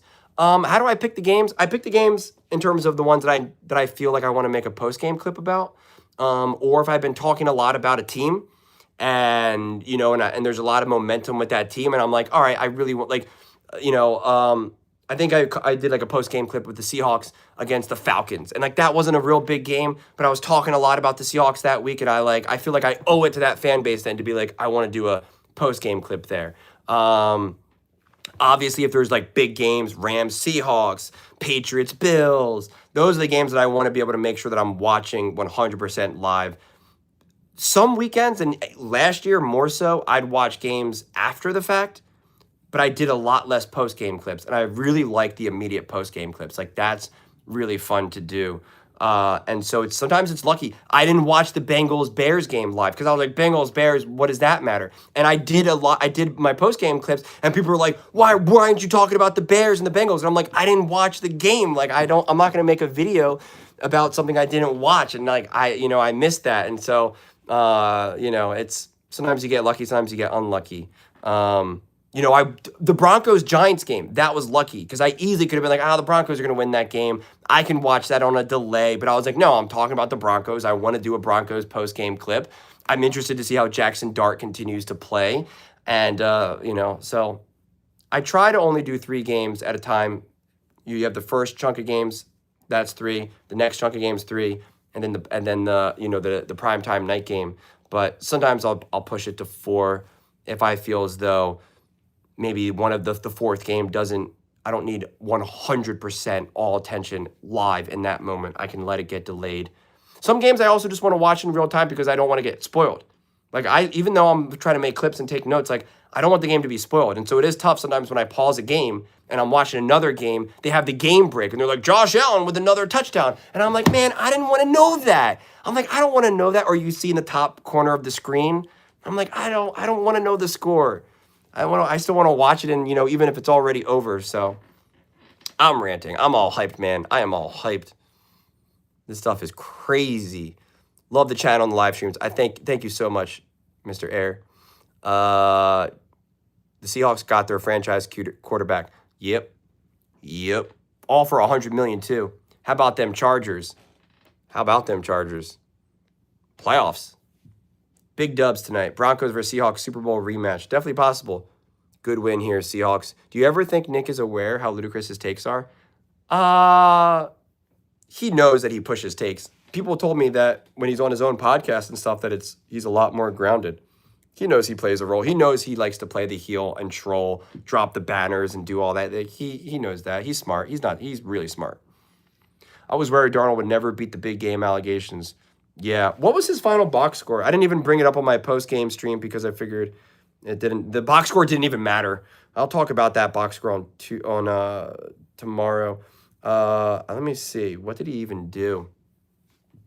Ready for the Chargers to smoke the Cowboys and clinch playoff spot. That should be an interesting game, actually, even though I think the Cowboys are essentially playing for nothing. What game are you most looking forward to on Sunday?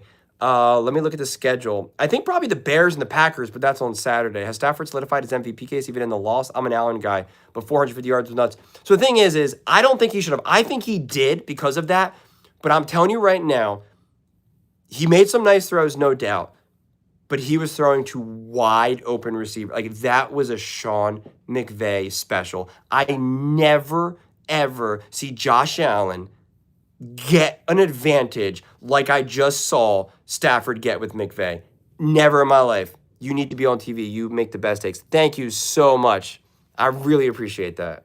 I really, really, really, I'm trying to heart it and like it. I really, really appreciate it. Thank you so much for the tip or the super chat. Tip sounds weird.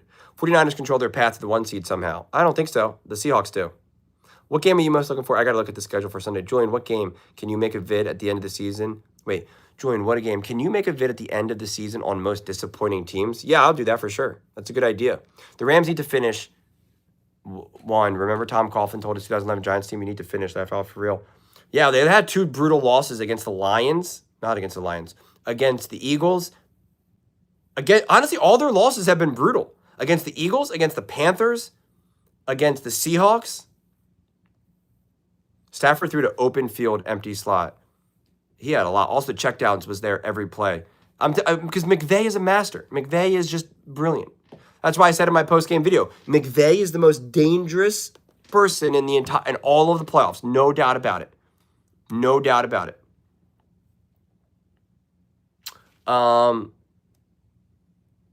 Let me look at the schedule. I already forget the games. I also wanted to look at Darnold's box score. Let me see what Sam Darnold's box score. Julian, did you go to the MVP race? Did you go over? Wait, Julian, did you go over the MVP race after this game? I'll rewind. You don't have to go over it again. What do you mean exactly? Like, did I discuss the MVP race? I don't think this game hurts Matthew Stafford, if that's what you're asking. NFL schedule. Let's see here. Wow. Can't even be mad. Rams made some dumb decision. The Seahawks got a little lucky. Crazy game. Sorry, KJ. Eagles, Commanders. The only reason why that game's even interesting to me is because you're just like, what can the Eagles do here? Do you have any hot takes just in general or about this game? Sunday, what am I most excited for? Man, we got some rough games. Broncos, Jaguars for sure. Lions, Steelers has some hype. Patriots, Ravens for sure. 49ers, Colts. I'm excited to see what another Phillip Rivers game looks like. And that's that's Monday night though. And the Sunday night. Okay, that's good. Those 2 games are standalone. The Patriots, Ravens, 49ers, Colts. That makes things easier. Then I get to definitely just focus on the Steelers, Lions, Jags, Broncos. Oh, that's great. I really only have to watch 2 of those games live then. Because then you have the Texans, Raiders, and the Falcons, Cardinals. So, like, that's a little bit lower on the totem pole. Lions and Steelers are low-key high stakes. Oh, no, absolutely. Darnold looks so good. Darnold looks so good in the regular season, then chokes in the playoffs. I don't know. We'll see. Julian, did you go over the... Okay, no, I see. Did Sam do enough to break the narrative tonight? I don't think so. Because I think it just takes more than that. It takes more than just a really exciting, crazy game where, like, some pretty wild stuff happened. If he threw for 450 yards, and had 3 touchdowns, you know, and a comeback win for sure. But the interceptions, even though I don't blame him for them, yeah, I don't think it'll be enough.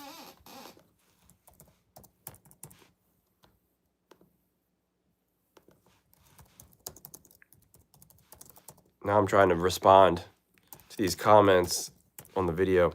The defense was bad on both sides, not good. Rams special teams have directly cost them multiple games. Oh, this guy always cries and complains.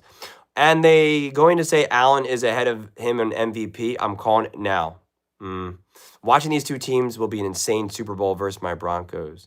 Yo, you have to stop with the Stafford hate. You can give him credit. You can give credit to Darnold without slating Stafford. I didn't slate Stafford.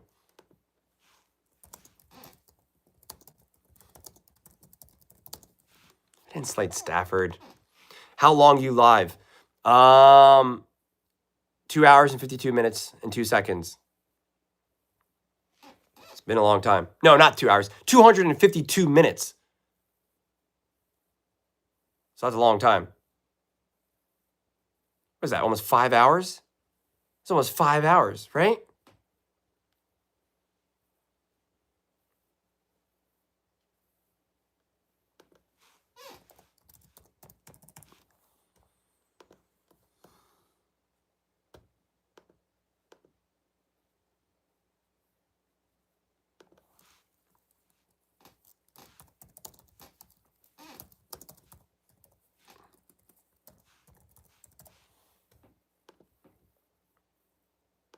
I honestly thought this game was finished once they scored, man. Yeah, I think a lot of us thought that too.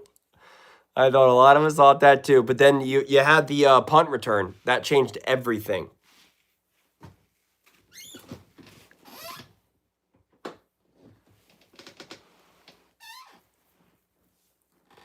Yeah, but it'll be 5 hours. 60 times 5 is 300 minutes. Isn't it? Yeah. 6 times 5 is 30, right? Sarah!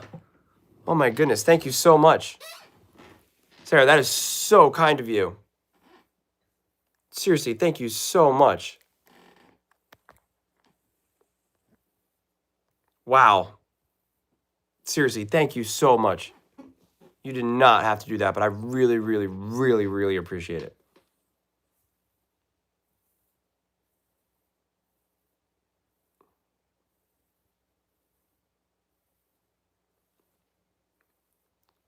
Did it seem like the Seahawks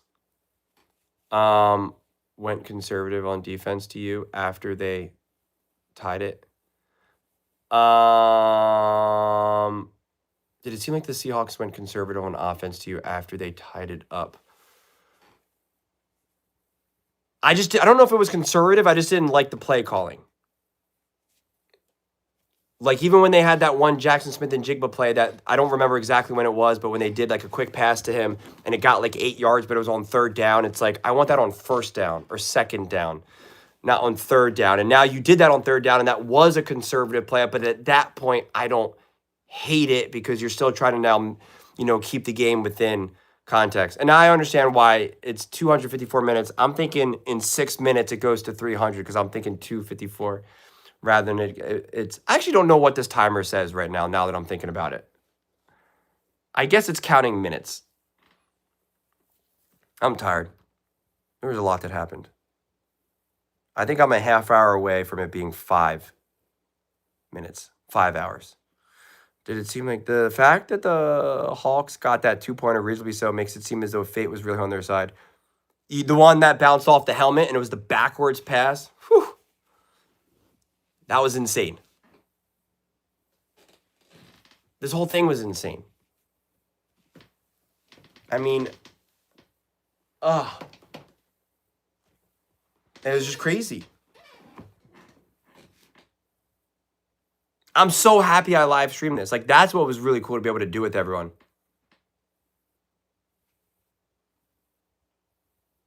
Yeah, don't math correct me right now. But yeah, no, you're right. But I am a half hour away, though. So I guess I'm technically like 40 minutes away then. A little over a half hour from it being 5 hours. 4 hours, 4.5 hours, a long time. Yeah, you think these two teams meet again in the playoffs? How crazy would that be? Yeah, I mean, this is where you have to kind of do the song and dance with the seating. The seating is such a mess right now, honestly. Listen, man, the 4 seed, you have to play the Rams or the 5 seed, and now maybe like it's the Panthers or something, and the Panthers beat the Rams. You know what I'm saying? Like, I'm not banking on the Rams, but the Panthers or the Bucks host the playoff game. The Rams are on the road, but the 5 seed, you're pretty much on the road the whole time unless there's like an upset. So it's pretty crazy. So I don't know. And really what one of the question marks really ends up being is the 7 seed a great team? Are the 49ers getting healthy at the right time? Uh, you know, are the Bears like a true dangerous 2 seed? Or are they a little overrated? The Eagles. It's like the Eagles are there, but it's like, are you legit or are you not? You won the Super Bowl last year, but have you figured your way through this? Like what's the story here? So I just think it's crazy. Rams are the scariest team into the NFC. No one wants to see them. Yeah, I think that I don't know if they're yeah, I think that's I'm not prepared to say any team is the best team, but I just think the Rams, like I said, I have the most confidence that they can put everything together. Thank you, Mr. Ayers. Um, because of the coaching. I always favor coaching. Coaching, coaching, coaching, coaching, coaching.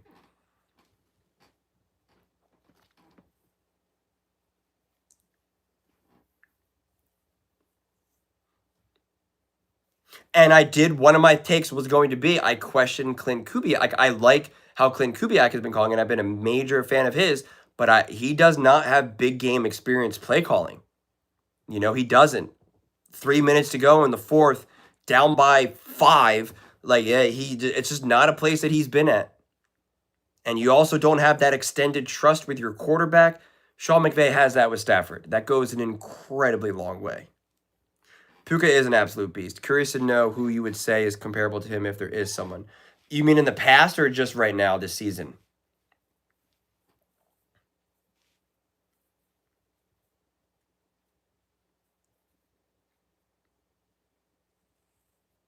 His impact on games with Stafford, especially. Obviously, this is it. Currently this season, because I was gonna actually say like Kelsey. Obviously, different players, obviously different styles, but his impact on the game and the yak and the big catches and when they're done, and how often he's wide open, it just makes me think of Mahomes and Kelsey, honestly, more than anything. But if we're talking about like actual receivers and what you can get done, I don't know because Jackson Smith and Jigba's obviously having a crazy year, but they're both getting their numbers. They're both what 1,500, 1,600 receiving yards, and they're both done completely different, honestly. So I don't really know if there is a comp right now. And what was he like? 4th round, 5th round draft pick, Puka?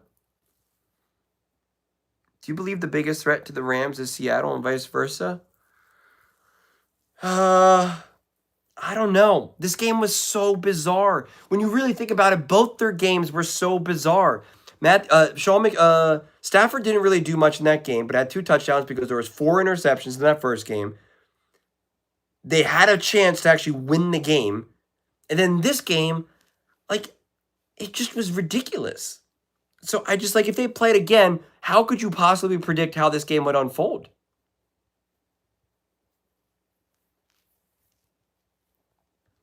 Who do you think Puka is compared to? To come to mind for a Puka comp in my mind, always open. Wait, T.O. comes to mind. Oh, I can see T.O. for sure.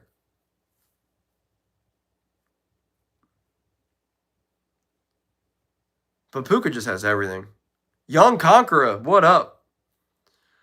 How you doing? I feel hot. Stafford locked up the MVP. I don't know. He's the 5 seed. Not a lot of 5 seeds get the MVPs. Just saying. Some most complete team the Rams is.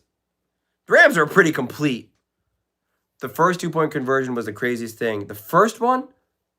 No, I think it was the second one where it hit the helmet. That was the second 2-point conversion, I believe. Random, but I would like to see Justin Jefferson out of Minnesota. They are wasting his prime. Where would you like him to go?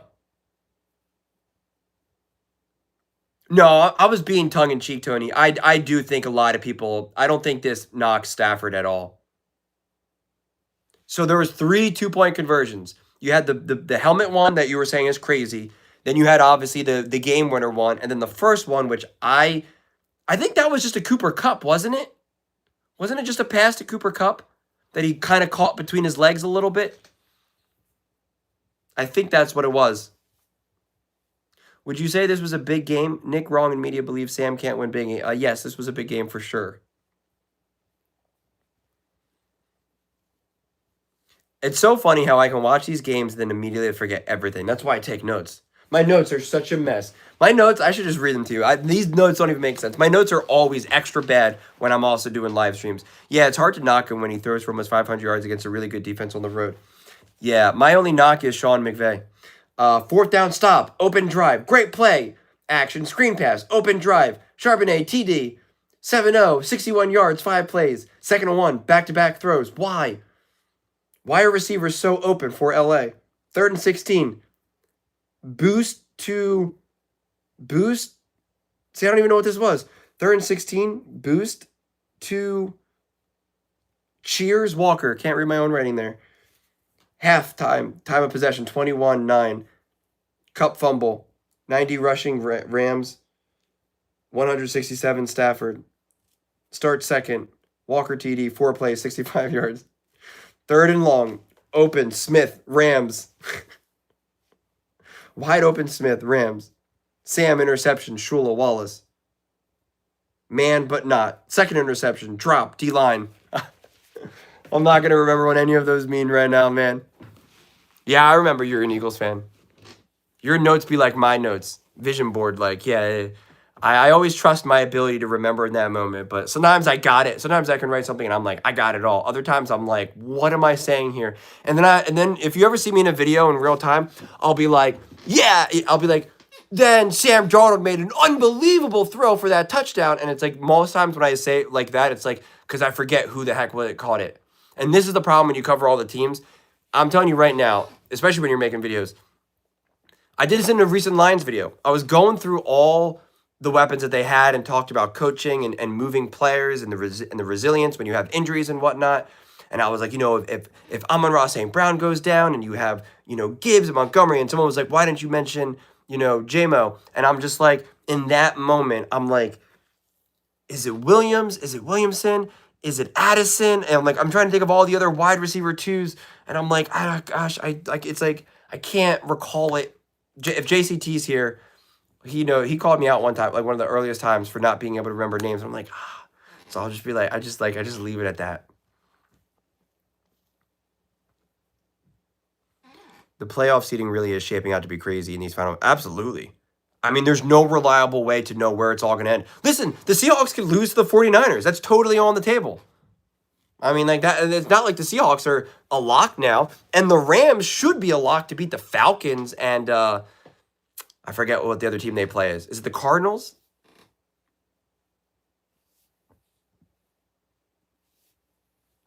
It really. So that's why sometimes Colin will mess up people's names, and sometimes people will make fun of him. He did this last year. I think he called Jaden Jalen, and they're like, "What a fool! What a clown!" And I'm just like, dude, it is the easiest thing to do.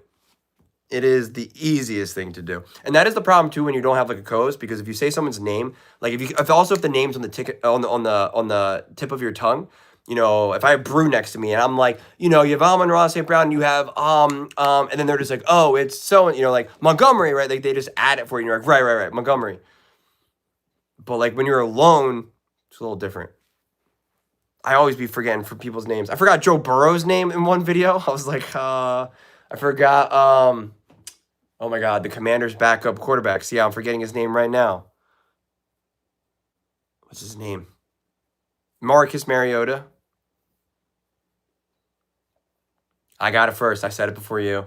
I did it. I am so bad with names. When I first started making videos, it was without a shadow of a doubt the one thing that I got nervous the most about. And I'd be like, I can't recall everyone's names in real time. What am I going to do? What am I just going to say? Wide receivers and tight ends? Like, what am I going to do? When you said a few weeks ago, Junior Smith instead of Gino, I didn't mess that name up. If I said that, I just got tongue tied. That was more of getting tongue tied. If I said Junior Smith, then I definitely just got tongue tied, which is I definitely get tongue tied all the time. I just did it a second ago, but I know it's Gino. The one mess up I did, the Detroit Lion fans got so mad at me. I just made a Dan Quinn video about the Commanders, talking about Dan Quinn. This was last year. And I was making a video about the Lions, and I kept saying Dan Quinn instead of Dan Campbell. And so people were ripping me. And that's the thing. I get it, right? If you don't really watch me or don't really know me, and if it's the first video, you're going to watch this and be like, this clown doesn't even know our head coach's name. Why am I watching this guy? And it's just like, and I had to pin my own comment. I was like, guys, I know it's Dan Campbell. I just messed up the name. And again, if I'm with a host, if I have Brew or Nick and I say Dan Quinn, they go Dan Campbell. I go, right, Dan Campbell. And then you don't mess it up. But if there's no one there to correct you, you just say it again. And I said like Dan Quinn. I should go back and watch that video. Honestly, the seeding is determined by 49ers via the fact that they're messing with the Rams, Seahawks, and Lions. Yeah. Well, and the Eagles are an interesting situation because if the Packers win, if the Packers beat the Bears, the Eagles are they own the tiebreaker against the Packers. So then they need that to get the 2 seed. But like, yeah, I don't know. In this situation, you might not want the 2 seed. Like, all the seeding is, that's what I tried to do yesterday in my Eagles video, where I think the video that I posted today, I was just like, I can't even like, cook the books here because I don't know what situation you want for any team right now. Yeah, honestly, the Rams play the Falcons and the Cardinals, right? The Falcons, I guess, is more Kirk Cousins, the Falcons defense. Like, that's that could get a little, maybe a little bit of action. Kirk Cousins is still trying to ball. He still wants to show everyone, yo, I'm still the quarterback. I can do these things. I think even the Eagles have a chance at the 1 seed still. I think it's incredibly unlikely. I think the Rams have to lose again. The Seahawks have to lose. So many people have to lose multiple times that it really seems unlikely. Thoughts on the injuries? For which team? The Eagles hold tiebreakers against everyone except Seattle. No, and Chicago. Because they lost to the Bears. Yeah, the Bears injuries. I mean, I think that's what I was talking about when I was talking about all the injuries and dealing with someone. I said, I trust Ben Johnson's ability to navigate, especially obviously the offensive injuries, to navigate any offensive injuries in a way that newer coordinators, I think, struggle with. That's what we saw, I believe, with the coordinator with, oh my God, I can't believe I forget his name. With the Texans, speaking of forgetting names, the coordinator last year got fired. I was really high on him. And I said, I still think he could be a great coordinator. I just don't know if he's good enough to be able to deal with the injuries. What is his name? Bobby Slowick. We said it at the same time. That was like right at the same time. I said Bobby, and then I saw Slowick. So it was like Bobby Slowick. Oh, right. I think I mentally blocked out that game. So either Seattle or Chicago. Yeah, that was that game on that Friday. So either Seattle or Chicago, they'd play on the road, right? Well, depending on the seeding, it's not necessarily about whether on the road it would be, Chicago could drop to the 7 seed, and if the Eagles have to play them, they would be at home. Have you looked at the Eagles 9-5? Good luck with that. Wait, what? Have you looked at the Eagles 9-5? I don't know what you mean by that. Oh, are you calling someone 9-5? I actually don't know what you're saying.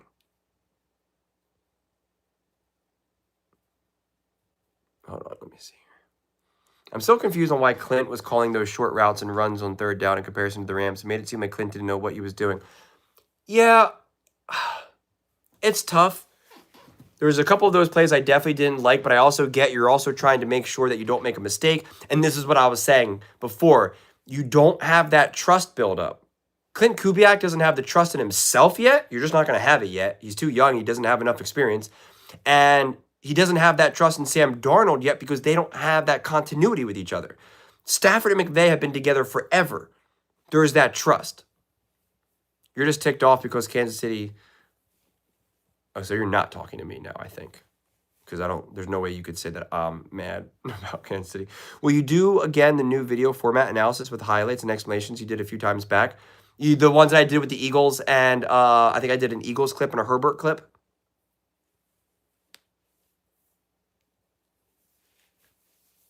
Yeah, I was meant to do that with the Broncos with Bo Nix, but then time kind of got away from me. I would like to do that again for sure.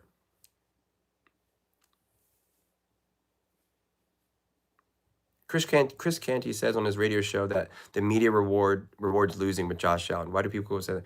You know, I just think people really do just love to say things like for the sake of getting attention. And like,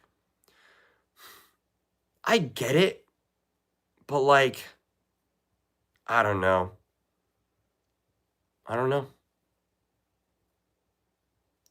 People just say things because it just sounds sharp, sounds aggressive.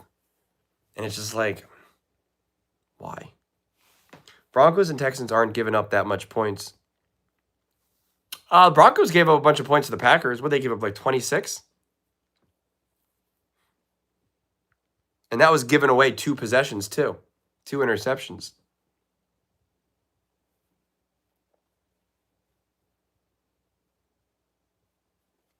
Do you think Darnold's progression from the first Rams game to now will positively affect his playoff run? Yes. Put it this way. I don't think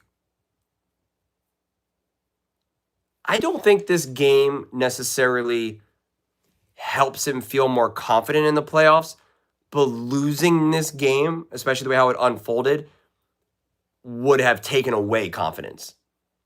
I don't know if this game enough. I think to a degree, I'll put it this way, there would be a greater fall than there was a boost in confidence. There was more to lose than more to gain, considering how this game unfolded, especially because of the interceptions, even though I don't 100%, blame it on him.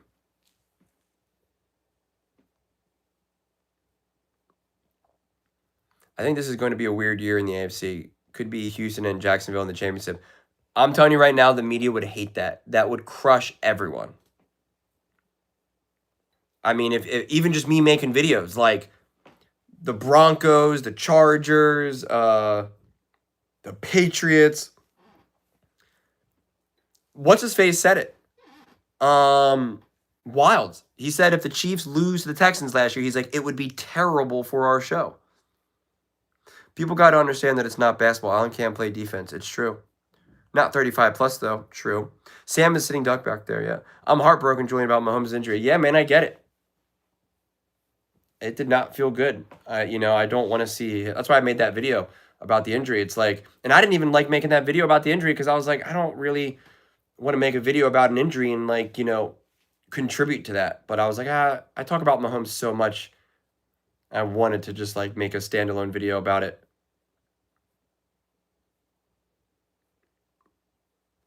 I thought it was great. Listen, man, I'm a sucker for that type of stuff.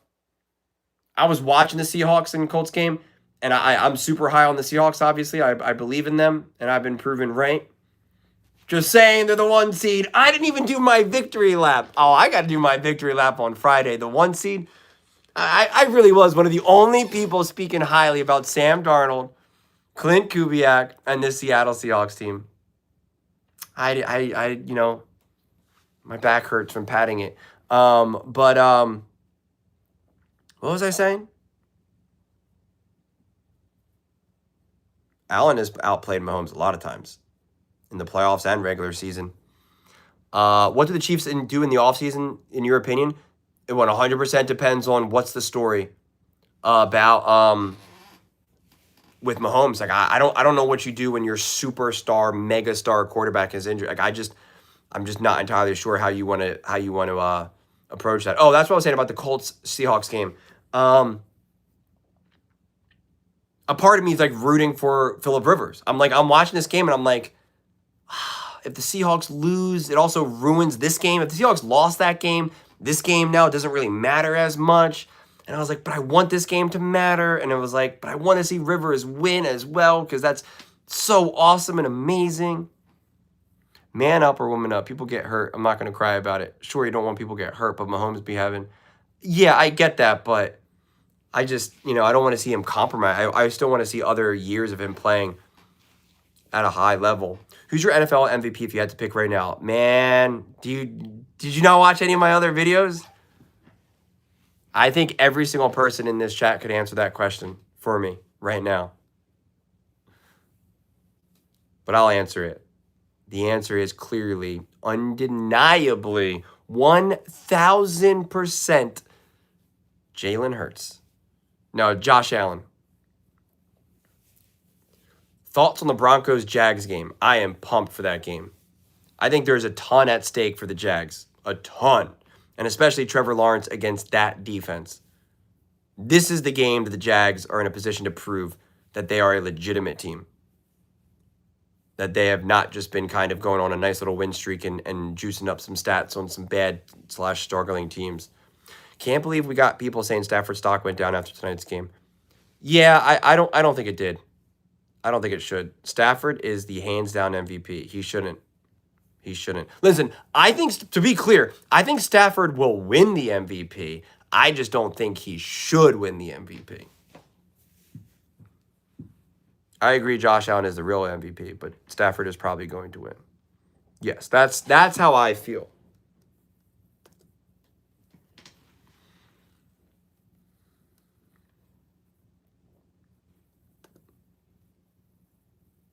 Hopefully we can put that pumpkin nonsense to rest. Yes, sir. All that talk about Stafford having this stacked team, look how overrated that defense is, and let's not talk about the drops. Right, as Sean McVay is scheming these guys open. I was thinking the Rams are out-coaching the Seahawks staff. They definitely were.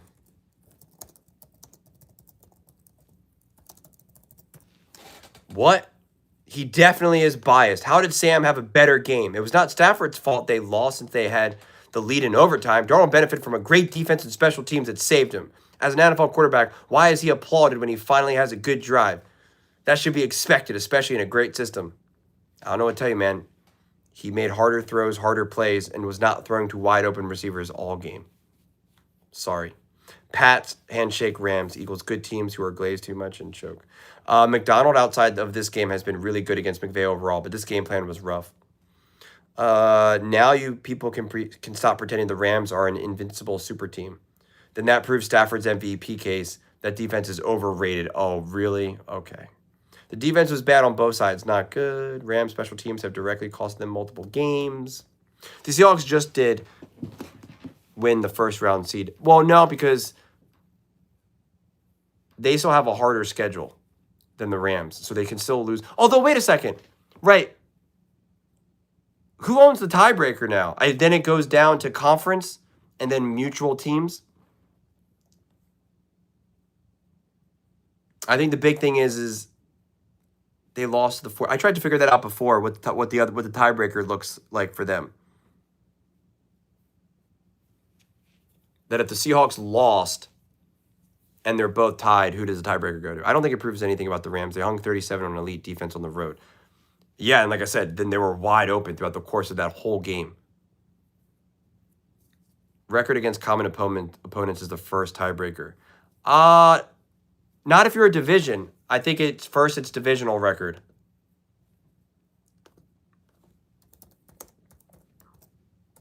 And that's what this would be considered. I'm all jacked up on the tiebreakers to the NFC tie. It's so hard to keep up. So to break, you have head-to-head, best one-loss tied in games between each other. So they would now split that. Then best one-loss tied percentage in games played within the division. Then common games. Then one-loss tied percentage in played within the conference. I was doing it before. I think their common games equal.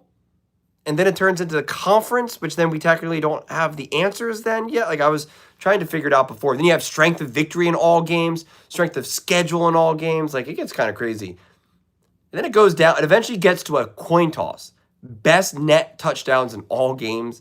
I mean, has it ever gotten to that? I do think Allen is more valuable, but I also don't like penalizing players for having good players around them. Well, then why did we do it to Brock Purdy and Jared Goff and Jalen Hurts and all the other players? Why did we not do it for Matthew Stafford? Why do people say that to Joe Burrow? So, Julian, how about big game, Bo in the MVP race? You know, I think Bo realistically doesn't have a chance at the MVP race. If he had to play, if people respected the Jags more and he plays great and wins them, if the Chiefs were still around and the Chiefs were like a legit team and then he beats that, right? Like, I just think at this point now, it's just realistically, even if he has a big game, even against the Jags, I just don't think the Jags are an opponent that people are really talking up. And then the next game is against the, no Patrick Mahomes and the Chiefs. And then what's the final game of the season? I forget. The Chargers? And that game might not even matter.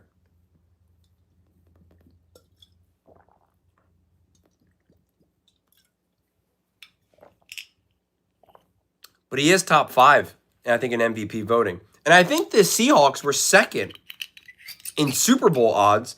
Now that they beat the Rams and the 1 seed, I wonder what that is.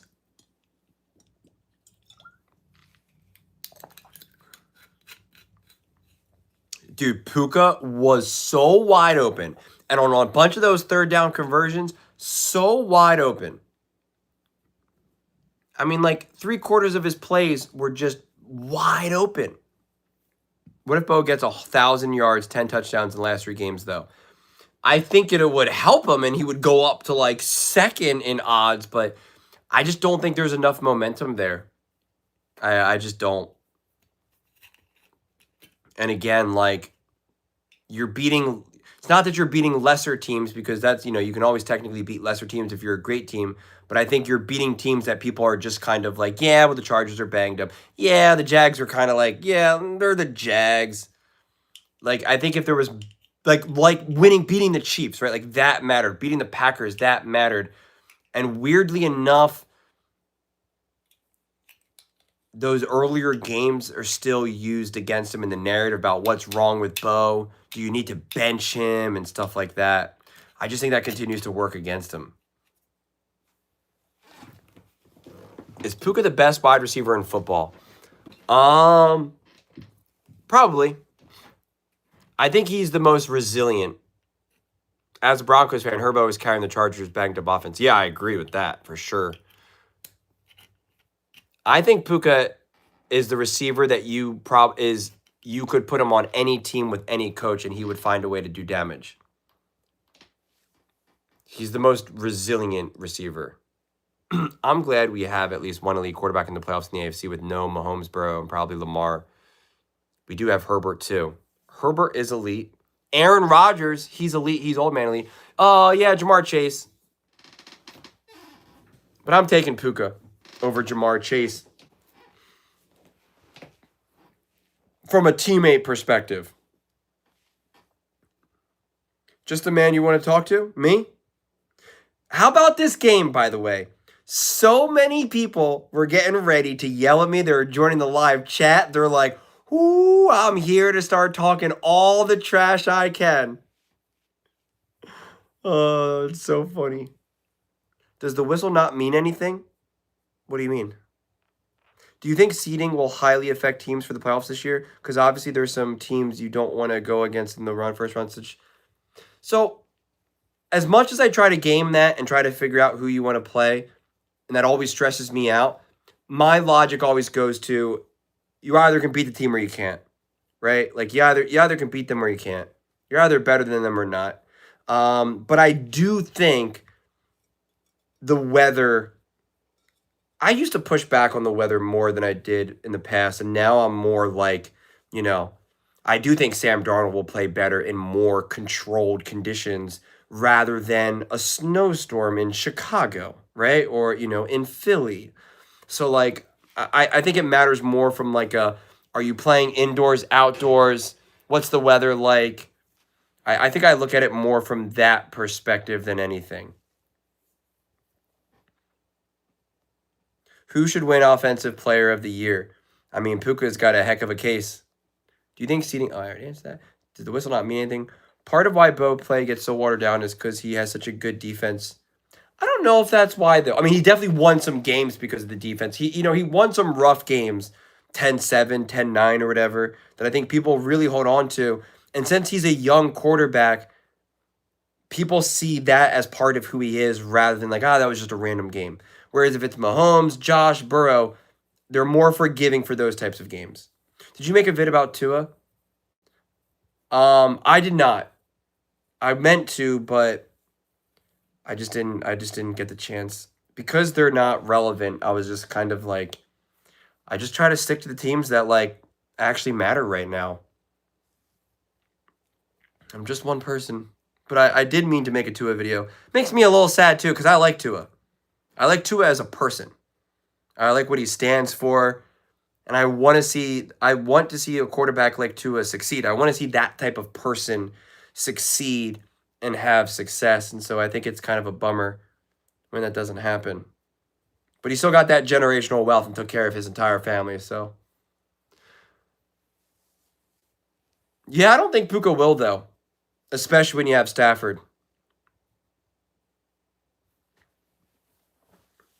You think he blew it, or he just wasn't good enough? What do you think is the biggest threat? Who do you think is the biggest threat to Denver? Who do I think is the biggest threat to Denver? That would be Josh Allen.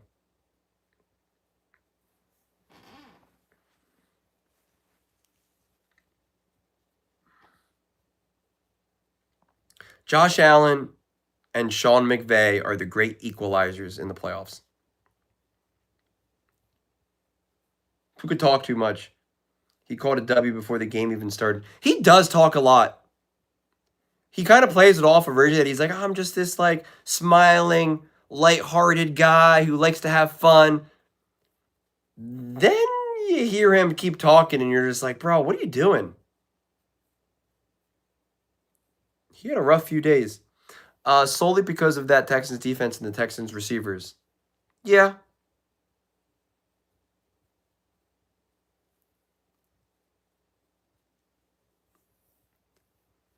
It's tough. It's tough because I do try to root for people who I like think are good people and who I want to see win and succeed at life, but it's like, you're always kind of guessing. Julian, do you think certain teams strategically avoid certain teams intentionally? I mean, they will have to play those teams anyway, but you prefer. So I think it's both. I think there's a lot of that. A lot of people will say, doesn't matter who you play. And I think some teams really can embody that. But I still do know deep down, I really think it's split. A Mahomes in his mind is like, I don't care who we play, like, let's go. Coaches are definitely thinking, well, we match up a lot better with this team than that team. And he's like, I know how to crush this defense. Like, I know exactly what I want to do. Like, they're not, Andy Reid's not dying to face Josh Allen. It's not at the top of the list of things that he wants to do. Neither is Spags. But I just think if you're grounded enough, mature enough, you can recognize, hey, we can beat this team, but like it would also be great if we didn't have to play them. But also sometimes egos get in the way and you're just like, no, man, doesn't matter. We're the best. And so I think it's a mixed bag. We can do statistics, talk about it, but it's a crapshoot. It's anyone's game to win. True. Which game is rigged? This game?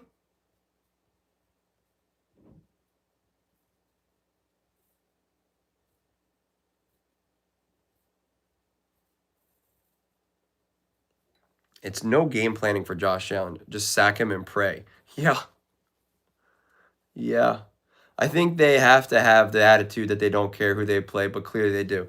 Yeah, I mean, you're not gonna lean into it, right? You're not gonna actually have like genuine fear. I don't think you have genuine fear of like, oh come on, please, we don't want to face the Chiefs here. Like, no, no, no, no, no. Like, I don't think it's like that, but like, you know, I always say this: if you feel it as a fan, they feel it as a player, because we're all people. We're both people. They just have a little bit more control than you do.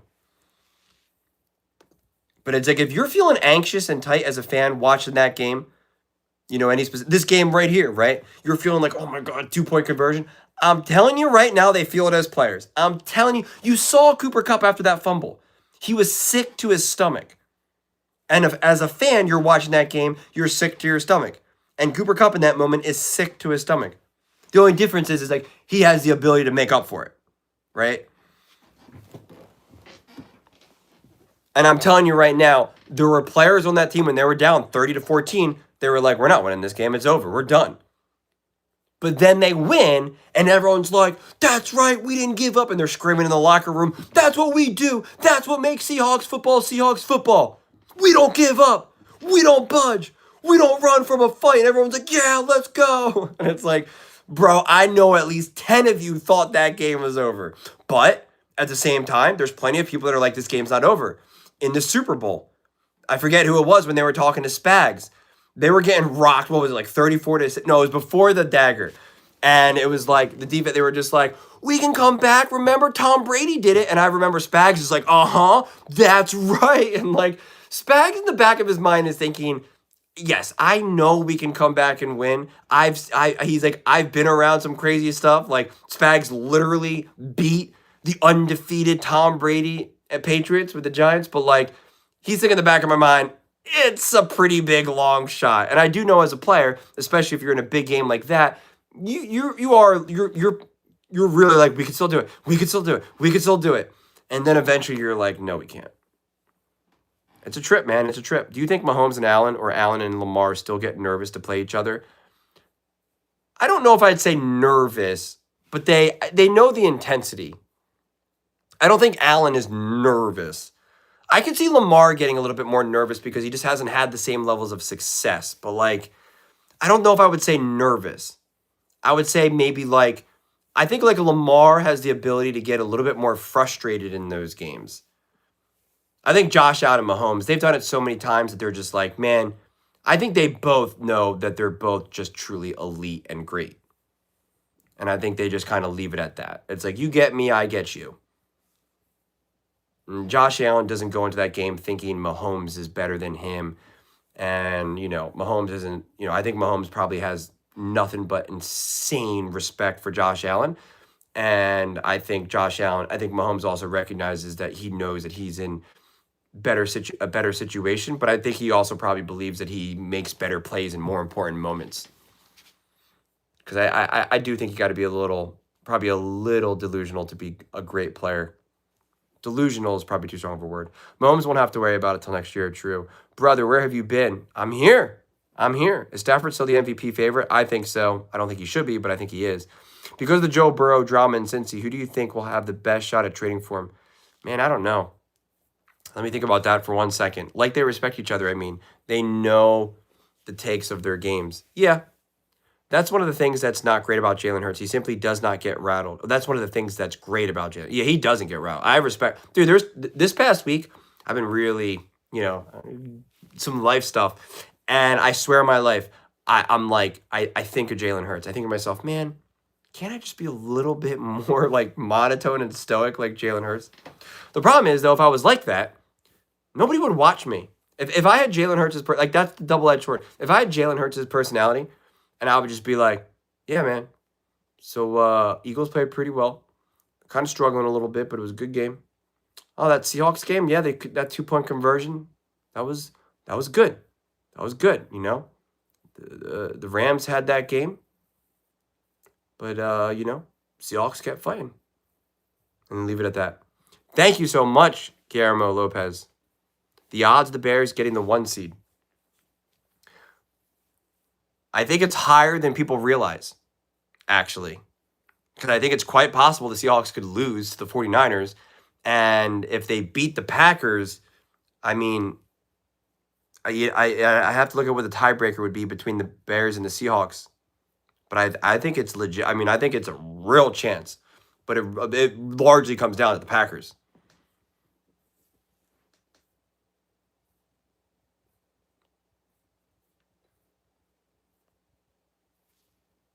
Usually watch Perna or Tom Grossi streams during games. Yeah, they're great. They bring a lot of energy.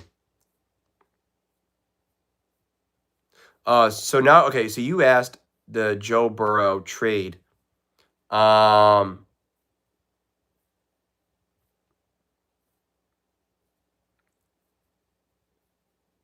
Let me look at the teams.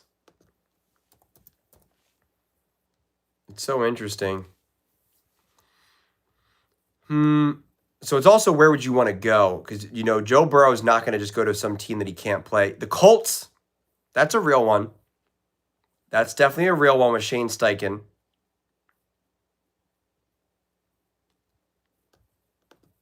Or the Rams, if Matthew Stafford retires. You're looking at that. You're looking at the Rams. I don't think he'd go to Pittsburgh. I think you're kind of retreading a team that can't put everything together then.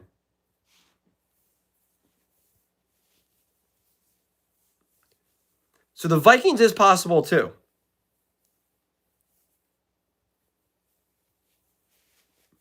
No, he's going to want to go somewhere where he can get right with the right coach.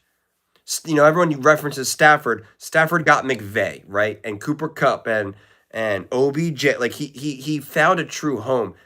He's not looking to leave Cincinnati just to try to find like another kind of interesting thing. Like he has Jamar and T. Like he needs a functional franchise. And Cincinnati Bengals are notoriously poorly run and cheap. So are the Arizona Cardinals.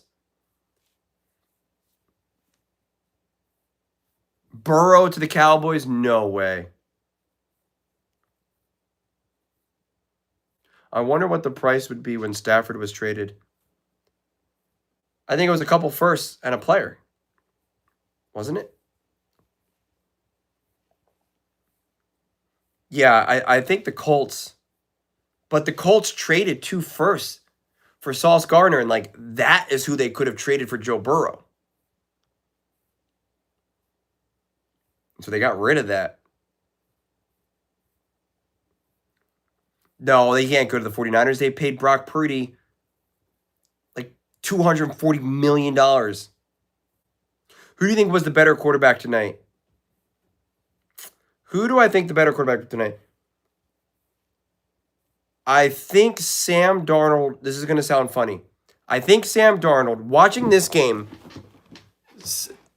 Matthew Stafford, if I watch that game, I think Matthew Stafford, my takeaway from that game is I think Matthew Stafford is a better quarterback, but I think Sam Darnold had to play better and make more difficult throws than Stafford.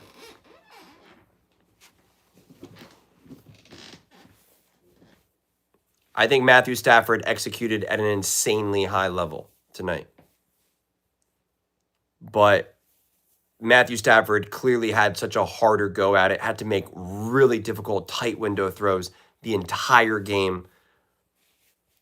Stafford really just simply did not. If the Bills lose in the first round of the playoffs, is McDermott out 1,000%? He would be fine. You wouldn't even let him in the building. You would say he would try to walk in with the rest of the team, and you'd be like, no, bud, I'm sorry. This is it ends here. Goodbye. We'll see you in a 20-year reunion. Okay? But goodbye. If the Bills lose, all right, Sam kept fighting. He did. I think Stafford and Darnold were about even. They just played different ways. Well, they definitely needed to do different things for their teams, for sure. Burrow to the Raiders, Ashton Genty, Pete Carroll would be sweet. No, that's what I'm saying. You're talking about another poorly run franchise right now. That's the problem. Burrow to Tampa, it's an interesting one for sure. Would they move on from Baker? New Orleans or Vikings? Definitely not New Orleans. Poorly run. I can see the Vikings. Burrow not going to no sorry Raiders. Exactly. How do you fix the Chiefs? Is it wide receiver, running back, defense, O-line? I think you start with the O-line more than anything. I need Bijan to score 80 points just to... Is that even realistic? Pete Carroll isn't coming back next year. Yeah, there's a great possibility it's not happening, but I don't know who you hire. Burrow to Rams all day. That is a real possibility, especially if Stafford retires.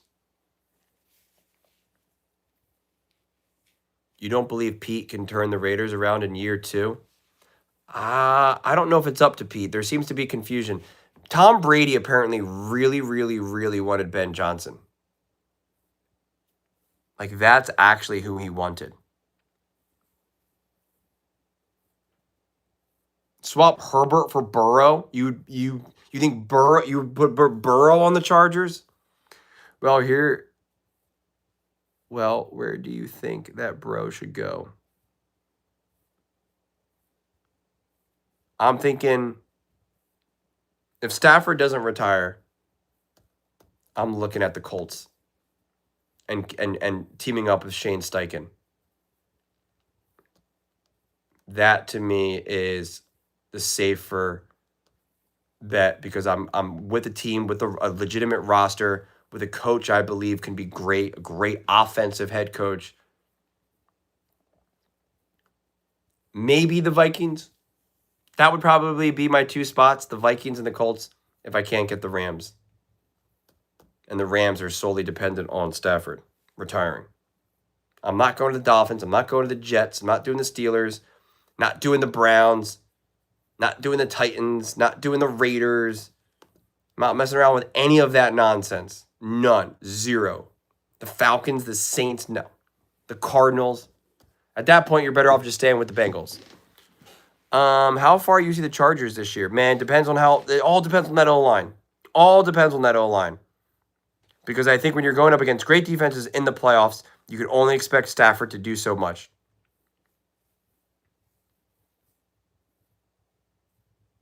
Who should the Eagles make their OC next year? I wanted Clint Kubiak. The Seahawks got him, and that offense is through the roof in the number 1 seed. Another win for me there. I don't know, honestly. I really don't know. It's got to be someone experienced. Listen, I don't know how the Eagles got Shane Steichen when he was already the offensive coordinator with Justin Herbert and the Chargers. Did they fire him? I honestly don't remember. I don't know how that unfolded. Like, why did Shane Steichen ever leave the Chargers?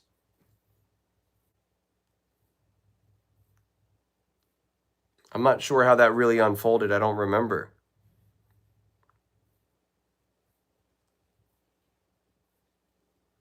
Good night, Stephanie.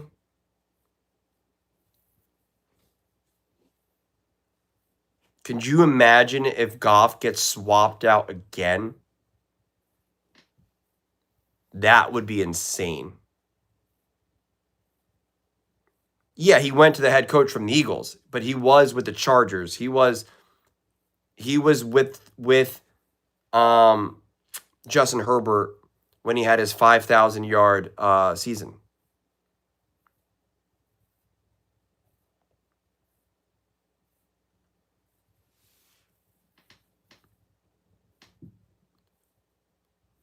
Right, was Staley but that's what I was going to ask. Was Staley already the head coach with Shane Steichen for a year or no?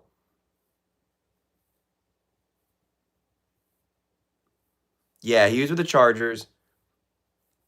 So Staley and Shane Steichen were never together.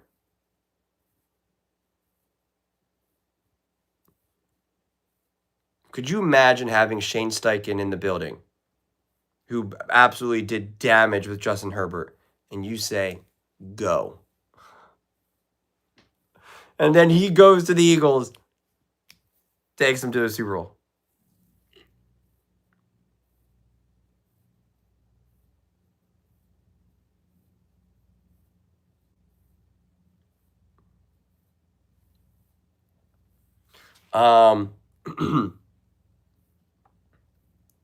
Yeah, and so that's why that was such a great spot for them. You know, sometimes you get, like, that's why I thought Clint Kubiak was a good coordinator. He was with the Saints, and his stock was through the roof. But then they got decimated with injuries, and then Carr gets injured as well, and so he got fired. And you could be like, well, wait a second, he's a good coordinator. And then the other way you get a good coordinator is if a head coach gets fired, and now you can hire them as a coordinator, which is what you get with a oh my gosh, the coordinator for the Commanders, who was the head coach of the Cardinals. See, you guys are seeing my inability to remember names in real time.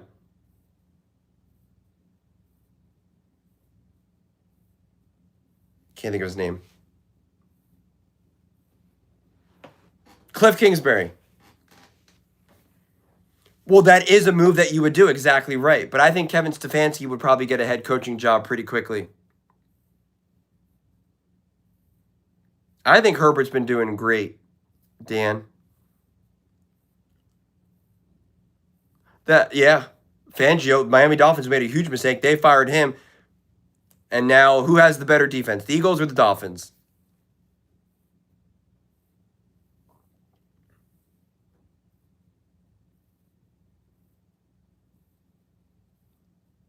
You haven't watched any football games since then?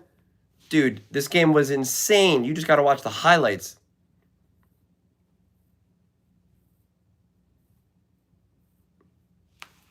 I want to look at the standings now, because then that'll also give me, well, there's no tiebreaker right now because they're actually like genuinely ahead by a game. Yeah, so Seattle's at 12, Chicago's at 10, but obviously they still got to play a game, and the Eagles. So that's the thing. The Seahawks, I think, would have to lose out from here, and the Eagles would have to win out to get the 1 seed. Unlikely. But if the Rams win a game and then the Seahawks lose and they're tied, that's what I want to know, what their tiebreaker is, what it officially ends up being. And then Chicago, they beat the Packers. That's 11. I don't know what the Chicago-Seattle tiebreaker ends up being. Herbert is the reason they beat the Broncos. My Broncos top the standings. They are. You put Purdy on the Chargers. What he doing? True. Stafford going 3 and out 3 times and punting on 4 out of 5 drives at the end with a chance to ice it. Has to look bad in the MVP race, even with those insane stats tonight. Oh, he did go 3 and out. And you know what happened? It was a lot harder for him to move the chains when he wasn't throwing to wide open players. Funny how that works.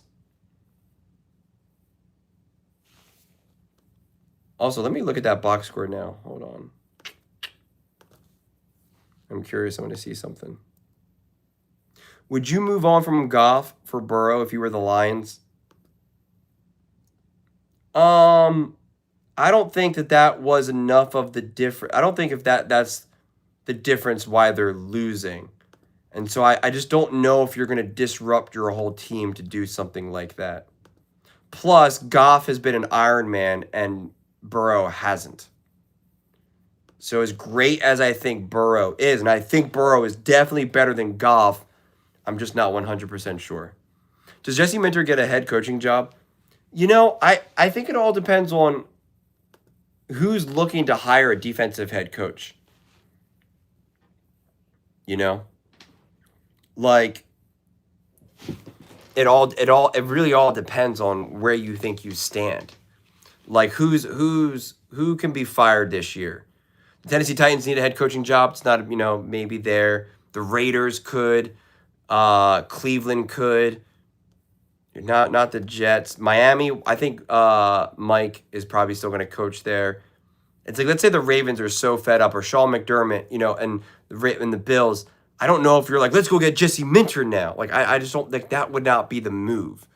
So I do think it's a little tricky. Atlanta, they're going to fire Raheem Morris, but then say, hey, bring in Jesse Minter, like, possible. The Giants, possible. It's like, it's because they talk about Brian Flores, they talk about Jesse Minter, and they talk about Halfley. 3 great defensive coaches, and it's just like, I don't know. Dan, wow, thank you so much.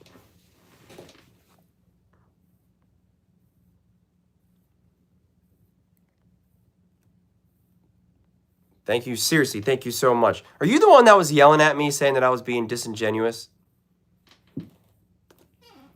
And did you tell me that I didn't admit that I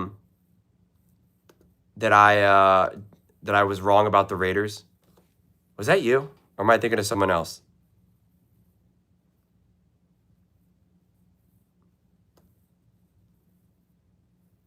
No, that wasn't you. Okay. Sorry.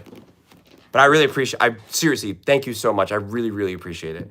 Good players overcome injuries. Herbert is not winning games. The Chargers defense is winning game. 16 points isn't close enough.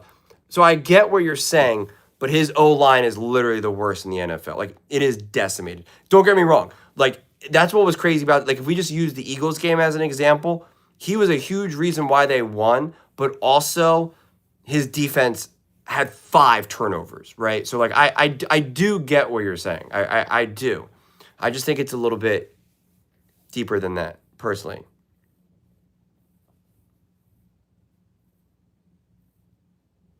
The defense would be a lot better for the Vikings, and they're a better run franchise. Kevin O'Connell's a better coach. If there's any issues, I think you're going to have more trust that they can resolve them. You get to play indoors. A lot of your games are indoors, actually. I don't care about excuses. He's got to figure it out. So wait a second.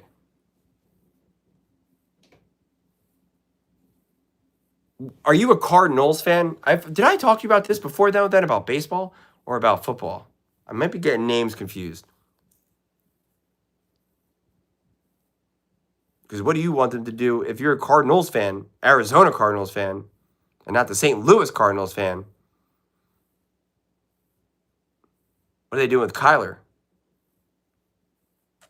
Trading one LSU receiver for I'm a St. Louis. See, that's right. I remember that. I remember talking to you about that.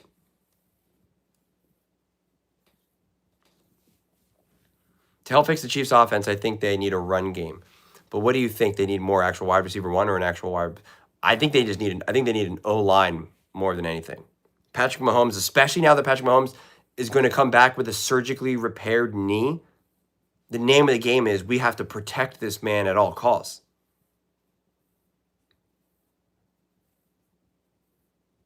He's had a couple years where his O-line hasn't been great, and he blew out his knee. I mean, that does mean something. And when he comes back, he's going to be 31, 32, 33, right? Like, he's going to be genuinely up there in age.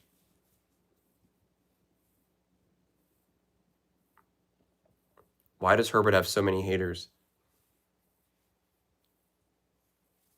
You know, I think at the end of the day, lots of everyone hates quarterbacks. That, you know, quarterbacks are inherently divisive. They are not going to rush Mahomes back at all. Are ACL tears as game over players as it was? No, I don't think so. But you just don't know how someone is when they come back. You really don't. Carson Wentz was never the same after he blew out his knee. He was still able to play, but he wasn't quite who he was.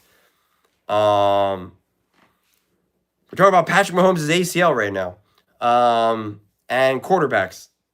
But I mean, I think as someone who's gotten a whole bunch of surgeries, they're all different. I mean, I had the same surgery 3 times, and all 3 times they were completely different. Completely different. And so you just don't know. If you're a Chargers fan, I'm telling you right now, you should feel great about Justin Herbert. You really do. You don't think their O-line was good this season, Julian, when healthy? Though the best ability is availability. Yeah. I don't think their O-line was as bad as Nick was trying to make it out to be, but then eventually, the sea did part, And I just don't think you can trust Mahomes to be this quarterback who's going to be scrambling. Like, I mean, think about it. You really think his first season back after his tear, he's going to be like, juking guys and running around? Like, I just don't see that being the case at all. I do think Patrick Mahomes' game is going to fundamentally shift.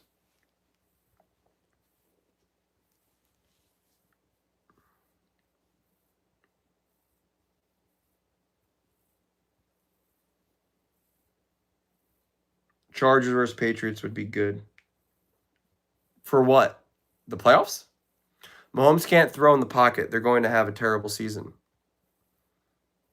I want to know who the Chiefs you bring as their backup, as their starting quarterback next year, if they need one.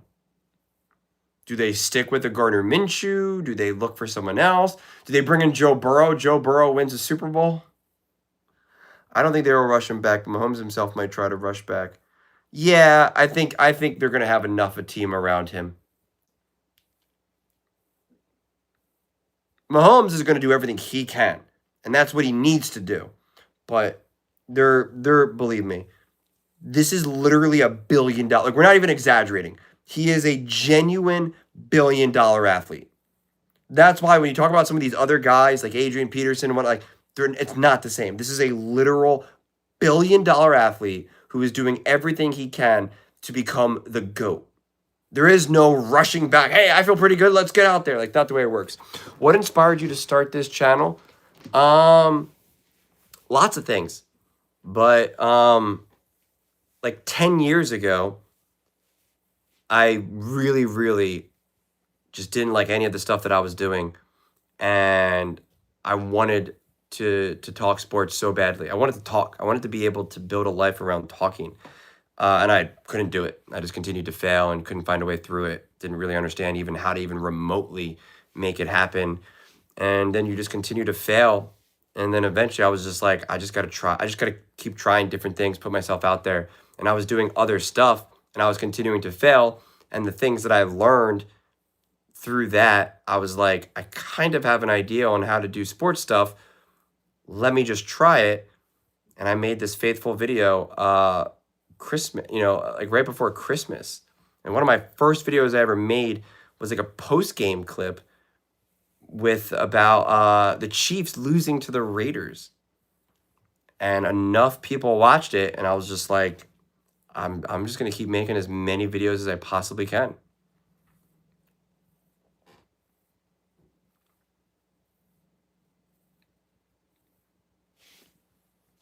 But to be clear, I made plenty of videos that literally nobody watched. Literally nobody watched. And you were like, oh, this isn't working. But I think a run game would mitigate it all, being on Mahomes. If their line could stay healthy, would definitely open up.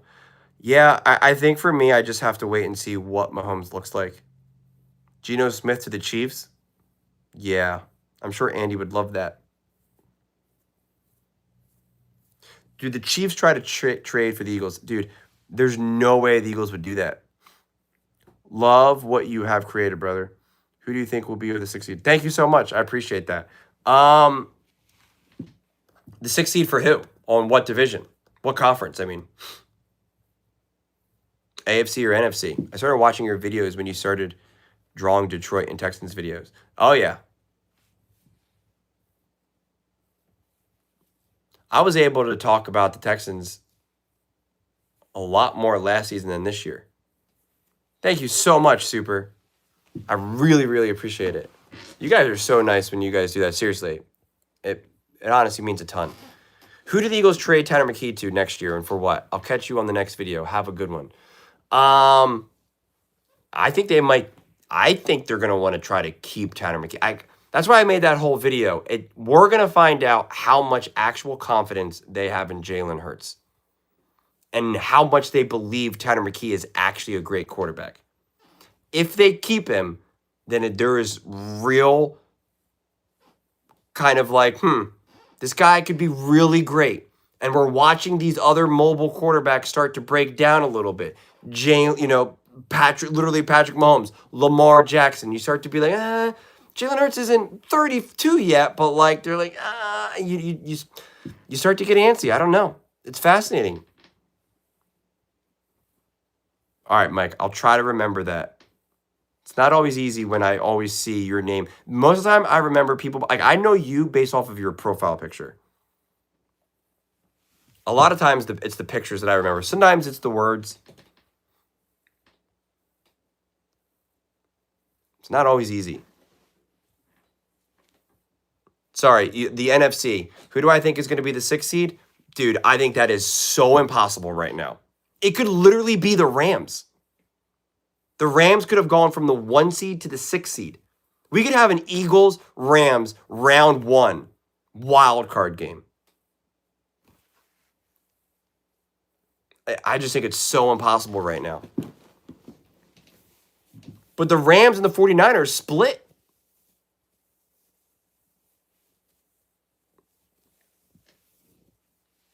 Yeah, man. No need to change it. Where the heck would Jalen Hurts go? Someone would want Jalen. I'll try to drop into more streams more. Been watching you for you now. Well, I really appreciate it, man. Thank you so much. I'm just happy the Chiefs finally get a high draft pick. Yeah, it definitely helps them.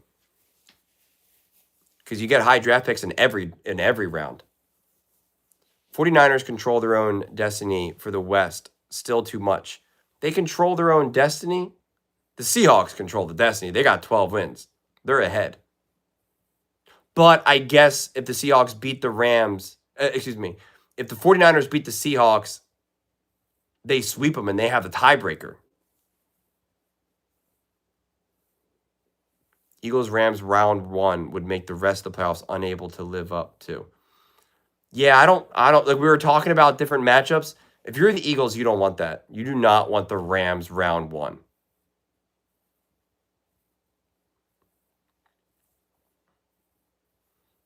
I don't know. It depends who the 7 seed is going to be. Bears or Packers on Saturday?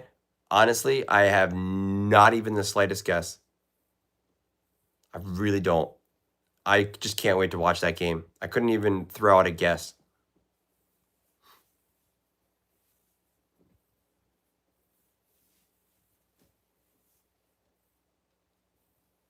Losing Micah, like there's just too many questions.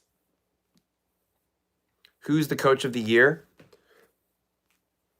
Shane Steichen or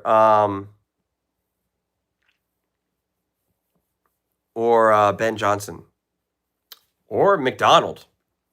He's got the Seattle Seahawks as the 1 seed. Sean McVay's put on a masterclass too.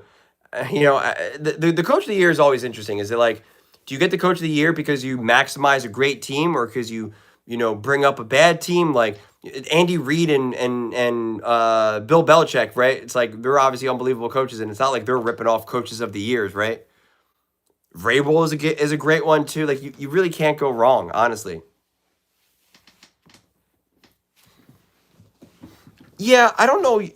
Listen, you can be optimistic about Bryce Young, but I don't know how you could feel remotely confident about Bryce Young.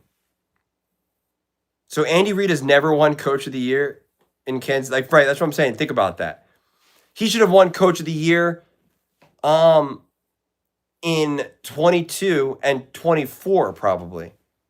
Probably at least 24 with all those injuries. When you're dealing with all those injuries, it is not on the players. And I'll even say this for Josh Allen, it is not on the players. I give that credit to the coaching staff.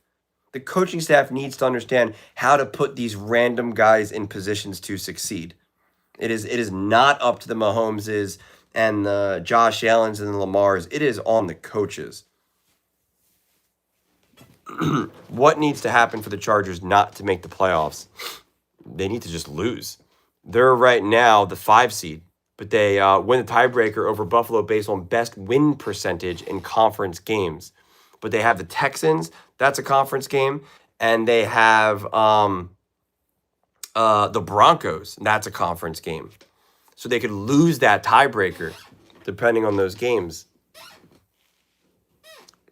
And now you play the Texans, and so if you lose to the Texans, you now lose that head-to-head tiebreaker against the Texans. So they're not 100% in it.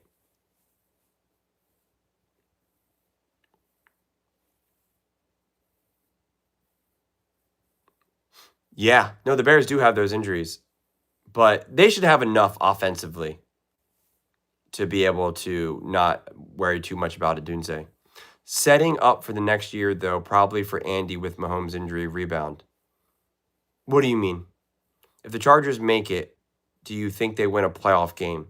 I think that entirely depends on who they play, honestly.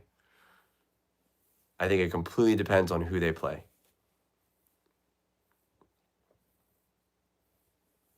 The Rams beat the Seahawks by 2 points after 4 interceptions by Darnold in the first game. After 4 interceptions, the Rams lose by 2 after 2 interceptions by Darnold in a fumble cup. The Seahawks shot themselves in the foot. Yeah. Meant for the coach of the year. Sorry, slow typer. Wait. Oh, I see what you're saying about Andy. Yeah. I could see that. Does Mahomes get comeback player of the year? Eagles, Patriots, Super Bowl. Bro, book it. That would be a fun little rematch. Jalen Hurts, Drake May. Patriots and the Eagles have genuine... That would be crazy because then the last... What would that be? 1, 2... That would be 5 Super Bowls for the Eagles then in that window. Because you have the Patriots. Right, you had Patriots, Chiefs, Patriots. That would actually be kind of cool. The Eagles will only have played in Super Bowls against the Patriots and the Chiefs in the modern, era of all of us alive. Bears only have Moore and Zacchaeus as well as their tight end, so I don't know. I mean, and their running backs? Do I think the Steelers will hold on to the North? I genuinely believe it's theirs to lose. I know the Ravens are starting to play better, but I was so impressed by the Steelers against the Dolphins. And I know the Dolphins aren't a great team, but I really genuinely, that was the game that I was most impressed by the Steelers of the whole season. I loved everything they did, offensively, defensively, the intensity that they brought. Maybe I'm getting suckered into believing in the Steelers, but I was genuinely like, okay, like this is a team now. This is a team that can disrupt the team on the other side. What are the chances the Bills lose 13-16? What do you mean?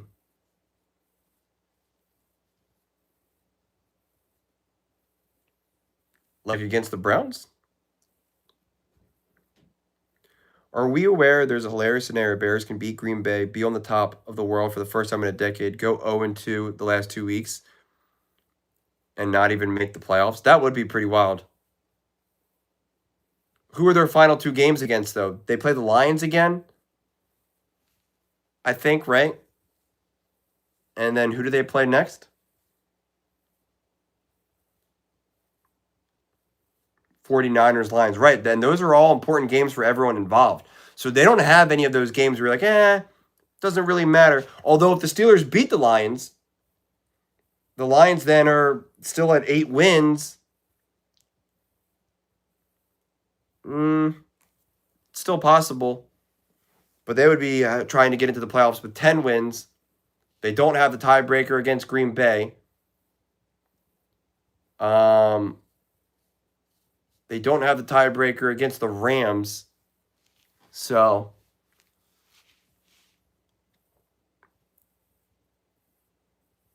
Patriots, Eagles, Chiefs, most successful franchise within the past 2 decades, I believe. Yes, absolutely, undeniably.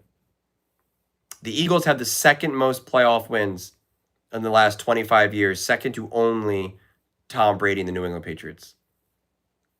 The Eagles actually have more playoff wins than the Kansas City Chiefs. Fun fact. And again, the Chiefs have 3 Super Bowls in the last 8 years or whatever.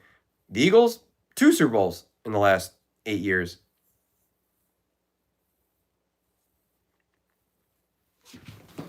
The Patriots, they got 6. Trying to figure out who's going to be at the top. It's kind of crazy right now.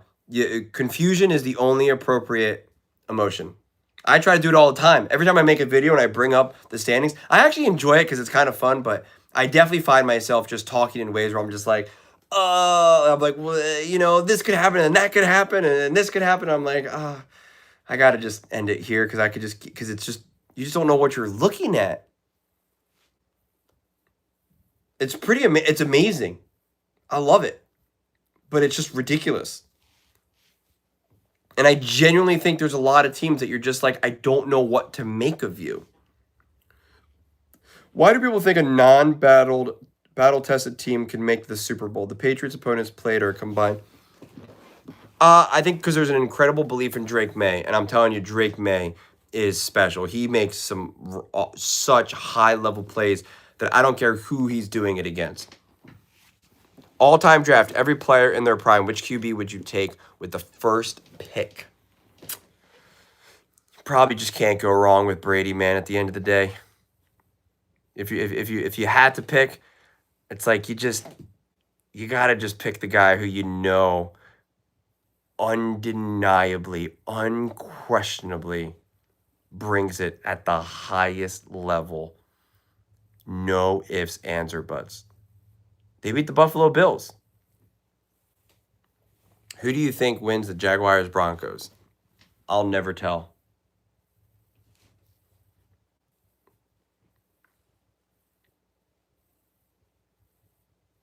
I'm waiting and seeing.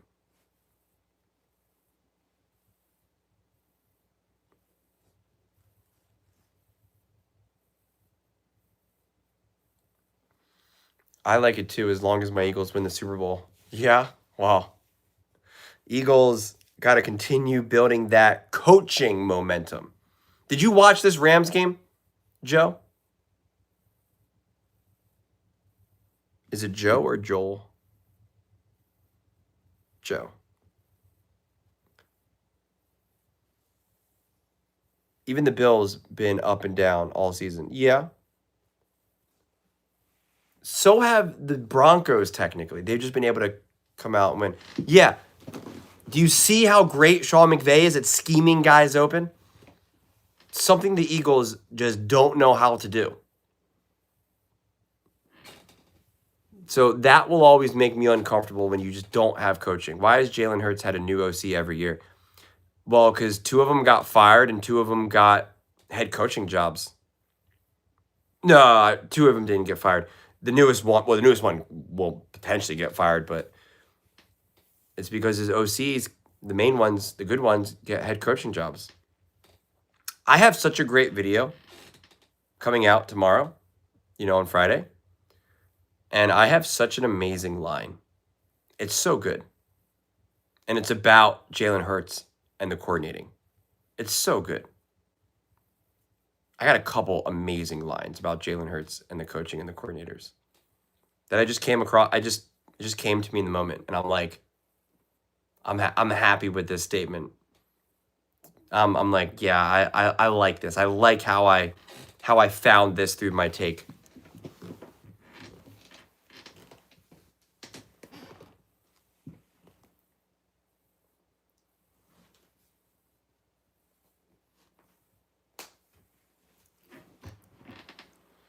What do you think Miami does with Tua? They're going to move. I think they're going to try to move on from him, even if they have to Russell Wilson him.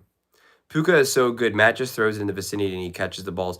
And he's also always so open. But the Broncos beat multiple teams over 500. Texans, Packers, Eagles, Cowboys. Yeah, okay, but we can play this game. The Texans, up and down, Davis Mills. Packers, definitely a great win. Eagles, up and down all season. Cowboys, you don't think they're a good team. Miss me with that nonsense. Come on now. Whoa. I almost accidentally deleted something. I watched every single one of those games. So I know all those games quite well. I know every single one of those games quite well. So if Mahomes always got a good record, they'll continuously have a rough schedule, including the rest of the division, because they got similar schedules. Tom Brady is the most accomplished QB of all time. Peyton is the smartest QB of all time. Breeze is the most accurate all time. Rodgers is the most skilled all time. True. I could see that. Jalen Hurts is so hard for me to rank. He absolutely clutched in the biggest moments, but then I watch him, his other games, I just can't believe he's the same person. I really think he's a victim of inconsistent coaching. He's the one star quarterback, winning quarterback, top quarterback. Like, we don't have to go into like rankings, top 10, top 5, but he's obviously consistently at the top in the sense of like he's winning games. He obviously has gone to multiple Super Bowls. He literally won a Super Bowl MVP, and he's the only one out of that bunch that has not had consistent coaching. He's the only one. Josh Allen has had more consistent coaching. Patrick Mahomes, obviously. Lamar Jackson has. Joe Burrow has.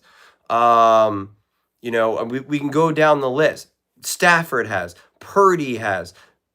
Goff has. Jordan Love has. Dak has. He's the only quarterback that does not have any degree of actual consistent coaching, who's actually accomplished anything. Cowboys, a good offense. Yeah, I'm sure. I don't even think CeeDee Lamb played that game. Do you think Bo Nix will have one 5,000-yard season? Yes, I do.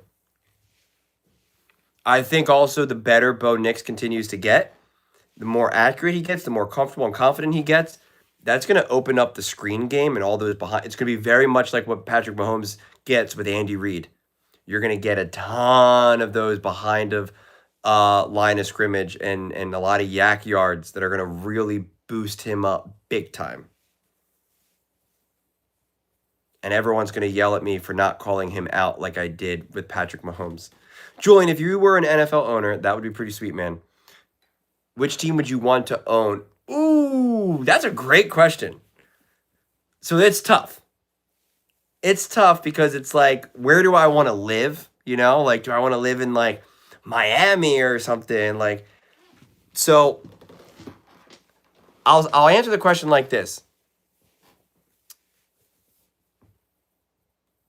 Max Crosby, I actually wanted to react to this clip. He talked about how he went to the Eagles game. You know, he played the Eagles with the Raiders. And he said, I've just never been to a game like that. He goes, the crowd, the fans, he's like, it's what you dream of playing in front of your whole life. He's like, it was just absolutely incredible. This is Max Crosby. He's been around the block. He's been in the NFL for years. He's not some like wide-eyed young player who's just happy to be there. And he was just literally like overcome with what the Eagles fan base brought. And I just think at the end of the day, if you own a team with fans that really genuinely care and bring such intensity and it's a major market, it's like, I just think that's so awesome. And I feel bad for like the Jags, the Bengals, the Raiders. Like I feel bad when your franchise is so poorly run or you're such a small market, you're barely discussed. Like you could be, if you're a Panthers fan, right?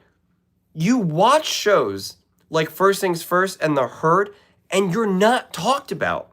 You watch those shows every single day, and they literally do not talk about you. That's such a bummer. That is such a bummer. I do think the Packers are a royalty.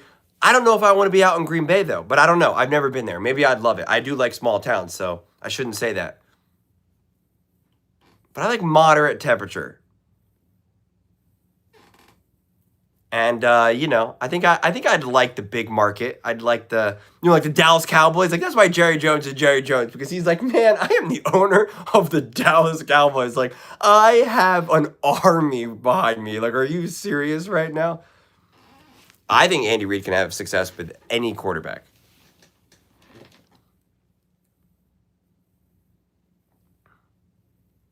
Dude, we're crazy as religion out here. Church, Eagles, family, in that order. Yeah, that's what I'm saying. And I think that's awesome. Obviously, I think you guys can tell I'm pretty passionate. I'm pretty excitable. So I love that. Like that's what I want. I want that intensity. I don't want to own a team. I mean, listen, I'll own any team. You're offering me to own the Cleveland Browns, whatever. It's like, all right, I'll take it.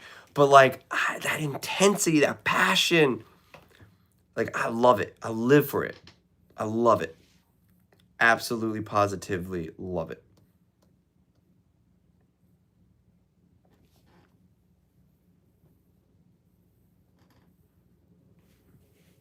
You would own Dallas Cowboys and live in Miami? Listen, if you own a football team, you literally can live wherever you want, and you're just living that private jet life.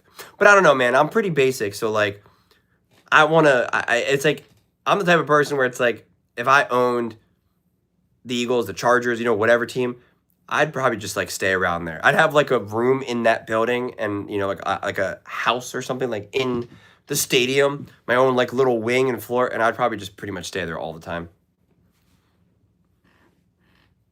Making YouTube videos. What's up, guys? Live from the link. Live from Mile High. How y'all doing? People just yelling at me that I suck as an owner. You drafted the wrong wide receiver. Guys, it's not my job. I just own the team. Blame my GM. Do you see Denver drafting a tight end next year? Man, I think it depends on what happens to Denver this year. We got to see how this season ends. Texans fans are wondering if we will have a team after 2031. It's crazy because Texas, the Houston is a massive city. Massive city, massive city, massive city. One of the largest cities in the country, I believe. And yet the market, the intensity, the hype, it's just not there. You don't see it in the media. Do you think Joe Burrow forces himself out of town if he gets injured next year? If he gets injured again, I don't know how many teams are, I don't know what a team is going to be willing to give up for a Burrow at that point. I was confused by that. So Indiana, was that a mistake or was that real?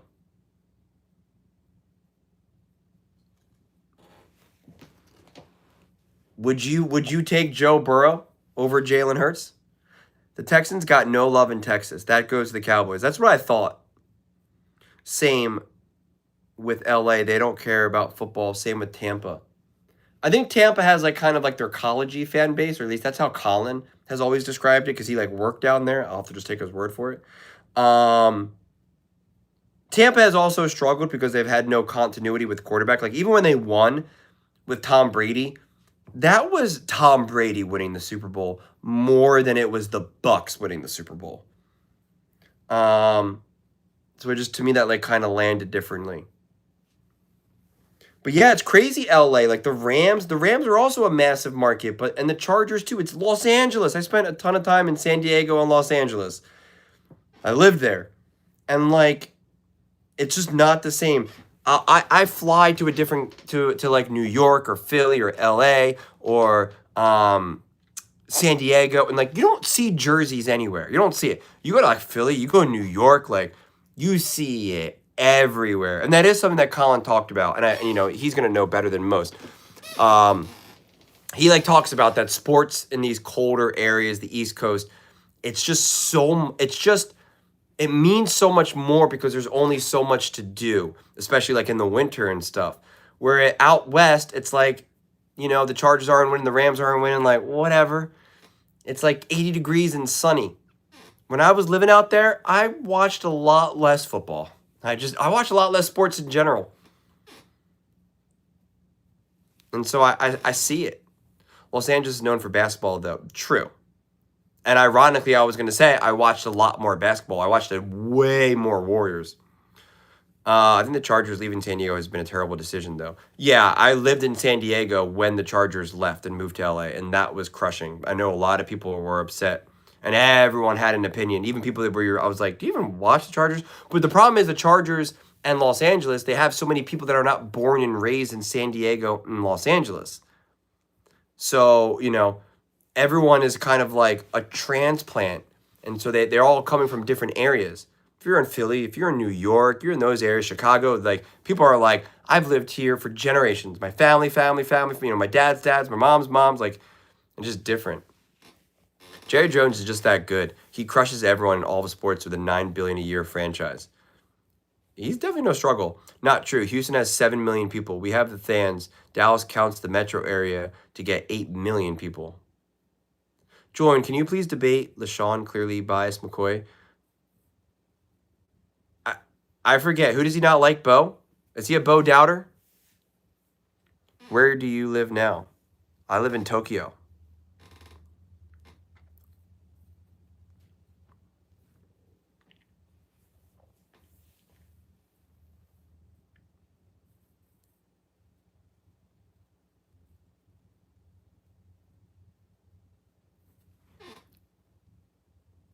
No, he's always hurt, and JH has earned the right to be our quarterback. Oh, I missed that, Joe. I agree. They're looking at Indiana also right now for stadium upgrade, but no way I see them leaving Chicago. Leaving Chicago would be wild. But these owners want different stadiums because that's how they make all the money. They're trying to do it with lots of stadiums. They're trying to do it. They want to build all these new stadiums.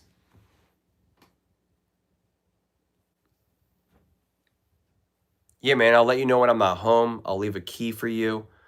You know, take whatever you want. He don't like who he don't like and give comparable players excuses. Yeah. I genuinely have trouble. Listen, for people who I genuinely don't like to watch,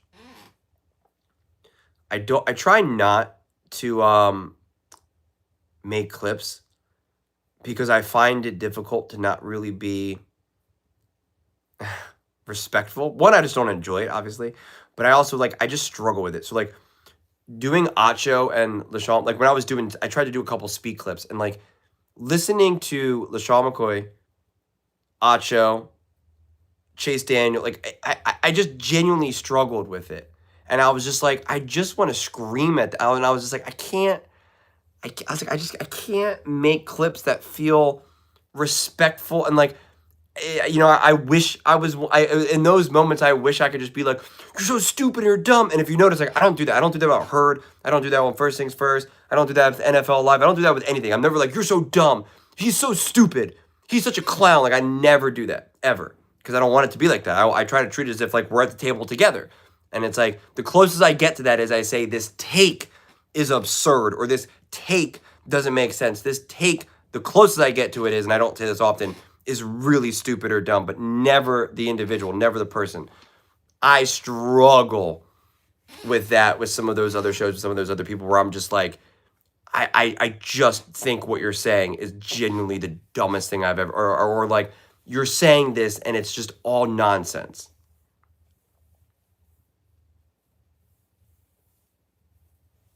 Yeah, I didn't see that about the Jags stadium. So they're just renovating the stadium?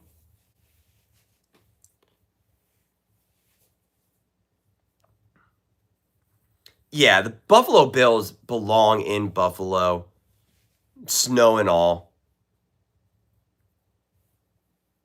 I liked when it was Speak for Yourself with Whitlock and Marcellus Wiley. I know both their careers took different paths as time went on, but when they were on that show together, I that was actually my favorite sports talk show. I loved that show. Absolutely loved it. Then I actually started watching more Herd because then I was getting exposed to more FS1 stuff, and then actually I watched a little bit of First Things First when it was on at 4 a.m. or whatever the heck it was. When Nick had a buzz cut and Chris Carter. But then I just really watched more of the Herd, and then I watched First Things First when it was, or Speak for Yourself when then it was Acho and Marcellus Wiley. I watched it. I didn't love it, but it was a show. And then that broke up, and I was I'm not watching this new version of it when it was Joy and Nacho and whatever. But the Herd really became my, I bounced around, but at the end of the day, the Herd really became my foundational show that I love the most. That really is. I don't always agree with him, but that will continue to be my favorite show. And when I want to have actually a little bit more football, more grounded stuff, NFL Live, but it depends who's talking. I really appreciate Orlovsky and Hawk more than Ryan Clark or something. Or when you have any of the random I don't know, they'll have some of these guys, I don't even know what their credentials are, but it's not professional sports. It's I don't know. They studied football or something. So that's funny. I was first watching First Take because I obviously just knew it, knew ESPN, knew Max Kellerman and Stephen A.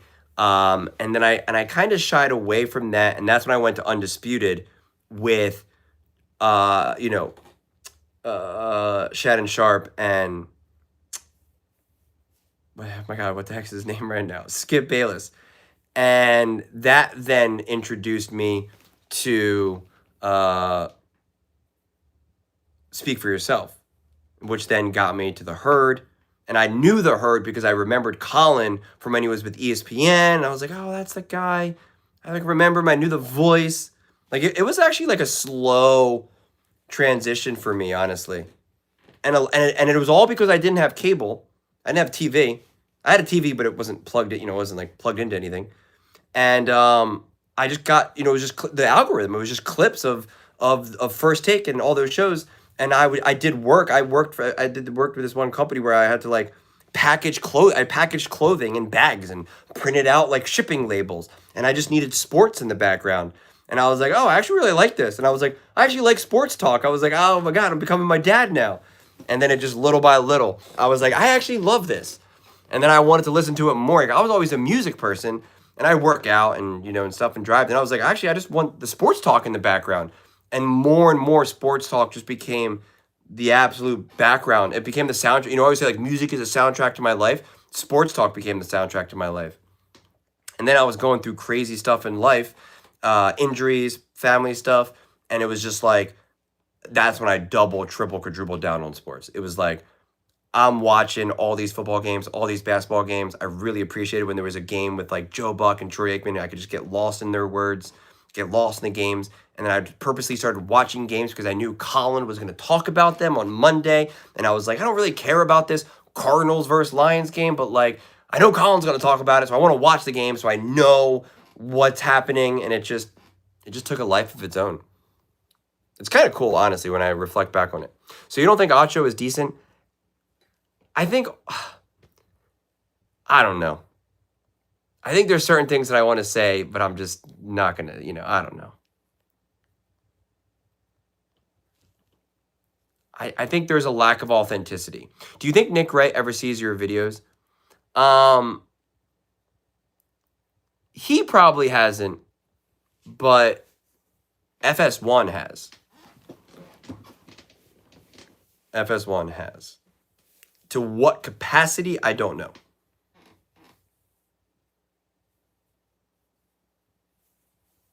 All that stuff is pretty, you don't really know.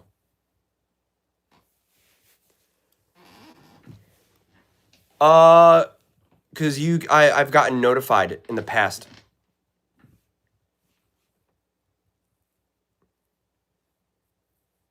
Well, and so that's the thing. I don't love the nonstop yelling. It's just all loud nonstop. Most of ESPN shows really pushed me over to the Herd and F2. I agree. That's why I left like First Take and Undisputed, and that's why I liked Speak for Yourself because they weren't really yelling and they were having interesting conversations that kind of went beyond sports.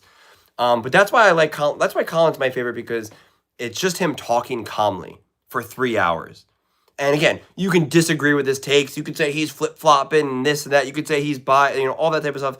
That's fine. That's well and good. I mean, I don't 100% believe, agree with it, but I can understand why people would say that. But at least he's just like calmly talking. He's just like, hey, guy. He's got his voice too. Like his mic, I know the mic that he uses.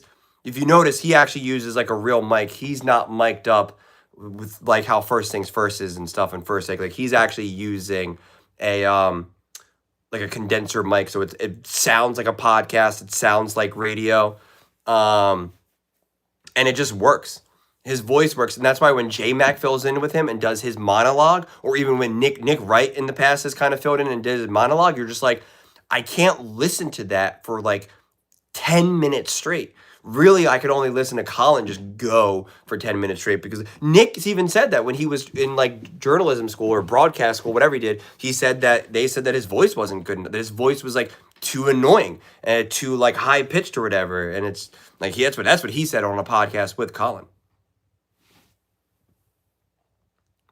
Brew and Nick in bandages and stretchers. So that's the thing, right? First Things First definitely leans on the antics.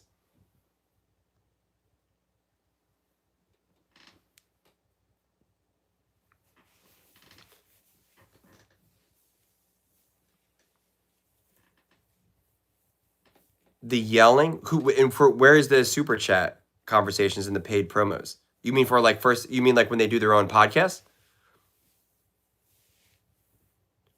What's going on, man? And you're in Louisiana. Were you originally from Philly, or how did you become a Eagles fan?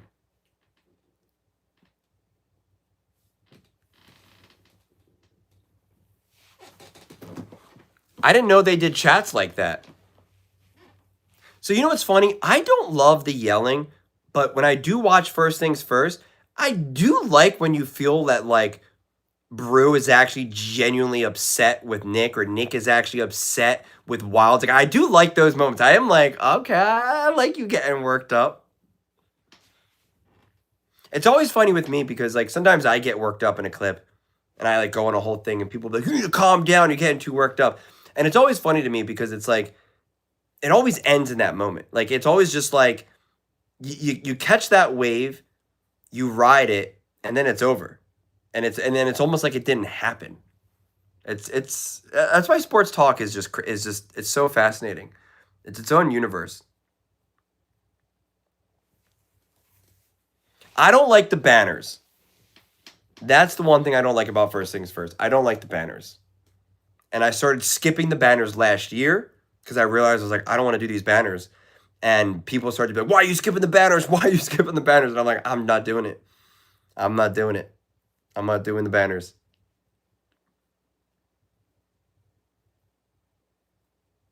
I agree. Like first take, if that yelling was definitely like we're here to yell. First things first, that's not what it's for. They're there to definitely hang out and have conversations. So when they do yell, when they do get heated, you can tell it's real. But I think it's the same level that I get worked up sometimes where it's just like it's real, but like, you know, it doesn't matter and it's over in a second. They talk about the same thing a lot too. We don't need 20-minute conversations about Shador. Like, come on. Well, Shador is quite popular these days.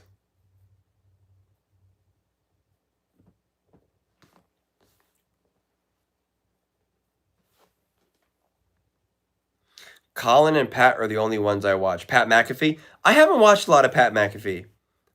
I probably haven't watched a total of like 20 minutes of Pat McAfee. I got nothing against him. I've never. It's just funny how some shows just kind of like speak to you and grab your attention, and others don't. Like it's really interesting.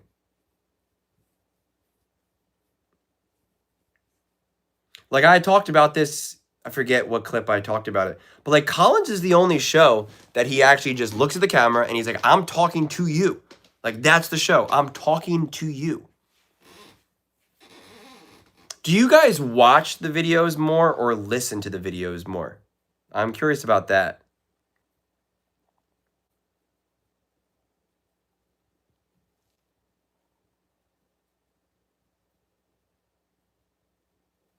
Man, that is crazy. You got the Saints, you got the Cowboys, you got Commanders, and you got the Giants. That's a movie right there. Mahomes Mountain and Nick's tears, your reaction to them have become such a ritual for me. That's amazing to hear. That is awesome. Thank you so much. I just took a screenshot of you saying that. I take a screenshot of certain comments. Thinking that people actually look forward regularly to like anything I do is it's such an ultimate compliment, and it is such a trip, and it is such nothing but gratitude. Like if I have a post game clip and I make it and someone's like, "Oh, I was waiting for this game. I was waiting to see. I was thinking of you during this game." It's just like you were thinking about me while you were watching a football game. Like I'm like that's bonkers to me. I'm like that's and I think about you guys honestly. Like, I really do. If I'm watching a Broncos game or something, I'm like, what is Young Conqueror about to yell at me for? Like whatever it may be. Like it is that like parasocial. Like it's just crazy. I usually actually watch during the part where you're talking because I usually watch the original video earlier. That is also something that I love to hear. That people that when also some of my favorite comments are when someone's like, "Yo, I want to see you react to a clip that I already watched." Like that is also such a huge compliment because it's like I'm watching this again. Like I'm watching this again, or I want you to do this part, or like that is also another big thing. So I appreciate that. I listen more when I work or multitask. Yeah, I'm always refreshing your page. You speak truthfully and call to be honest. Well, I appreciate that. You don't always yell at me, no. That was so funny though when I read your comment after that what game was it? The Jets game. That was hilarious. That was great. But yeah, it's funny. I used to do both. I used to listen and watch. I actually weirdly, like, I was driving yesterday. I had a long drive yesterday, and I just put on The Herd and I just listened to it. And it was weird because it was the first time in a long time that I was just like, I'm just actually just watching The Herd or listening to The Herd, and I'm not like reacting to it or making clips. Like, I was just like, because a lot of times I won't do that, but especially now, there's no time for it. But since I was driving and I had a long drive, I was like, I don't want to listen to music, and I was like, just put on The Herd, just do it. And I was like, all right, I'll do it. I can't listen when I'm working due to what I do for a living, but it's nice to have things to look forward to on breaks. Yeah, that's funny because I've worked various jobs where I had stuff going on in the background where I can't work, where I can't have stuff on the background. And it's always bummed me out when I can't have something like that go on the background. And I'm just like, ah. And so what I did is for me, before I was making any clips, I would always just, as soon as I was done or had breaks or when I was eating a lot of times it was like when I was just eating my meals or then like running errands, driving to the grocery store, doing laundry, working out, whatever it is. I always have something playing in the background. Hey man, I'm here for it. I'm here for the noise. I'm here for the combats. It's certain things that hit different when you're making an impression on someone and it's genuine. Thank you.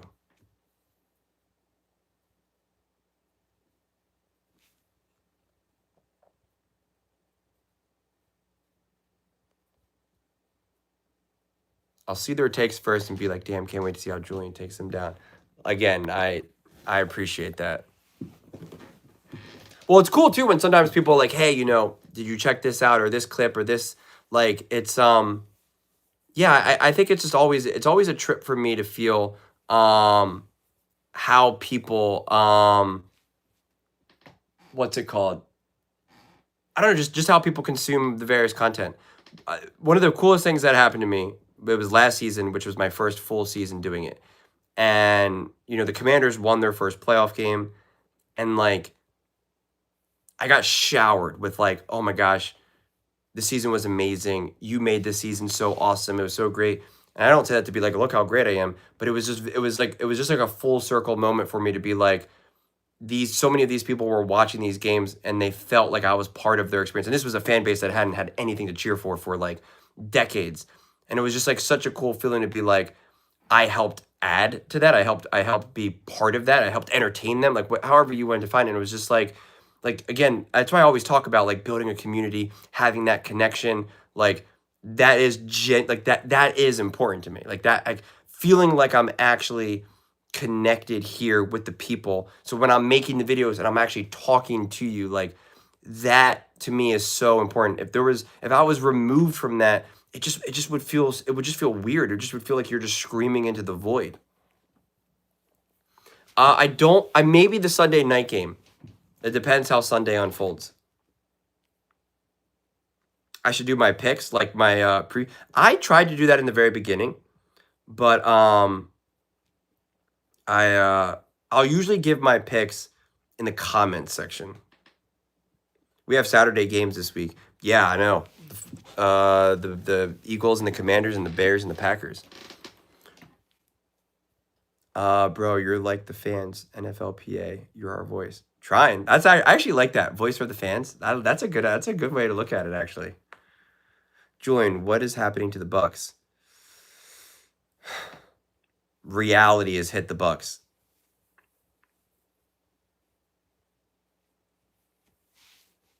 Do you need a Niners win for what?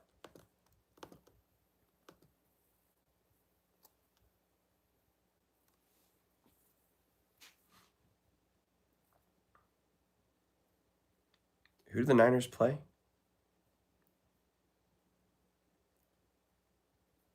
Oh, did they play on Monday? Yeah, against the Colts. I want to see the Colts win, though. I want to see Phillip Rivers get a win.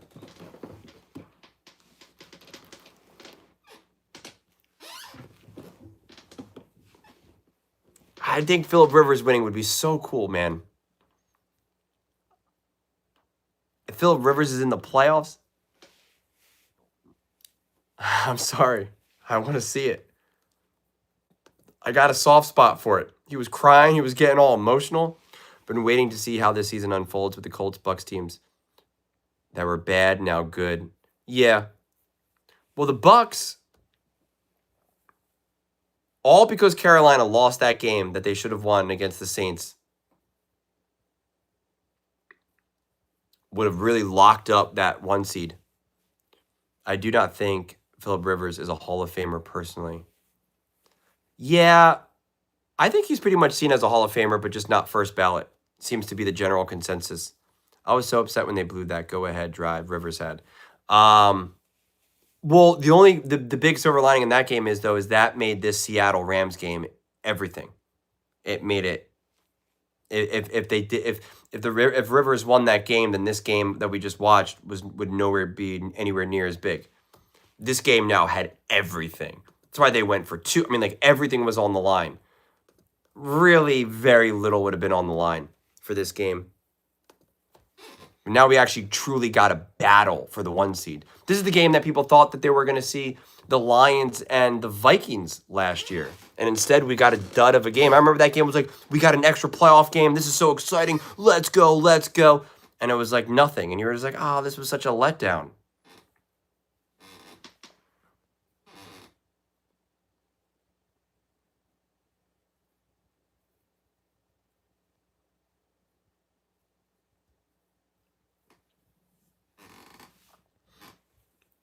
I want to see if there's other comments to that. I'm a lifetime Hawks fan, but I've always loved Matthew Stafford. He's always been a class act, but I'm glad he lost tonight. What a game. What a great game. No fingernails left. That's pretty hilarious. This was one of a plethora of outcomes we Eagles needed to happen to get the 1 seed. The Eagles getting the 1 seed, man. You needed to beat the Bears. Great game. And the Chargers. The Eagles genuinely could have been in the driver's seat for the 1 seed. They blew it themselves. That throw in overtime to Kupp was by far the throw of the game by either team. Yes, I 100% agree. I 100% agree. I mean, if it wasn't for Rashid's punt return and the Rams punter being horrible his last 2 or 3 punts, the story would be how bad Darnold played. It's that simple. Everyone knows it. Okay. I mean, he was coaching high school football 2 weeks ago. Can't expect too much from him. That's why I'm saying it's just crazy. No way the Steelers defense shows up against the Lions. Yeah, but what about the Steelers offense against that terrible Lions defense?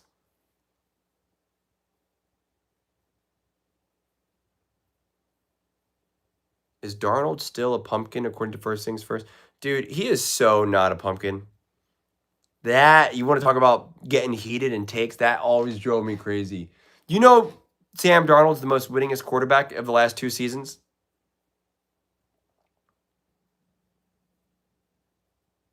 He's got like top touchdown to interception ratio, top completion percentage, passer rating. It's all better than Patrick Mahomes. Even Darnold played well. Everyone ignores the fumble at the goal line. The fumble at the goal line? Which fumble at the goal line?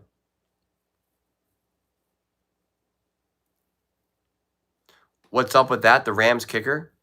The field goal kicker, you mean? The missed field goal?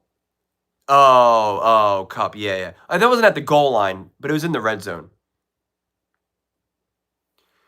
New contract extension if Darnold takes the Hawks to the Super Bowl. I don't think they need to. I think they kind of have him locked up on that $100 million deal, and they're probably just going to keep it at that. If they won the Super Bowl and Sam is like, I want more money, I could maybe understand that, but I don't think they're going to rush to try to change anything up. Do you think a team should trade for Mike Tomlin? No, I don't think any team should trade for Mike Tomlin. If I need a coach, I'd rather take a chance somewhere else personally. It's not that I think Mike Tomlin's bad or anything like that, but it's like, if I'm a team and I'm looking like, man, I need something. I'm taking a big swing somewhere. I'm going after, someone who I think can really build in a new era for my team. He's definitely a big boy, that's for sure. He looks kind of like Darnell Washington. The game has changed. I think we would need to steal the division from the Pats for Josh to have a chance to overtake Stafford. Well, so that's actually interesting. Let me look at that more closely. 11-3, and the Bills are 10-4. So if the Bills win and the Patriots lose, they're both 11-4. Then the tiebreaker for the division goes to division, and then what is their division? They're 3-1, and I think the Bills are 3-2. So they lose the divisional tiebreaker. So they actually need to surpass them.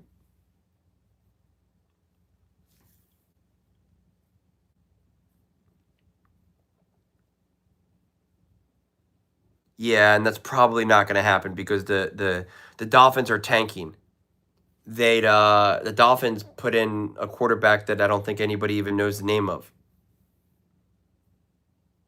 The 7 seed right now is the Houston Texans at 9-5. Do you think if the Eagles had a good, promising playoff run with good offensive play, they'd keep Patullo for the next year? You know what's so crazy right now? The Eagles are on pace. Saquon Barkley will have 1,000 rushing yards. Devontae will have 1,000 receiving yards, and A.J. Brown will have 1,000 receiving yards. And Jalen Hurts will have 30 total touchdowns, top in the NFL in total touchdowns and, good enough completion percentage, passer rating, and all that good stuff. And you could be like, well, was Kevin Patullo a problem? And it's like, but then you have the 3 and outs, you have the inconsistent passing game. I mean, like, it's an interesting question. It's an interesting question because, yeah, I don't know. The other thing is that the Eagles Jalen also lost his quarterback coach, and that matters too as well. Who took his quarterback coach? I think Kellen Moore took his quarterback coach and made them his OC, I think. Or the Jets got him or the Bears got him. I don't know why I think it's one of those 3 teams. Should teams take Tua? Any of the teams that maybe need a quarterback are kind of in like rough, cold areas. The New York Jets, the Cleveland Browns. I mean, like Las Vegas. Are you really going to try to retread with a quarterback who's turning the ball over a ton?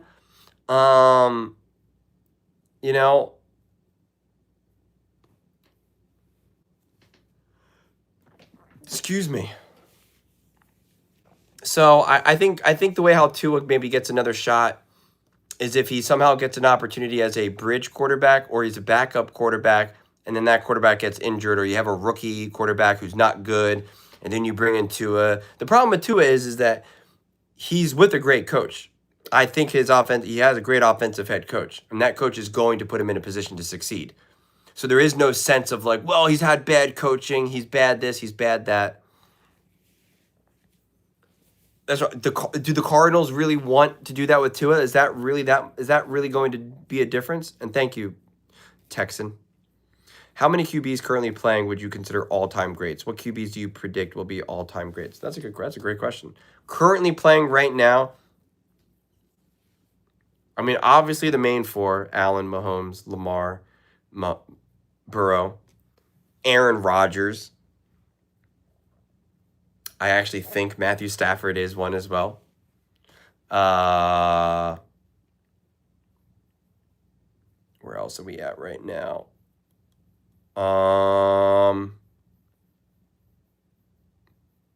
Those are probably the only legit ones. I feel like that's a pretty easy answer, though. Unless you want me to try to take swings on some of the younger guys like Bo Nix and, Drake May or something.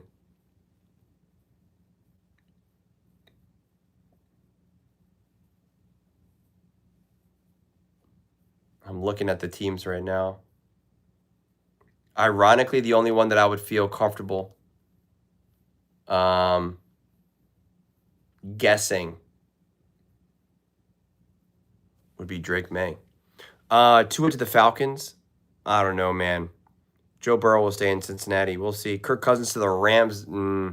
Why does it seem as though the big games for Seattle, Clint tends to hold the offense back in sense? LA has explosive plays followed by an explosive coordinator. Well, because there's just so. First off, Sean McVay is a better coach than Clint Kubiak. Sean McVay has been at this for years, and that is experience. And Sean McVay also trusts his quarterback because they've been together for so long.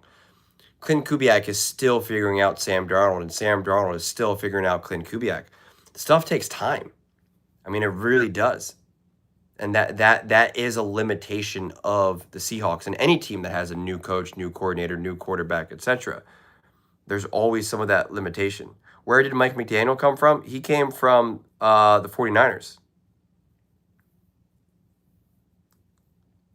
He was with Shanahan.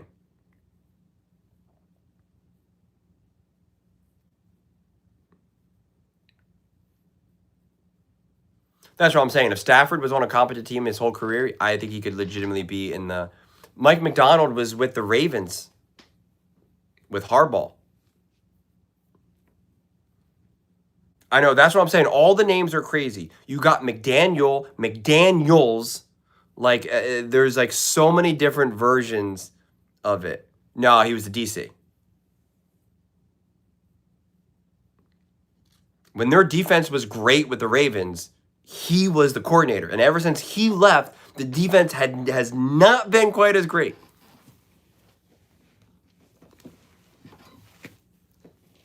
What's my prediction for the Super Bowl? I truly, from the bottom of my heart, have none. I can't even guess the conference championship games. I was actually pretty good last year at guessing that. I felt pretty good about it. This year, I genuinely have absolutely, positively no idea.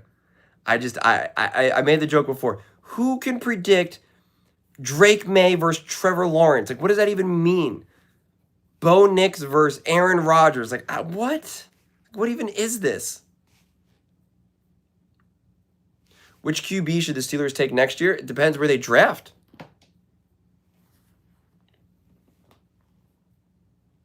I said the Steelers should have went after Sam Darnold. That's what my take was. Go after Sam Darnold.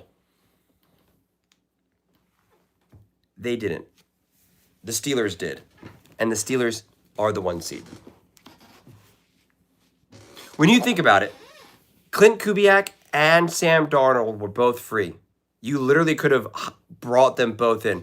The Raiders, for instance, could have hired Clint Kubiak, could have gotten Sam Darnold.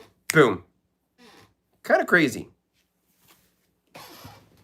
I'm not convinced the Eagles are giving up Tanner McKee. But that is something that the Steelers, I think, would be a great idea for them. But I'm not convinced. I don't think they did, Conqueror.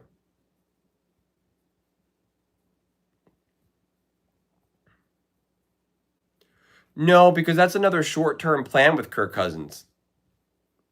The Steelers need to figure out their long-term, 10-plus year quarterback.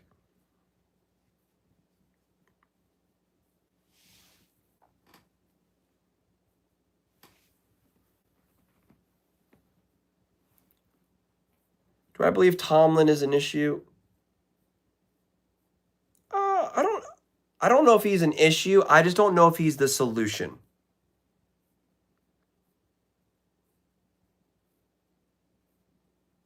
So the whole thing with Tua and the dead cap, I get it, but the Broncos did it, and it was the best decision for them. Tua can't play in the cold in Pittsburgh. I don't know with McKee. That's why I made a whole video talking about this. What the Eagles do with Tanner McKee will be the most telling thing, because we will find out truly how great they believe Tanner McKee is and what type of questions they have with Jalen Hurts. Listen, let's say the Eagles don't put this thing together. Let's say Jalen Hurts plays terrible in the wild card round and gets smoked. Are people back on the whole Fire Patullo bench Jalen Hurts train? Like, that's not being erased. The truth is, that to me doesn't get erased until Jalen Hurts wins another Super Bowl. Like, that's just the way it is. What is Shador's ceiling in your eyes so far? Ooh. So have you heard me talk about the ceiling and the floor? And how it's really important to establish your floor more than your ceiling? I went on a whole rant about that. I thought it was a pretty good one. Right now, Shador's floor feels pretty low, and he's showing us like pockets of his ceiling, but I think his floor has the potential. Like, you have a lot of backup quarterbacks whose ceiling is actually pretty legit. And you're like, that's why we've seen the Minshew mania, the Fitzmagic, and all that type of stuff. But their floor is so low that it becomes impossible to make them a starter. And so I could see Shador being in that realm, in that regard. But if we want to be as forgiving, I could see him almost being like a better version of a Justin Fields, where you definitely have games where you're like, man, that was a heck of a play. That was an amazing throw. But then also plenty of other things where you're just like, this is a mess. Tua Tagovailoa led the NFL in a couple years. You know, they got to the playoffs. Tua Tagovailoa was an MVP candidate, and now he's getting benched. He was a genuine MVP candidate and was the leader of the MVP race until they got smoked by Lamar Jackson, the Baltimore Ravens, in 23.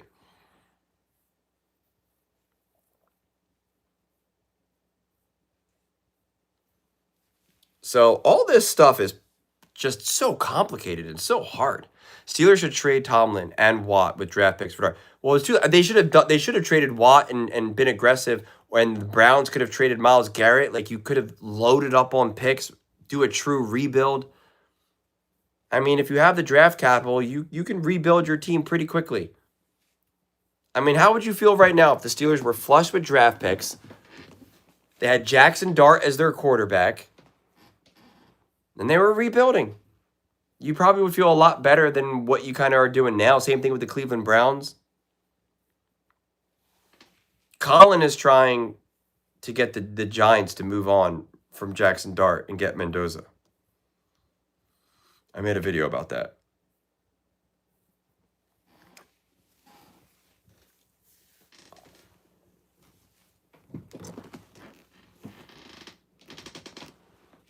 Get rid of Tomlin defensive, expensive mindset. Definitely hurts. Nope to what? Tua has head trauma, hence the change in personality. What change in personality have you think you noticed?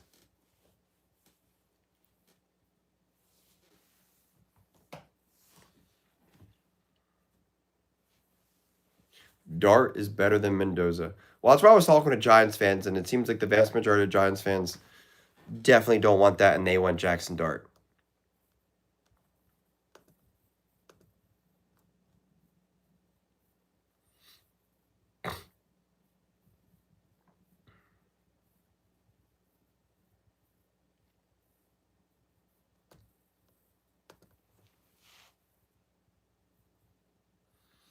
Good night, certified Texan.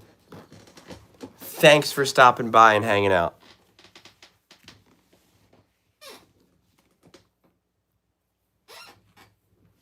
Yeah, well, Malik Neighbors for sure.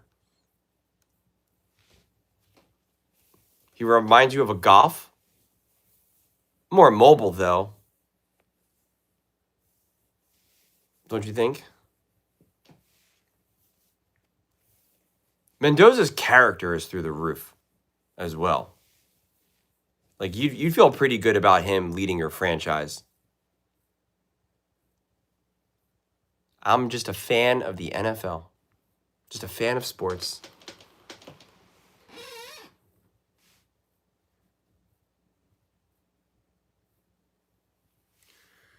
Do I think Russ comes back next year? I mean, I think he'd probably try to find a team where he could start and then maybe retire, but, like, I don't know. I remind you a bit of Lamar Jackson.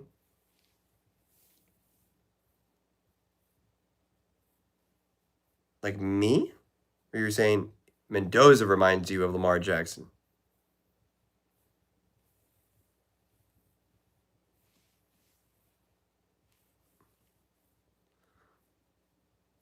I can read that comment in multiple ways.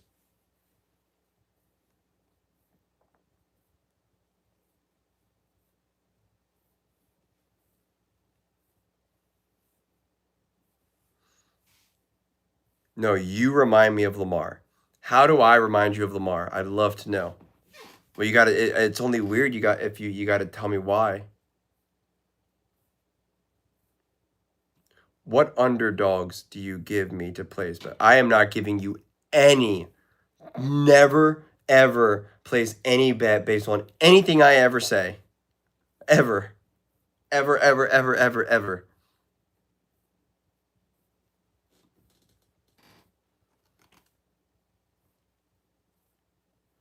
That is because we are all just making stuff up, man. I try my best. I try to be as accurate as I can. At the end of the day, everything is just made up.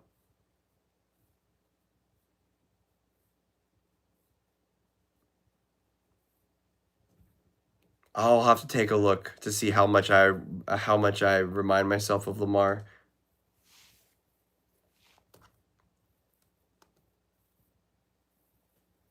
I'm trying to think what quarterback I could see myself as.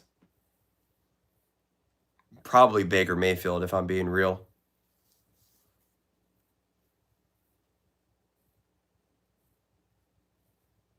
I don't personally. No.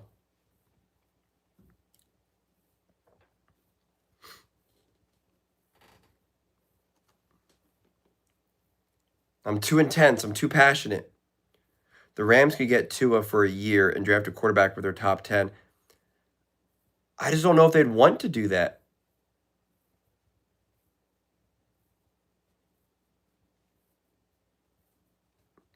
So Baker, I'm Baker. I'm a humbled version of Baker. Baker never truly failed. Did he get knocked down in life? Obviously, right? But he became the number one overall pick. He was a quarterback. He won playoff games. Yeah, he bounced around the league and whatnot and had to keep fighting, but like he's still got paid a gajillion dollars. He's still in the NFL. My story is I got beat down in life a lot younger. So I didn't get, so any of the other personality issues, a little bit larger than life, a lot of the bark kind of got knocked out of me because it's like, bro, you can't get through life that way. You're not good enough. You're not talented enough. You're not smart enough. Not good looking enough. You got to be a better person. And it's like, shoot. But if I just kept winning and kept succeeding and was playing at higher levels, making lots of money, I would definitely be more Baker than not, for sure. But definitely that attitude and all that. But like, the only thing is Baker talks trash and I don't talk trash. When I played, no matter what sport it was, baseball, basketball, football, soccer, never talk trash. Ever, ever, ever. I was put my head down and get to work. No celebrations, no nothing. Just keep on keeping on.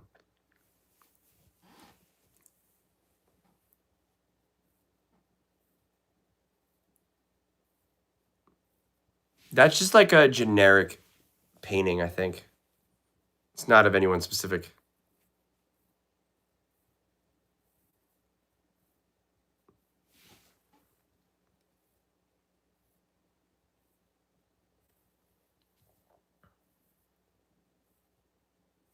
Colin is my favorite.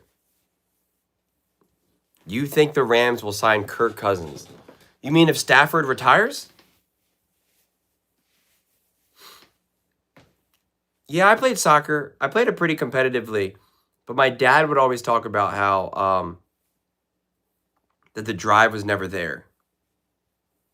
How like if I was playing any other sport, I would just go all out as hard as I can. And in soccer, he would say you would always run just hard enough to just like not get there in time. And it's like, I think I also didn't have good enough coaching for soccer. I always played offense, and I think when I always reflect back on my soccer, I actually think I could have had a lot more success in soccer, and if I had the right coach at a young enough age that put me more on defense, because of my physicality. But then also soccer coincides with it started to coincide. It coincides with football. It coincides with baseball. So soccer definitely soccer becomes its own specific track. Soccer and baseball more than anything really becomes its own specific track because they really set you up to be like you can play 365 in a way that you can't do with football. You could do it to an extent with basketball, and I guess basketball has kind of changed over the years too with like AAU and all that other type of stuff.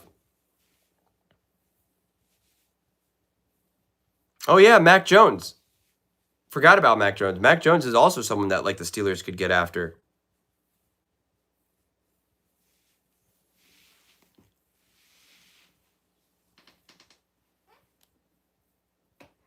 Do you think the Rams are going to win the Super Bowl?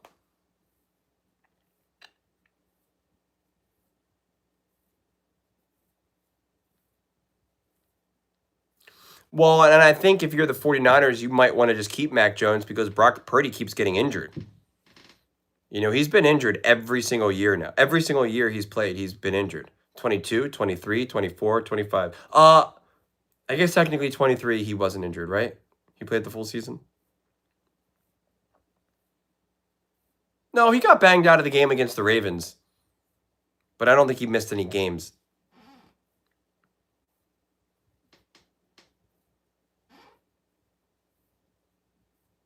No, Nick Wright picked the Chiefs to win the Super Bowl, and to reach the Super Bowl, he picked the Tampa Bay Buccaneers.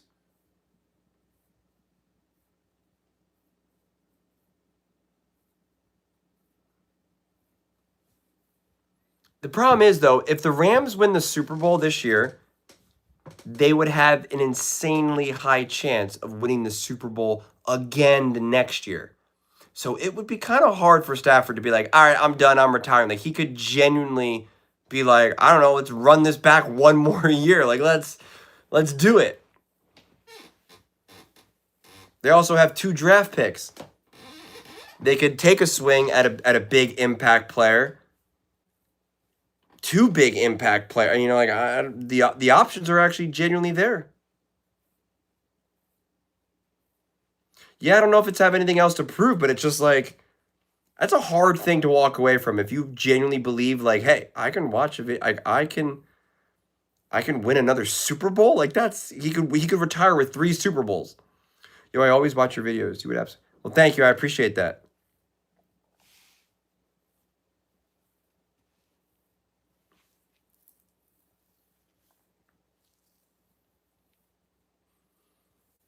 Yeah, I don't know. If they win a Super Bowl and Stafford is still playing great, Stafford wins the MVP this year and the Super Bowl, he's going to be under the impression I can do this again next year. Rodgers to the Super Bowl would break everyone's brains. The Rams' backup quarterback is Jimmy G. Jimmy GQ, Jimmy Garoppolo.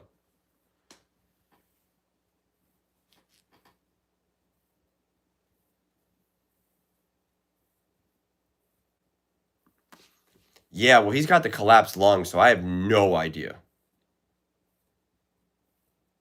Whenever the Niners went to play the Eagles in the championship the first time is when he got his shoulder injury and continued to play. That was his elbow, I think, that he messed up against the Eagles in 22.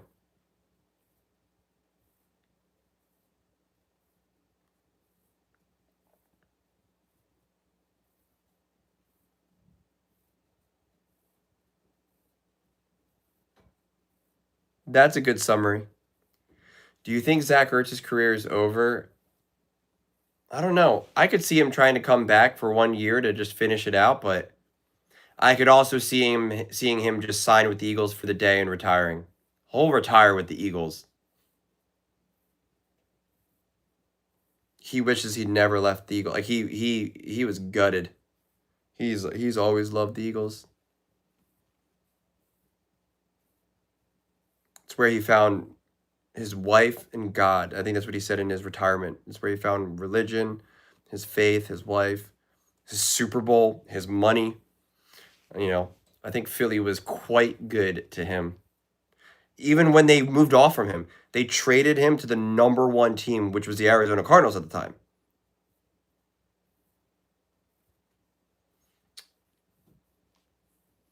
Will we see Tom Brady one day? Maybe a clone version of him.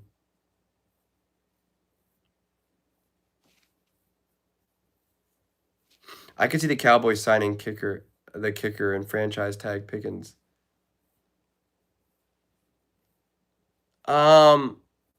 That'd be a lot of money for Pickens.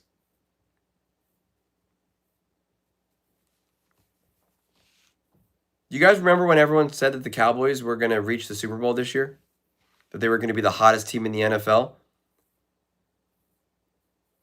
And they're the 10 seed?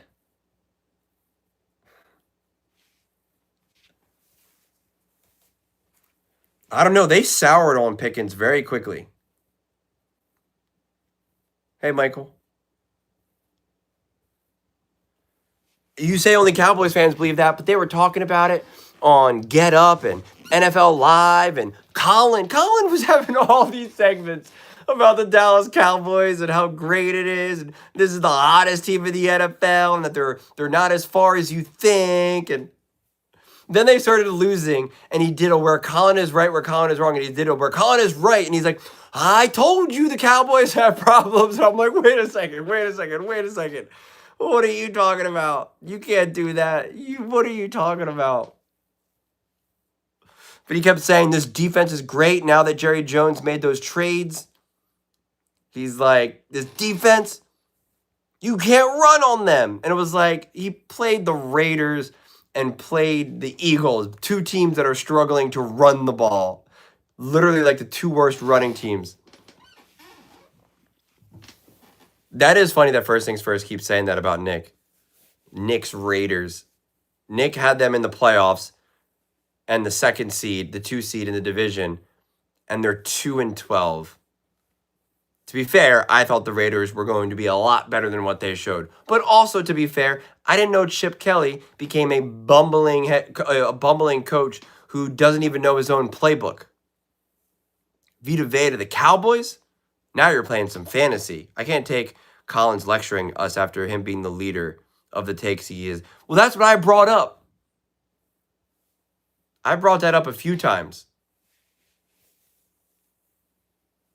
That's what he keeps doing with the Chicago Bears and Caleb, and I can't. I have to just like stop doing Caleb Colin takes because it just drives me nuts. Yeah, but he doesn't even know his own plays. I don't think it hurts Stafford's MVP case. I do not know. If anything, people are going to use it to boost, but like he did drop to the 5 seed. And there's the real possibility that he could drop lower. Like that's legitimately on the cards. And so are you going to give an MVP to like a 7 seed? Technically, the Rams could miss the playoffs. I don't think it's going to happen, but technically it's possible.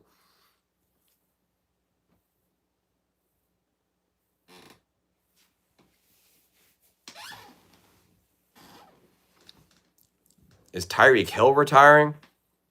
I don't know. He's going to try to get paid.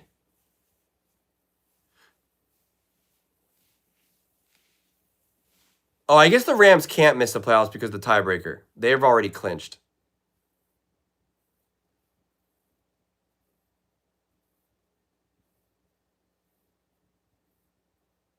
No, the Rams should be able to miss the playoffs. Or no, I guess I'm looking at it wrong. They can still get to the 7 seed. It's the Lions. The Lions are the only team that has that chance to catch up, and they can't because the tiebreaker, they lose it. So they have the ability to fall to the 7 seed, but the Lions can't. That's what it is.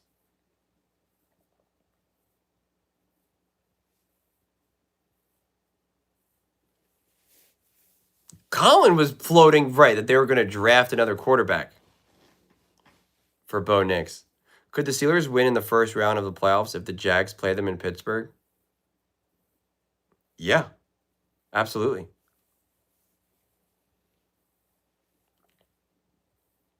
I'm gonna be basing a lot of my views on the Steelers based on how they play against the Lions. That is going to tell me a ton. Same thing with the Jags and the Broncos. A big part of how I feel about these teams moving forward. Jordan or LeBron? Got to go with MJ.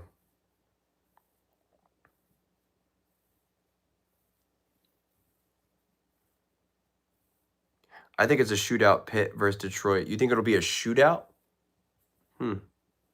Is that in Pittsburgh or is that in Detroit?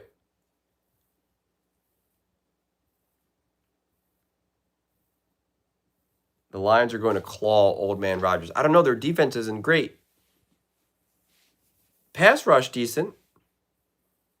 It's in Detroit. Interesting. I don't know. It's a wait and see game. But all right. I'm going to get going. I was here for 402 minutes. How long is that?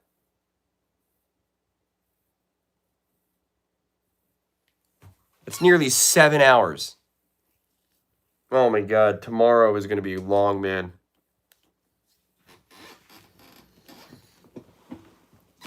I still got to eat. I got to brush my teeth.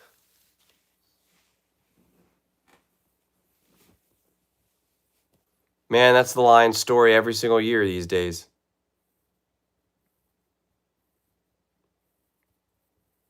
I really appreciate it, Sarah. Thank you. Seriously, thank you. Yeah, I got to eat. I only ate once today. A lot of times when you see me recording, I actually loft more. Almost every time I record, when I make all my videos, first things first, all that, I don't eat anything. Most of the time, I don't even drink anything, not even water.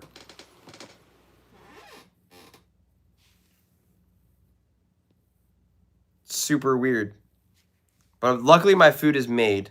I just got to heat it up. But all right, I do got to go because I got to eat, brush my teeth, go to sleep. And then talk about the Seattle Seahawks. That's what I'm saying. I got to set my alarm so as soon as the day starts. Whoa, man, tomorrow is going to be so good. It's going to be so good. I can't wait. Would I? I think it depends what we're talking about. I think Nick is good. So Nick is a good debater. No doubt about it. I think if it was randomly off the cuff, Nick could have me beat. But if I have the ability to know the topic beforehand, like what they do, because they actually prepare stuff ahead of time, I like my chances.